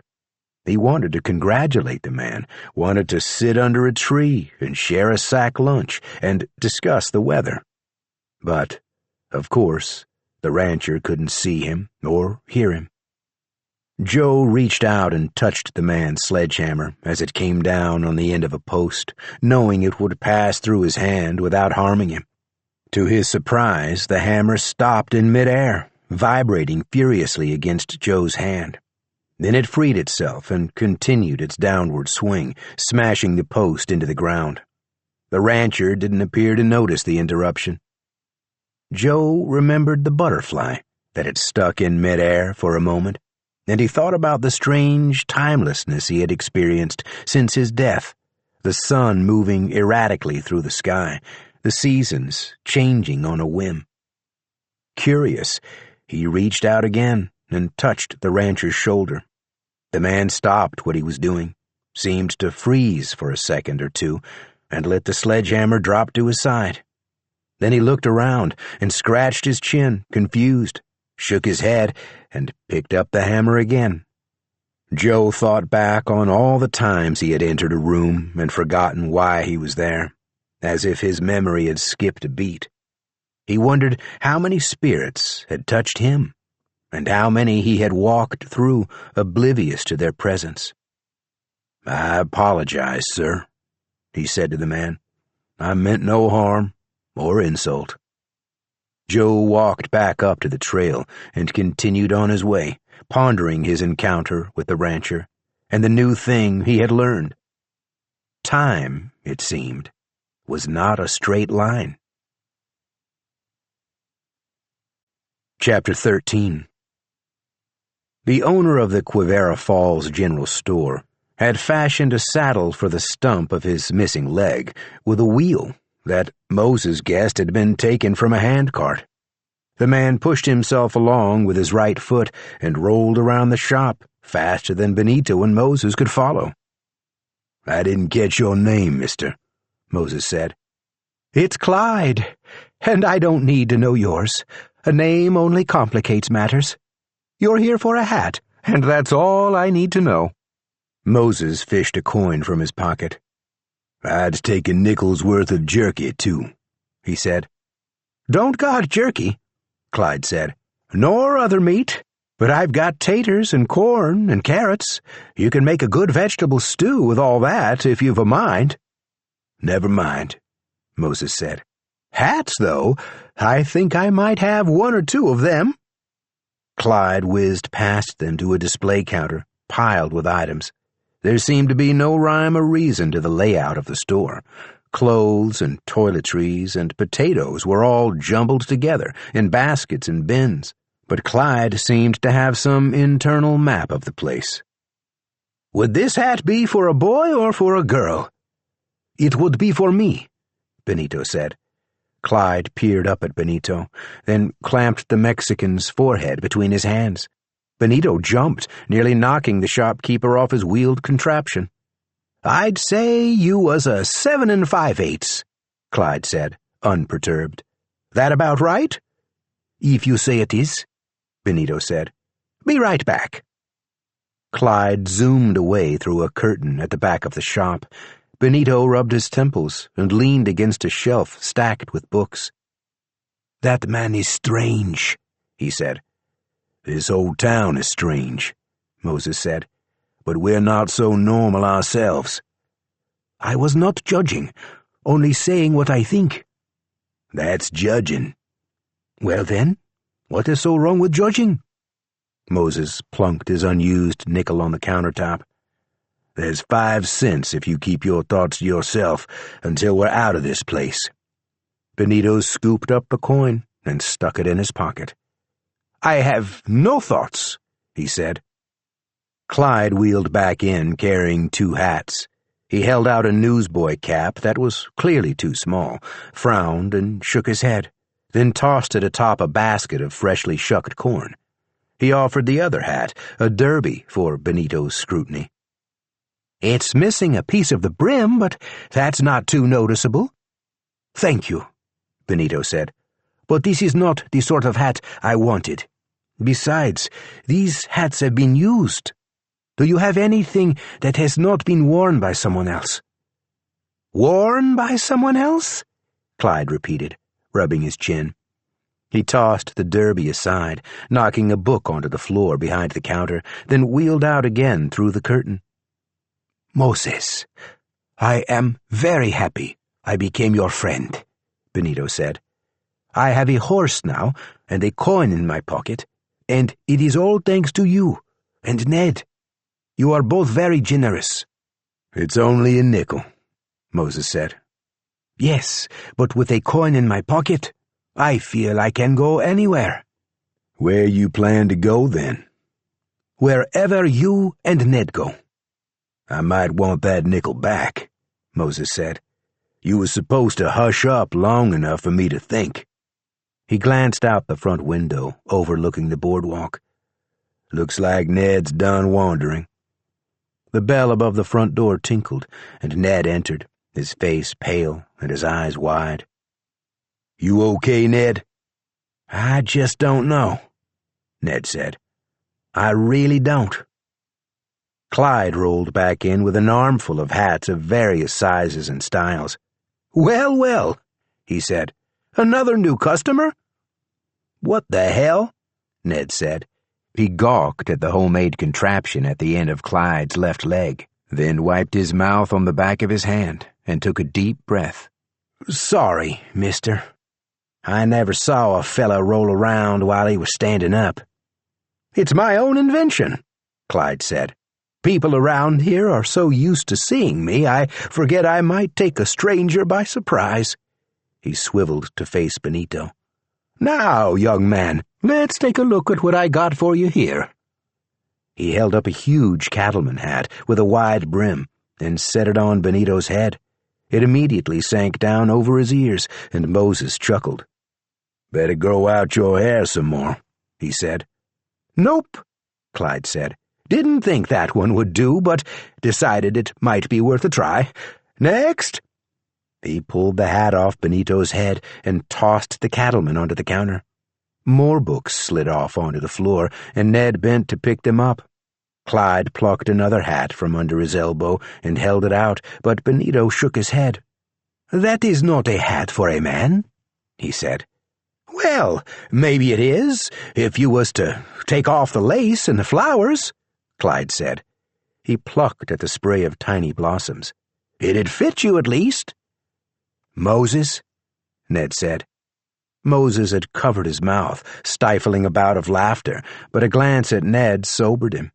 He had seen that particular look in Ned's eyes once before, in a Texas saloon, where Ned had beaten a card sharp nearly to death. "What's the matter with you, Ned?" he said. Ned was staring at the hat in Clyde's hands. He was still holding one of the books he had picked up, and now he thrust it at Moses. "It's a Bible," Moses said. "They're all Bibles," Ned said. "Every last one of these books are Bibles. Must be 100 of them here." "Of course they are," Clyde said. "We're God-fearing people in Quivira Falls. What other book would you have us read?" "We won't be needing anything from you, sir," Ned said. "Come on, Moses. You too, kid." "But my hat," Benito said. "Forget the hat." Ned stalked out of the store, and Moses and Benito followed him. The little bell above the door tinkled behind them. When they reached the street, Moses grabbed Ned's elbow and turned him around. "What the hell's going on, Ned? You gonna tell me or what?" "I seen that hat before, Moses. The one with all the pink and blue flowers on it. I seen it just a little bit ago." "We all saw it." "No, I mean, I seen it before I went into that shop. And all those Bibles. Moses, every bit of that stuff was took off of dead children." Chapter 14. There were at least 24 potatoes in a bucket and bunches of carrots on a cutting board, but when Rose asked Mrs. Bender about the telegraph office, the older woman offered to accompany her. "Thank you, ma'am," Rose said. "Please call me Elvira. But what about the child? Will she be all right if she wakes up? Mr. Goggins will be nearby, should Rabbit need anything," Rose said. "Give me a minute to let John Jr. know I'm going out." In fact, it was nearly 10 minutes later that Elvira Bender bustled back into the kitchen with her hair up and her apron folded over her arm. In that time, Rose had made a dent in the pile of vegetables, having peeled a quarter of the potatoes and chopped half the carrots. As tired as she was, she felt a need to contribute. "You're quick," Elvira said. "Thank you, dear." The two women left the rooming house, and Elvira closed the gate behind them before taking Rose's arm and steering her up the street. "I hope you and your companions are enjoying your stay so far," Elvira said. "We are. I wish we could stay longer, but we're expected up north soon." "Well, what would happen if you did stay longer? Don't tell me they'd send out a search party," Elvira chuckled. "No, I don't suppose anybody would do that." "I'm afraid there's not much to occupy your menfolk here in Quivira Falls," Elvira said. "Saloons and brothels are outlawed, and puppetry is strictly prohibited in our charter." "Puppetry?" "A disgusting habit." "About the town, Elvira, some of us wondered why you call it Quivira Falls when there are no falls nearby." Elvira waved at a little girl with an eye patch. The girl waved back, then lifted the patch, as if to see Rose better with the empty socket. "Tell me," Elvira said, "have you ever heard of original sin? The idea of it, I mean. Most people think it means we're all born bad, but that's not quite it. I believe it means we are born into the concept of sin itself," Rose said, "and are therefore tainted by it, despite maintaining free will. You've heard of the angel Lucifer?" "The fallen angel," Rose said. "We in this town believe we are fallen too. We may once have been good or pure, or our ancestors may have been. But we were born here and are descended from the fallen, so we are fallen ourselves, and we continue to fall. In another life, perhaps we will be lifted up once more, but while we are on this earth and in this town, we fall as if into a deep, dark well, without ever touching the bottom of it." "I'm sorry, Elvira, but that sounds like a dreadful burden." "We carry it willingly. Elvira said. "This place was founded quite by accident. My parents were part of a wagon train from the east that was forced to stop in this spot during a devastating blizzard. The snow was as high as their horses' knees, and their leader could not see more than 3 feet in front of him. He sent a man named Nestor Quivera forward to scout out a better place. Nestor returned on foot 3 days later, his hands and feet black with frostbite, and declared there was nothing ahead of them, nothing at all, and no purpose in going forward. With his dying breath, he screamed that we were in hell." Elvira shrugged. "If that is so, we have tried to make the best of it." "But why stay here?" "After a time, when the weather changed, other people passed through, and we received news from outside. We discovered there were settlements to the west, but by then we had begun to build all that you see here. We had planned it. By the time the railroad came to Quivera Falls, our roots were here, and we had no desire to go anywhere else." "Not even the young people?" "1 or 2, I suppose," Elvira said. "But they quickly saw the error of their ways. No one has ever left the falls. No one." Rose had more questions, but they had already walked nearly the entire length of the street, and the station was in sight. There were shops beside it, and Ned was standing in the street talking to Moses. It looked to Rose like they were arguing. Benito was there too, standing on the porch in front of the general store. When Ned saw Rose, he left Moses and stalked toward the 2 women. "I ain't staying 1 single night in this town," he said, "and I ain't leaving none of you behind, neither. Get your things together. I want this place well behind us by nightfall." "Mr. Hemingway, you are being impolite to Mrs. Bender," Rose said. "You're overtired from your travels," Elvira said. "A rest will do you good." "Besides," Rose said, "I have a cable to send." "Then send it, quick," Ned said. "In 1 hour, I'm heading out of this town, and if you're not ready to go, I'll carry you." He pointed a finger at Elvira. "I don't care if I'm impolite. Shame on you people." He marched away in the direction of the rooming house, and Rose turned to apologize to Elvira, but the older woman was smiling at Ned's retreating back. "He'll come around," she said. "Like I say, he just needs some rest." Chapter 15. Charlie Gamble sat on the front porch of the ranch house, sipping from a bottle of rum and watching the horses in the pasture below. The door was open behind him, and he could smell the stew he was cooking in the fireplace. There was a beam of sunlight that slanted in under the porch's roof, and his chair was angled so the light covered him like a blanket. He was warm, inside and out, and was looking forward to his supper. The horses also seemed to enjoy the afternoon. 3 of them cantered about in big circles, taking turns chasing one another and stopping frequently to graze, their long tails swishing at flies. One of the mares raised her head from a patch of clover and stared at the nearby trees. She whinnied and shook her mane, then galloped away. The others followed, and a moment later a big black dog loped into the pasture. It was the size of a wolf, and it watched the horses as it came up the hill. It stopped a few yards from the house, sat, and fixed its gaze on Charlie. The dog's chin was gray, and it had yellow eyes. Charlie put down his bottle of rum and grabbed the shotgun that leaned against the wall behind him. "Scoot!" he yelled. "Get on out of here, dog!" The dog yawned and stretched its long front legs, one at a time. Then it advanced toward the house. Charlie fired, blasting a divot of grass far to the left of the dog, who continued toward the porch. Charlie shot again, and a clod of dirt exploded to the right of the dog. The dog kept coming. Charlie cracked the shotgun open and fumbled a pair of shells from his pocket.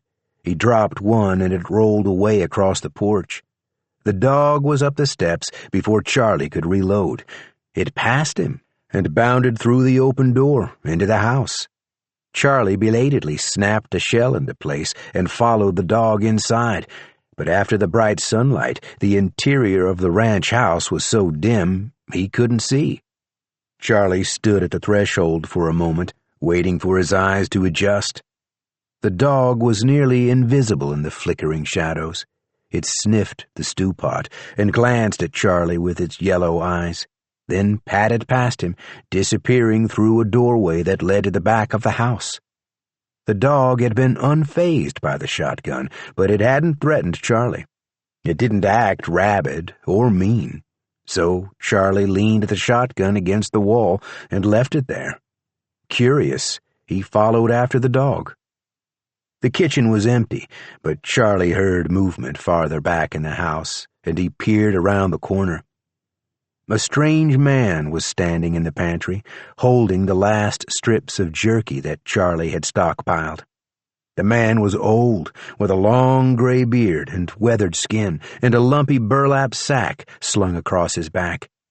Charlie got the feeling he was a very capable old man, who ought to be treated with respect, even if he was rummaging about in Charlie's pantry. "Excuse me," Charlie said. "Can I help you, sir?"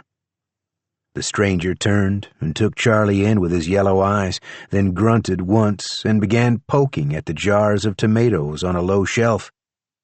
"Are you a man, sir, or are you a dog?" Charlie said. The stranger looked at him again and frowned.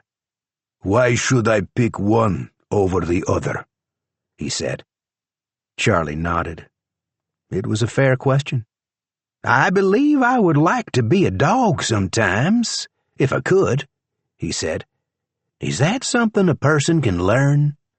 The stranger picked up a jar of tomatoes and contemplated it, as if the answer to Charlie's question might be found somewhere in the red pulp.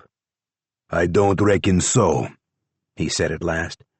"Leastwise, it's not something I ever learned. It's just how I was made." "That's too bad," Charlie said. "I wish I was made that way, too." He pointed at the tomatoes. "If you're hungry, I've got a stew going," he said. "You're welcome to share." The stranger grunted again. "I smelt it." Charlie hadn't realized how alone he felt, and he was suddenly grateful to have someone to talk to, even if the man didn't seem inclined toward conversation. He glanced at the ceiling. The previous day he had found a satchel of money under the floorboards in an upstairs bedroom. The cash was bundled and wrapped with bands that read Wells Fargo Company. Charlie hadn't counted the money yet. If this man, who was possibly also a dog, wanted the money for himself, Charlie did not think he should stand in his way. Charlie returned to the front room, and the stranger followed. The simmering stew had reduced, leaving a greasy orange residue around the inside of the pot. Charlie stuck his finger in and tasted it. "I'd say that's just about edible," he said. "Good," the stranger said.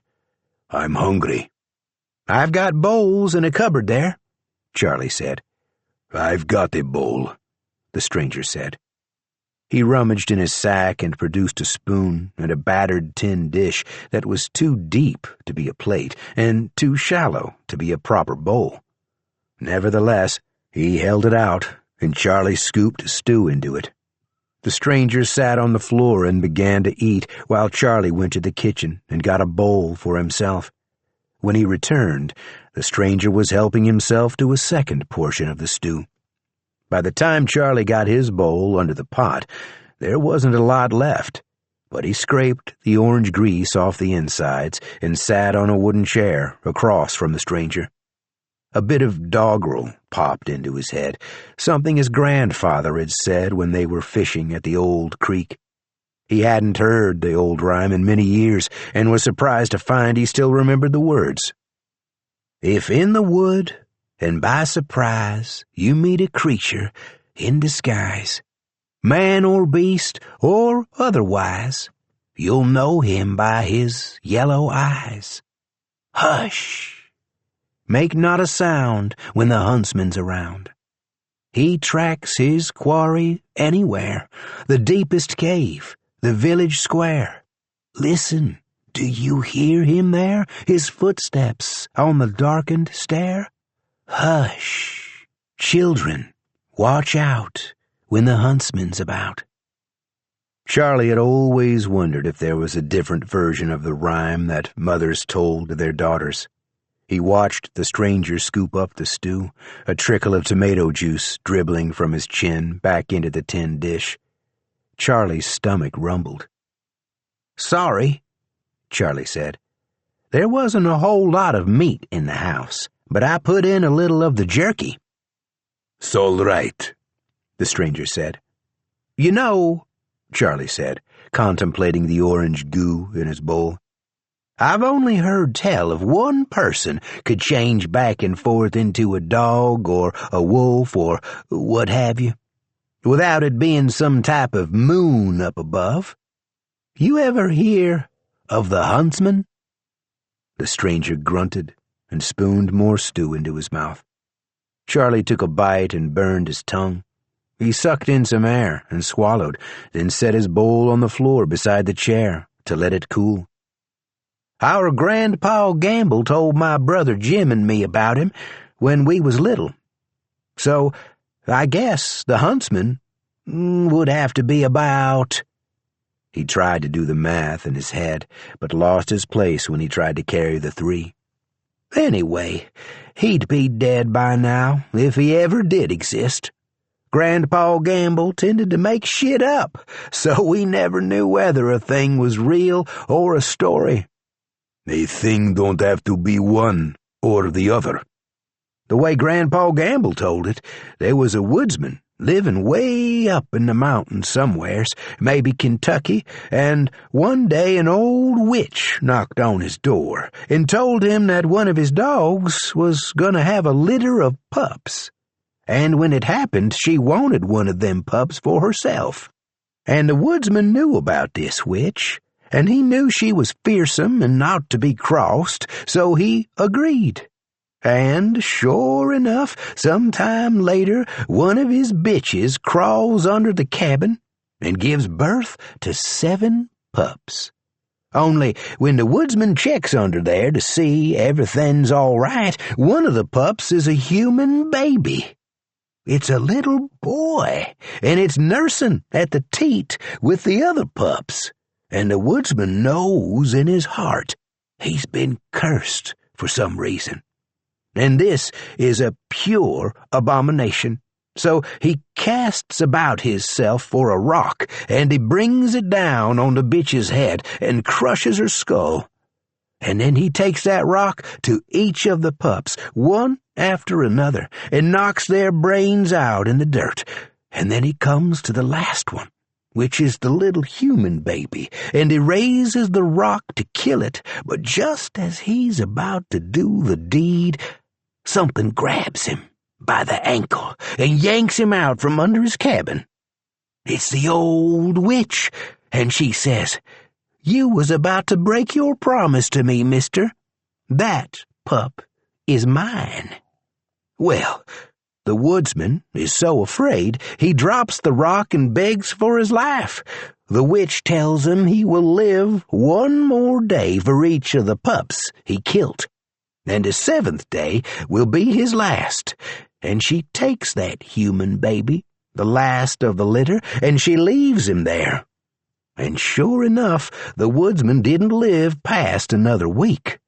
A pack of wolves come and tore him to bits just 7 days later, and the witch raised that human pup like it was her own baby, and taught him mastery over the land and the animals, and now he roams the country, hunting men and doing the bidding of any witch that asks him.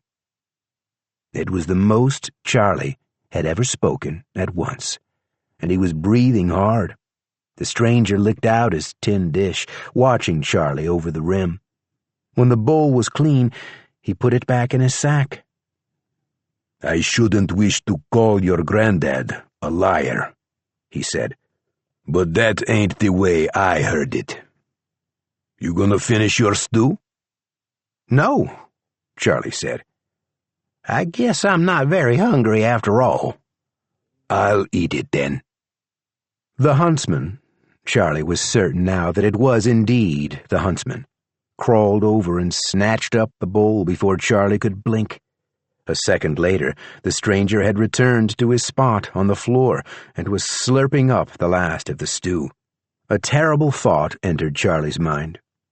Mister, if you was the huntsman, would you be hunting somebody right at this moment? Or is it maybe that you're in between hunts? The huntsman set the empty dish down and crossed his legs in front of him. He reached into his sack and produced a tin of tobacco, then pinched a wad and stuck it behind his lower lip. I am, he said. You mean you are hunting somebody? I am, he said again. Well, hell, mister, you ain't hunting me, are you? No, the huntsman said. I'm after 2 white men, a colored man, a lady, and a Mexican who joined them when they passed through here. Also, another thing or two that's traveling with them. But I'm not after you. The relief Charlie felt was profound, and he wished he hadn't given away his bowl of stew. He was suddenly hungry again. The huntsman crawled over to the fire and curled up on the hearth with the lumpy sack under his head. I'll stay the night here, he said. I'll be on my way in the morning. There's plenty of rooms upstairs, Charlie said. Plenty of beds. This'll do fine.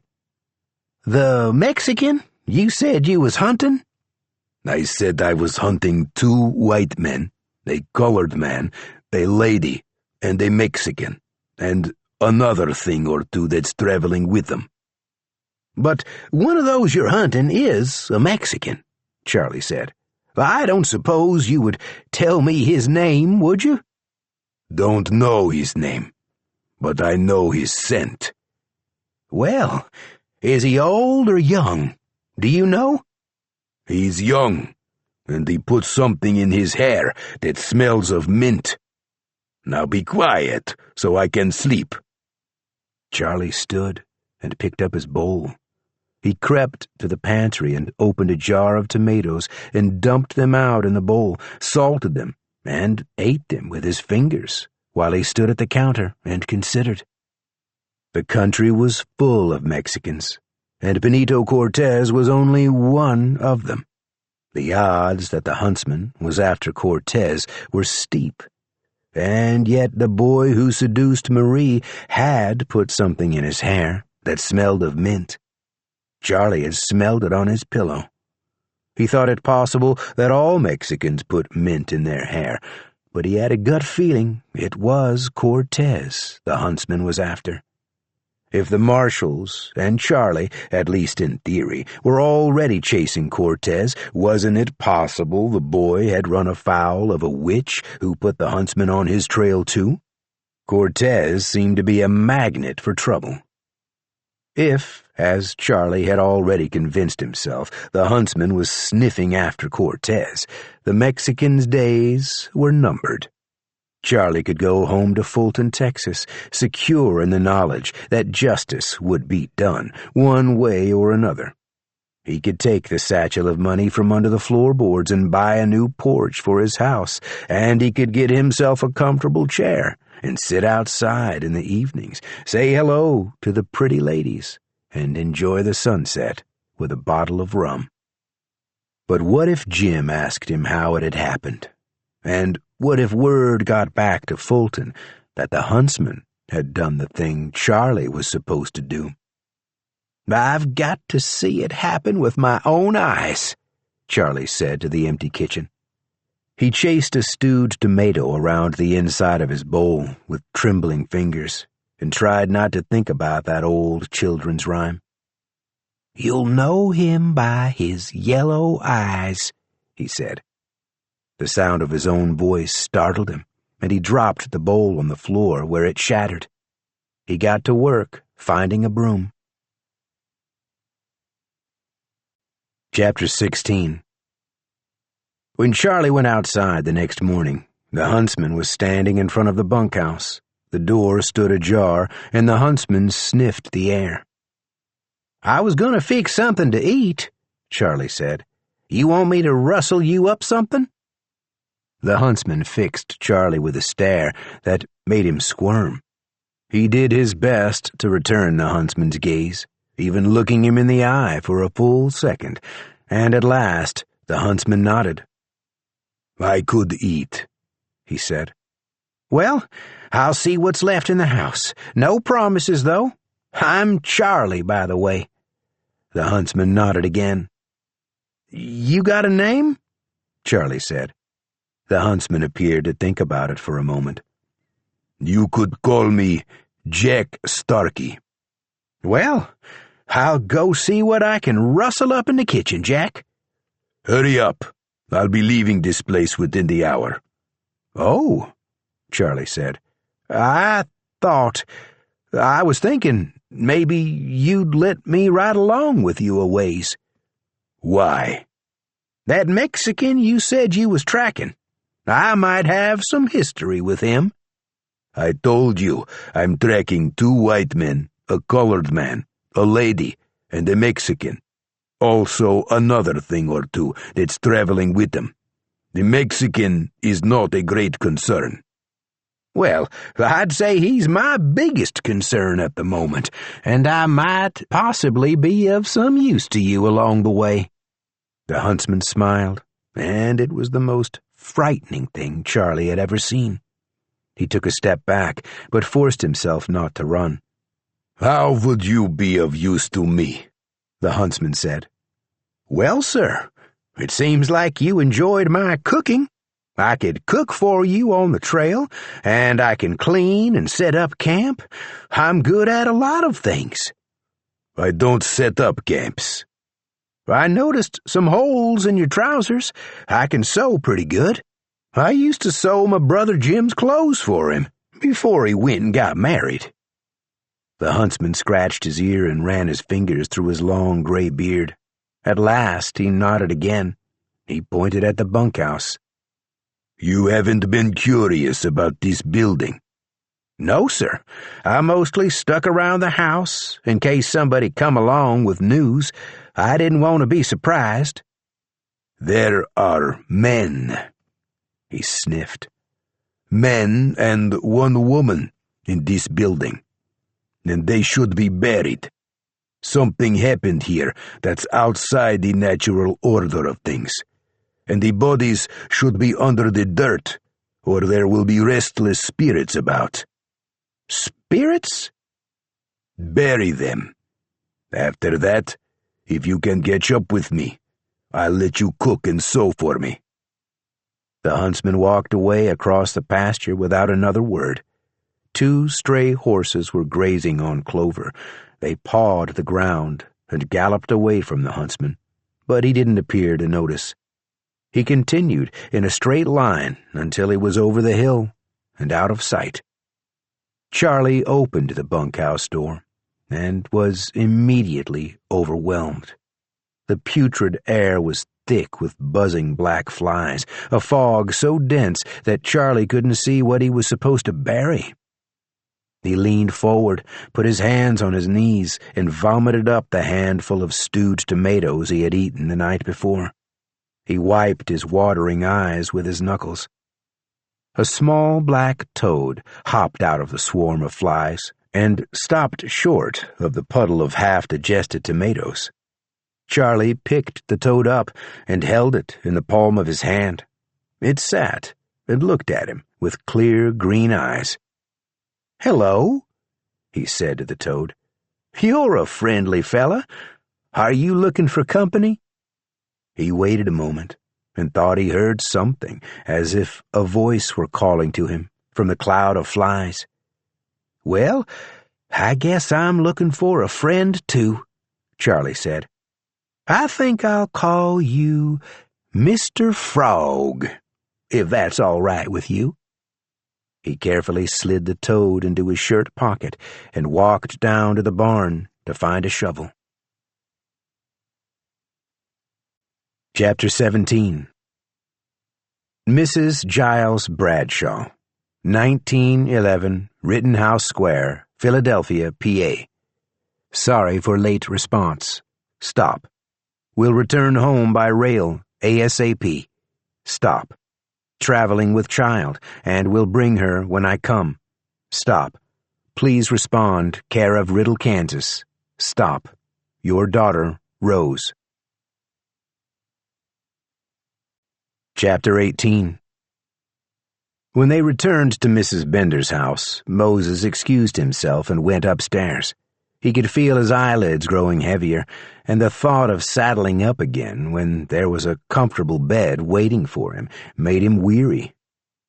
He had been unable to make Ned see reason, and had finally agreed to move on from Quivira Falls before sundown.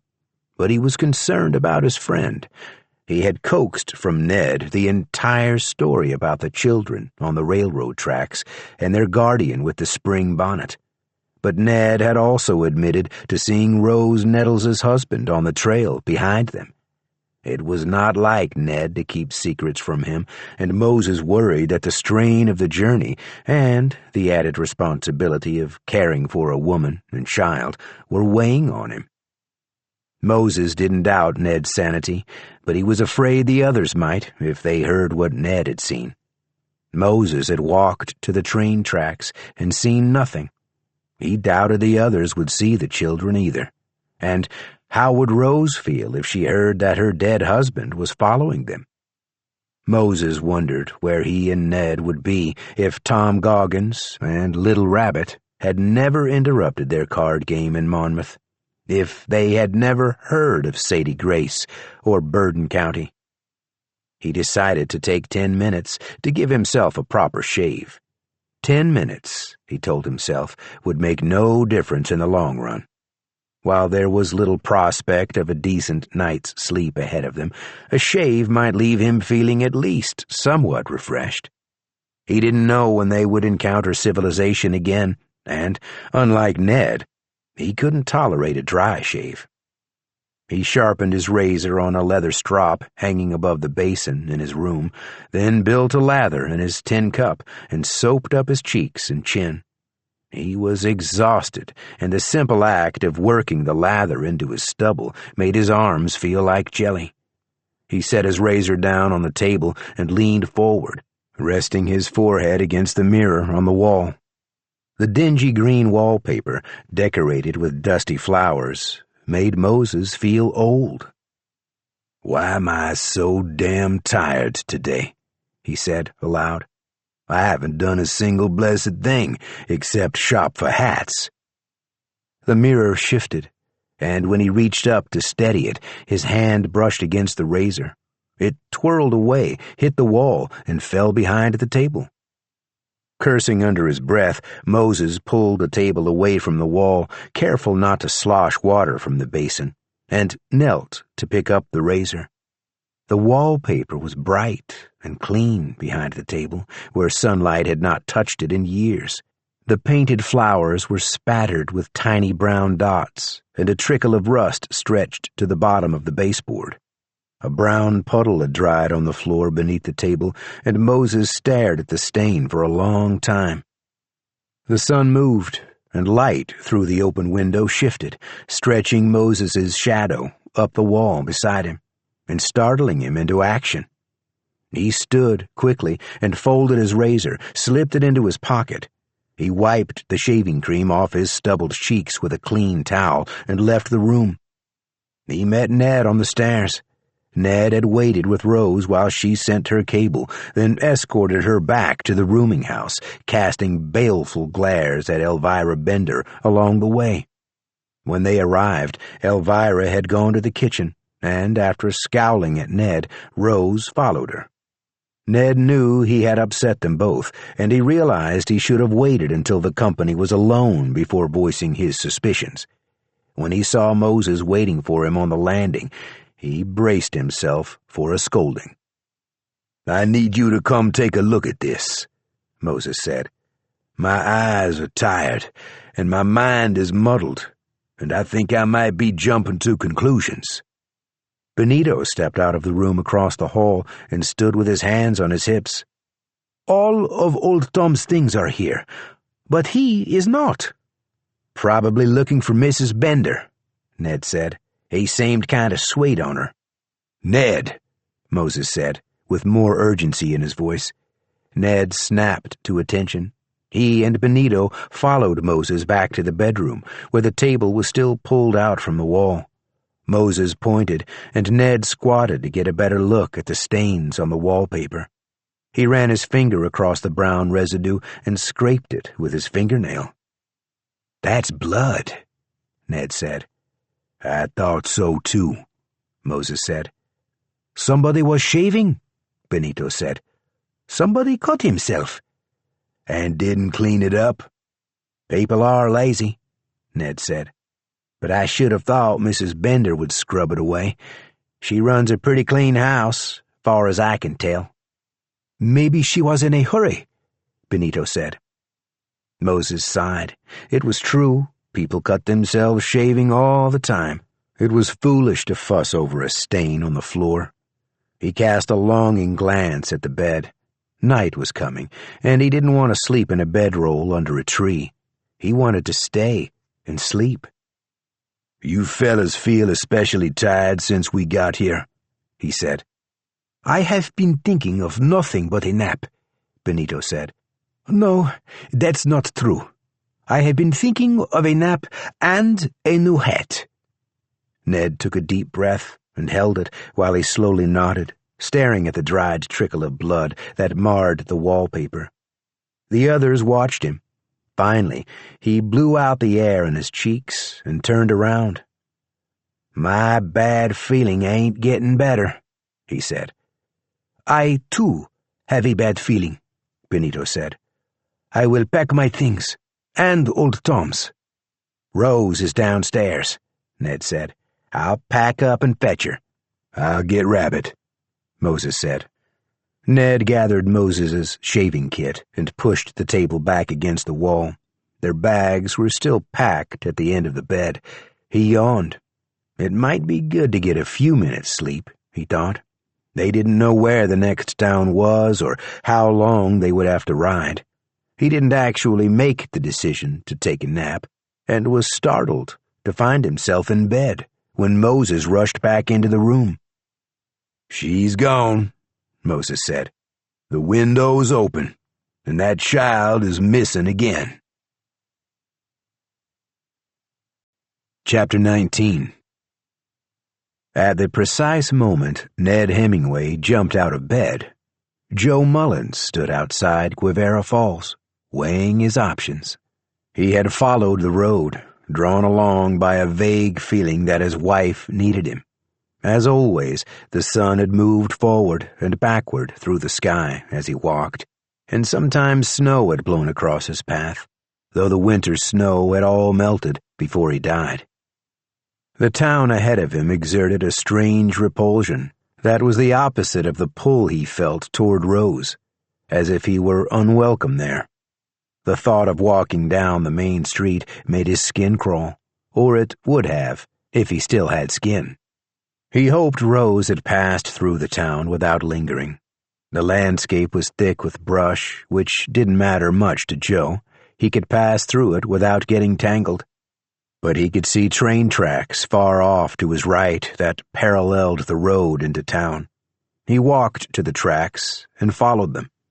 A deer crossed his path, running backward, and vanished at the tree line. By now he was used to seeing such things and didn't give the deer a second thought. The tracks curved away from Quivira Falls, then back, circling the squat buildings at a distance, which was fine with Joe. Proximity to the town made him slightly nauseated, which was odd, because he hadn't eaten anything in months. After a time, he saw the train station, where the tracks crossed the road and continued west. Dozens of children were gathered there, watching him approach. One of them, a little boy of perhaps 8 or 9, waved at him and smiled. The pleasure Joe felt at being seen was like an electric shock running through his body. Joe waved back at the boy. The crowd of children parted to allow a woman through. She waited for him beside the tracks, and he picked up his pace to get to her. When he got close enough, Joe cupped his hands around his mouth and shouted, "Hello!" The woman smiled, and the boy shouted back at Joe, "Hello yourself, mister." They had heard him. Joe had not realized how isolated he felt until that moment. He had spoken with the spirits in the dark woods and with the dead man, Isaiah, at the cursed ranch, but those encounters with unhappy people had left him feeling bereft. Here, outside a town that gave him a stomachache, was a whole crowd of cheerful people lined up to greet him. 2 of the children ran forward, grabbed his hands, and led him the rest of the way. The woman bowed her head slightly, as if she were shy or unaccustomed to meeting strange men outside train stations. She wore a spring bonnet with a delicate spray of flowers, and Joe took off his own hat, holding it awkwardly out of the way of the children who clung to his arms. "Good afternoon, sir," the woman said. "Is it?" Joe said, surprised. "Afternoon, I mean. I should have thought it was early morning with the sun down over there." He pointed east, and the woman turned to look, then turned back and pointed overhead. "I believe the sun is right there, sir." "Well, I'll be," Joe said. "That old sun sure is a rascal, 'cause it's fooling one of us." "My name is Madeline Russell," she said. "And I'm Joe Mullins. Pleased to make your acquaintance. And these children, too." He looked up and down the tracks and back at Madeline Russell. "Are you all waiting for something?" "We're waiting for the train," said one of the children. "Well, it don't look to me like the train's been through here in a bit and a half. There's weeds growing up through these ties, and that handcart's surely seen better days." A low murmur passed among the children, and one of the girls stepped forward and scowled at Madeline Russell. The girl, like all the children, was holding a Bible, and she tucked it under her arm so she could clasp her hands in front of her. "Miss Russell, you said the train would come back for us someday," she said. "Yes, I did," Madeline said. "Perhaps Mr. Mullins is mistaken." He caught a look in her eye and hurried to contradict himself. "Maybe I am mistaken," he said. "You don't hardly know about trains these days, and my eyesight has been playing funny tricks on me." The girl still seemed suspicious, but Madeline smiled at him. "I cannot tell you how good it is to converse like this," Joe said, to change the subject. "I've been traveling for quite a while, not really sure how long, what with the sun jumping all round in the sky, but a man gets lonely for someone to hear him speak." "Yes," the woman said. Her expression had softened. "The children have each other, but most other people don't hear us at all." "Well, there was a cowboy I met once or twice who seemed like he could almost hear me," Joe said. "He was trying, at least. Funny fella. Wore a yellow hat." "That's the man we saw, Miss Russell," the girl said. "I would not be surprised," Joe said. "He was headed this way with my wife. I don't suppose you saw her." "Oh, you're married, Mr. Mullins?" Madeline said. Joe blushed. "I don't suppose I am married," he said. "Not anymore." "But you're following her?" "I got a funny feeling I ought to. It's not by way of winning her back or nothing. I just want to make sure she's settled proper. Then I guess I'll go my own way after that." "I see," Madeline said, but the way she said it made Joe's heart beat a little faster. "I don't suppose it's any use, asking how far behind her I am," he said. "I guess you're in front of them," the girl said. "Your wife is still in Quivira Falls," Madeline said. "She and her companions are staying at Mrs. Bender's rooming house. There's a fat old man traveling with your wife," the girl said, "and the yellow hat man, plus a black man, and a very handsome Mexican boy. There's a little girl, too. If you wait here with us, I imagine they'll be along soon." "Well, that sounds agreeable to me," Joe said. "Now, Katie," Madeline said, "there's no reason to think they'll come here to the train station when they pass over. They may very well linger at the rooming house or go to the church, where the others are. They might even move on from this earth, as some of you children did." "What do you mean, when they pass over?" Joe said. "They ain't gonna die, Miss Russell. Rose is still a young woman." "Of course they'll die," Katie said. "John Jr.'s been getting things ready to butcher them all day. They'll be along pretty soon now." "Now hold on, girl. Somebody's fixin' to butcher my wife?" "That's what happens when people come to Quivira Falls. It's why they let John Jr. keep all his legs and arms and lean times instead of sharing his meaty parts with the rest of the town. His mom uses sleeping hexes on people so they'll stay a night or two, and then Junior chops them up." "Now, Katie," Madeline said again. The buzzing in Joe's ears grew louder. "Well, that ain't right," he said. "No, Mr. Mullins, but it's what they do here. Ever since they had that big blizzard so many years ago, they ate each other from necessity, starting with a man named Nestor. But I think now they've got a taste for it." "I better do something about this," Joe said. The thought of entering the town made his stomach churn again, and he had no idea what he could do to help Rose if nobody could see or hear him. But Joe thought perhaps this was why he had followed his wife in the first place. "I better do something," he said again, and with a quick farewell to Madeline and the children, he turned and crossed the border into town. Chapter 20. When they found Tom Goggins, he was hanging upside down in a shed behind the rooming house. His feet were lashed to a meat hook, and his hands were tied behind his back. An empty tin bucket had been placed on the floor beneath his head. "Get me the fuck down from here," he bellowed, when he saw Ned, Moses, and Benito in the doorway. "Old Tom," Benito said. "Where's Rose?" Ned said. "And where's Rabbit?" Moses said.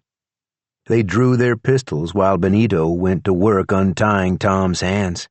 Tom swung back and forth as Benito wrestled with the thick twine.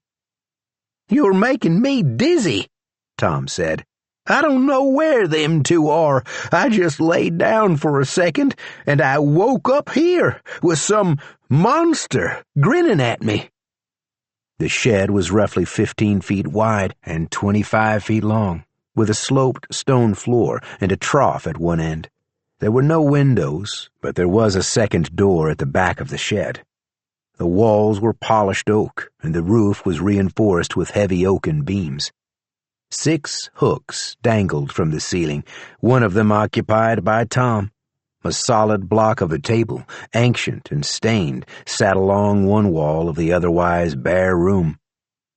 "I need a knife," Benito said. "My fingers are too tired to untangle this." Ned produced Joe Mullins's skinning knife and tossed it to Benito, who deftly caught it and began to saw at the twine. In a moment, Tom's hands were free, and Benito went to work on his feet. "Hurry up and get me down before that giant comes back," Tom said. He windmilled his arms uselessly. "You must mean John Jr.," Ned said. "Why did he leave you here?" Moses said. Tired as he was, he knew the answer before he had finished asking the question. "Ned, Ben, we need to go right now," he said. "Don't leave me here," Tom said. "Get me down." I am trying, Benito said. Hold still. Ned, Moses said. The back door of the shed opened, and an enormous man stepped into the day's last beam of sunlight. He held the biggest cleaver Moses had ever seen, a tool for butchering buffalo. Moses whirled at a sound behind him and saw Elvira Bender enter through the shed's front door, leading Rose by her elbow. She had a pistol pressed to Rose's ribs. Elvira kicked the door shut behind her. "Please point your revolver elsewhere, Mr. Burke," Elvira said. "I will not hesitate to shoot your lady friend." Rose clutched her stomach and grimaced in pain. "They're ghouls," she said. "The entire town." Moses and Ned had traveled together long enough that they could coordinate their actions without words. Since Moses was already facing Elvira Bender, Ned aimed his pistol at her giant son. Benito lifted the skinning knife and pointed it at John Jr., who was almost close enough to touch. Benito could feel the nickel Moses had given him, its slight weight pressed against his hip through the thin fabric of his pocket. He wondered if he would have a chance to spend it, and he wished, once again, for a hat and a gun, so he might die like a man if this was to be his last day on earth. "This could all have been painless," Elvira said. "We have a spell over the house that puts our guests to sleep before we do anything to them. We're good people." You killed a trainload of children, Ned said. "More than one trainload," Elvira said. "We had a steady supply until they stopped running the trains through here. Meat's scarce now, which is why, much as I might like you folks, I must ask you to holster your weapons and surrender yourselves to my son." "Ben, get me off of this hook right fucking now," Tom hissed. "You're fine where you are, Mr. Goggins," Elvira said. "Boy, why don't you hand your blade to John Jr.?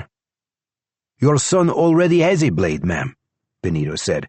"A big one, too." "We got us a stalemate," Ned said, watching the enormous man with the cleaver. "No, Mr. Hemingway, we don't," Elvira said. She raised her pistol and pointed it at him. "You see, Mr. Burke has fallen asleep." At the sound of his name, Moses snapped his eyes open and realized he had indeed dozed off, and though he still clutched his pistol, his hand had fallen to his side. 3 things happened then, all at once. Ned turned his head to look at Moses, taking his eyes off John Jr., while Elvira Bender fired her pistol, and Joe Mullins entered the shed through the north wall. Elvira's bullet entered Joe's chest and hung there for 3 seconds, shivering in midair. At the sound of the gunshot, Ned dove to one side, while Benito lunged at John Jr., slashing at him with the skinning knife. The giant grabbed Benito's face and threw him at Tom, who banged into the wall and swung back into arm's reach. John Jr. grabbed Tom's hair and brought his cleaver down at the Witchmaster's throat as Rose pushed out against Elvira Bender. Elvira fired a revolver a second time, but the bullet lodged itself harmlessly in a leg of the big table. Moses brought his own revolver back up just as the bullet suspended in Joe Mullins's body came unglued in time and continued on its way, traveling through Ned Hemingway's abdomen and shattering John Jr.'s left kneecap. Moses finally fired, his bullet entering Elvira Bender's right eye and exiting through the back of her head. Her monstrous son crumpled silently to the stone floor, and Benito seized the opportunity, leaping on John Jr.'s back and stabbing repeatedly at the soft tissue of the giant's neck and shoulders. Rose pushed Elvira Bender's body away and hurried across the shed to Tom. Behind her, the door opened, and 2 men entered, drawn by the sound of gunfire. One of them was missing an arm, the other a leg. Rose recognized them from the train station. Both of them had guns, but Moses was now fully awake, and Ned had regained his feet. "Drop 'em and back out," Ned said. Both men tossed their pistols on the stone floor and smiled at the assemblage. "I can't back up very quick," Hiram said. "Sorry." "I'll be happy to help him do it, sir," Peter said. John Jr. had stopped struggling, and Benito stepped back from the body, still gripping his knife. Rose beckoned to him, and he bolted the back door of the shed before going to her. "Mr. Burke," Rose said, "we need your medical knowledge." "You two stay where you are," Moses said to the telegraph men. "Gladly," Hiram said. "We can see things haven't gone our way," Peter said. "We'll make no trouble for you." "Mr. Burke," Rose said again. Moses scooped up Elvira Bender's revolver, along with the weapons dropped by the telegraph men, then stepped over John Jr.'s body, leaving Ned to guard the door.